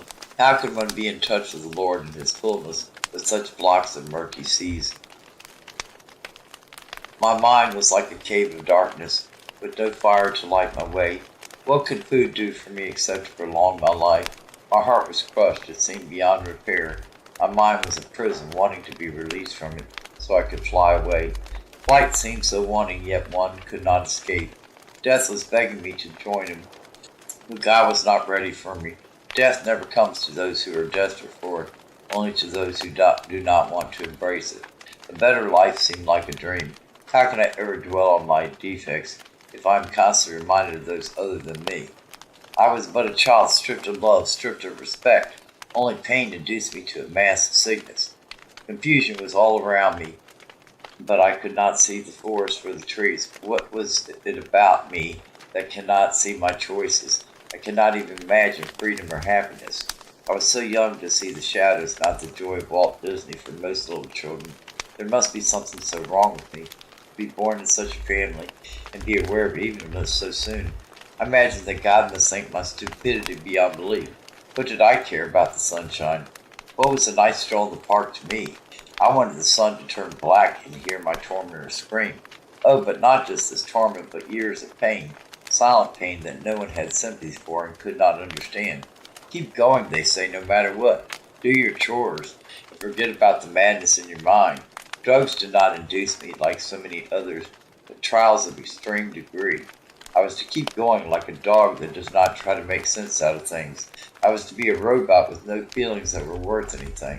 I should certainly not trouble anyone, or they might put a great distance between us. Some just eat their cereal and keep life very simple. They do not care to think and have blind trust, like a bird that takes to flight. Was I not like this bird, blind to my memories? I do not think God intended me to live my life with regret, but to move forward full of hope.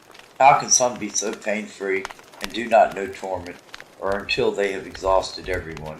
Some will not be chastised here, so I should be thankful for this mercy. Healing is like a bouncing ball, back and forth. It moves towards the divine goal. If only I could land on the positive, but I cannot expect healing overnight. Most do wish for an instant change. I cannot expect to be built in a day. Nights are long and days must come. Oh, if only the sun would turn red and drop to destroy this mad world. A soft whispering voice comes to me and says, your joy will come, so do not give up hope. Alice insists on me eating something. I go down with her in a lacking spirit. I find Alice brings me out of my melancholy with ease.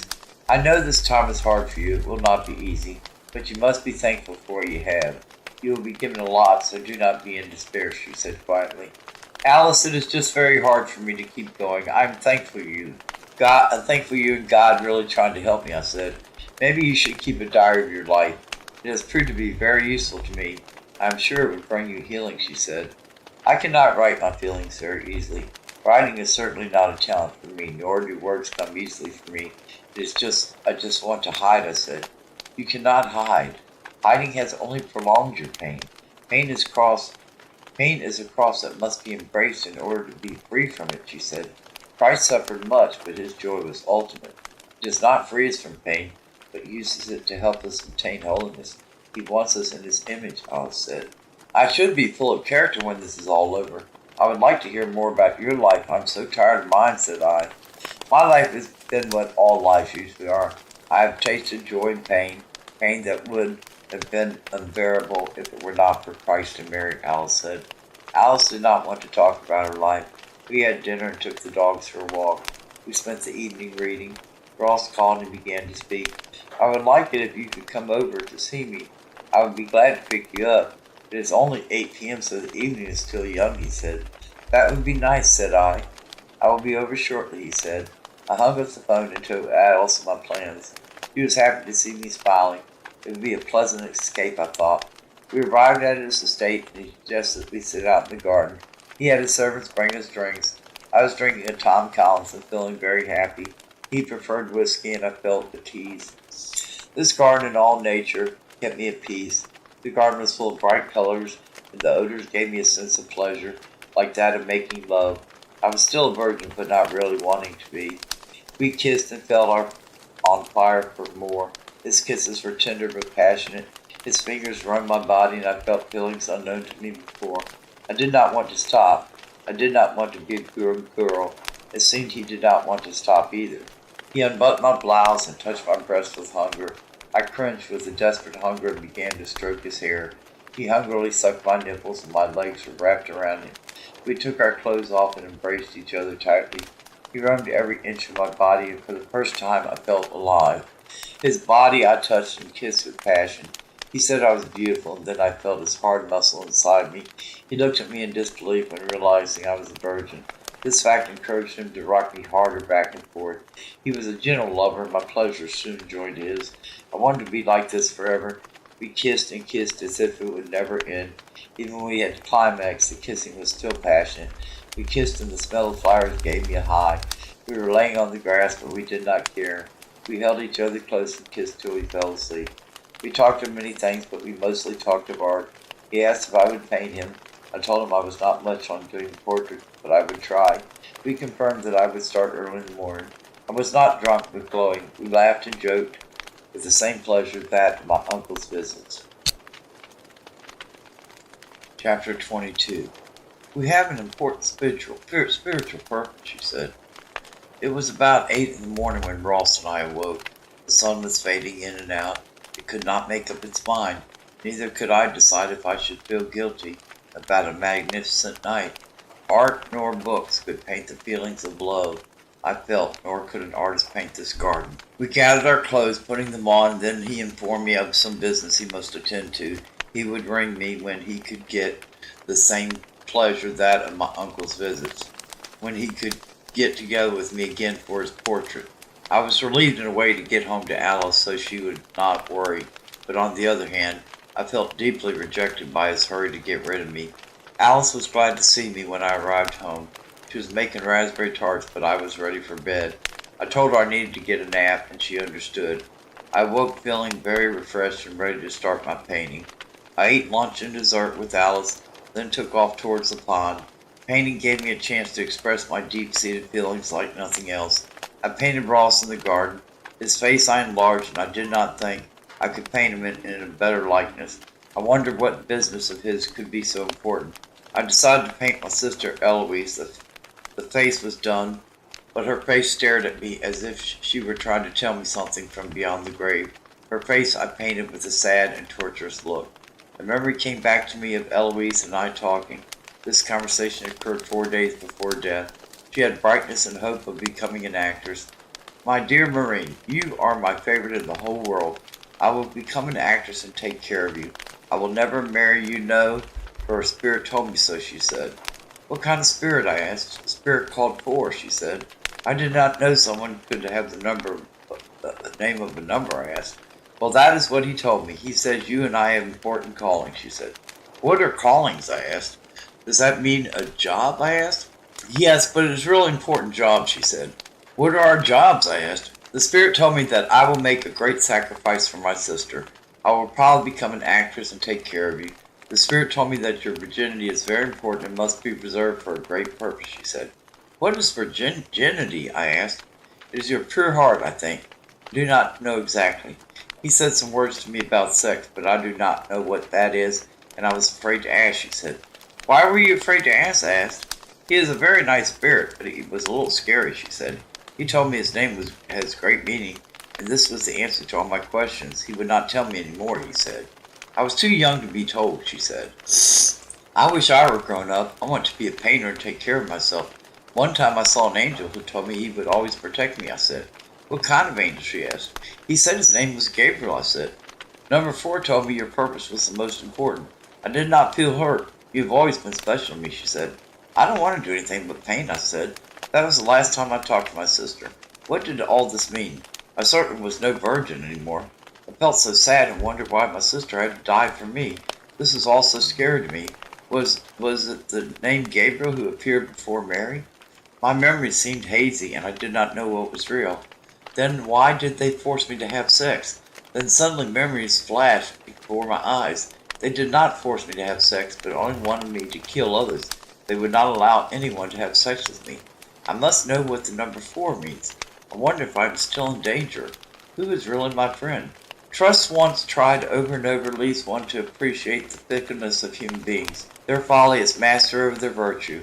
Is there anyone, I thought, who even came close to imitating the master? Dying, I thought, is easier for some. Temptation hides its fangs, waiting for the right moment, when all is still or when arrogance is in such a high degree that one must surely come down from their throne. What was I to think of this nightmare? I started to pray the rosary and meditate in the silence of God. I felt my weight lift like a butterfly free to fly. I closed my eyes and prayed for a desire to love Christ more than myself. I saw a hand reach up to a circle, and then when I spoke in tongues, I saw 2 angels reach up to the circle. My peace was still and quiet, but yet powerful. The presence of God was strong, and when I echoed his name, a spiritual touch of God's hand touched me, like a chill running up one's spine after hearing a song. This was a touch beyond words. I believe they call it a quickening. I knew these consolations were to give me strength to deal with the enemy. Being in touch with the saints and angels is like being in touch with one's higher mind. Mary is the most powerful of all saints, was a heart power beyond anything. I would search for more answers. God's power was calling me strongly. I was afraid, but yet felt a sense of completeness. Alice and I talked in my memories. We both agreed to go see Sharon Bright. She was anxious to hear of my new memories. We three had dinner at her house. We talked seriously, but also joked and laughed. She said that some monks were interested in meeting me and wanted us to pray together.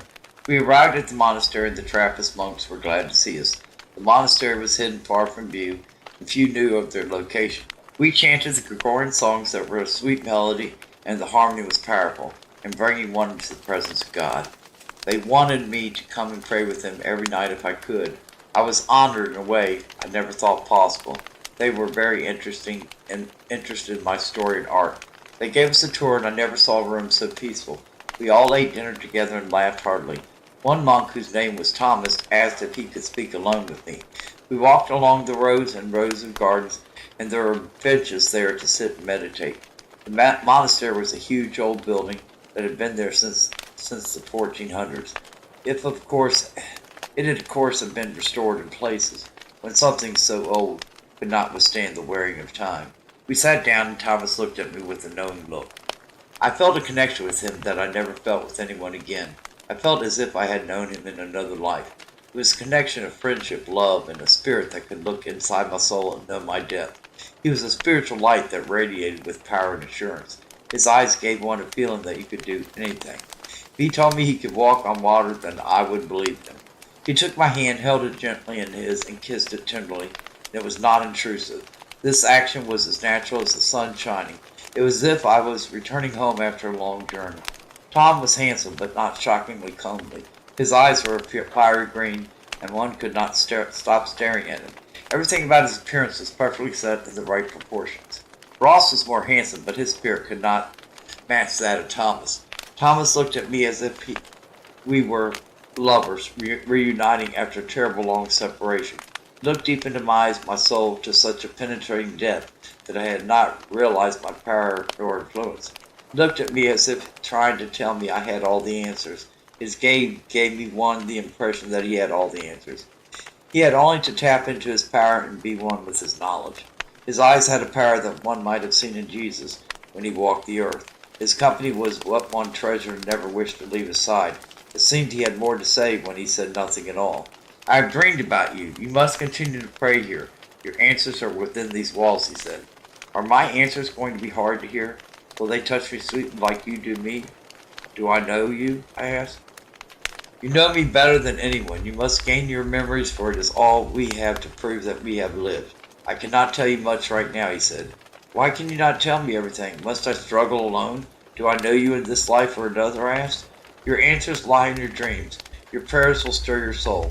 In stirring your soul, you will remember what is most important. Psychic gifts will improve prayers. You also experience deja vu, he said. Why does life have to be riddles? Why can it not be revealed to me now? Do you enjoy toying with me? I asked. I have to follow the guidance of the Almighty.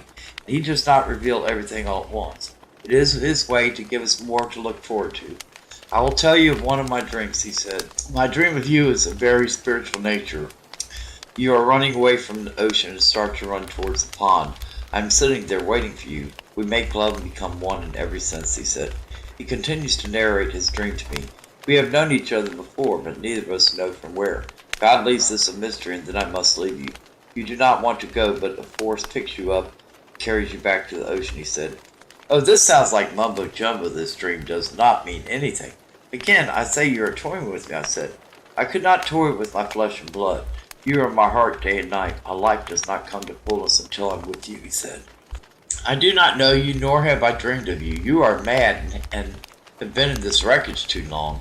Isolation does not seem to be your forte, I said. I do not expect you to remember. I have said too much already. You know I speak the truth with all my heart. You must feel it, he said. Since when can I base facts on my feelings? I feel bonded with you, but even this I do not trust. Who is there to trust except God, I asked. You fight the memories of our love because it was not obtainable. It may well be now that we can be together. You must stop fighting your memories or you will remain in limbo, he said. Limbo, I cried. You have the key to my memories, but yet you flatly refuse to awaken them? You are mad, and I believe you deranged, I angrily retorted. I have the key to your heart. You must accept this key, or no answers will be given you. I will help all that is allowed, he said. God does not allow you to free a lost soul who has been battered beyond belief. My hopes have been crushed in more ways than any song could sing and dashed into pieces. My mind and heart are bitterly burning in the fires of hell, and yet you have no words to give me? I violently raised my voice. Does anger not what I feel to be long separated from you? Sometimes I feel God has forsaken me to a pit of eternal damnation. You blame me for something to do with destiny, he angrily answered. Destiny has taken me away from love. You cannot be with me, but yet you cannot say why? I do not remember you, but yet I remember your spirit. I have never known such agony to be denied love. What is this world to me without it? I despairingly asked. I do not know a soul so deep and attractive. Can I interfere in God's plan? Oh, if I had but had the power to make time stand still when I'm with you. My passion for you is painful beyond all reckoning.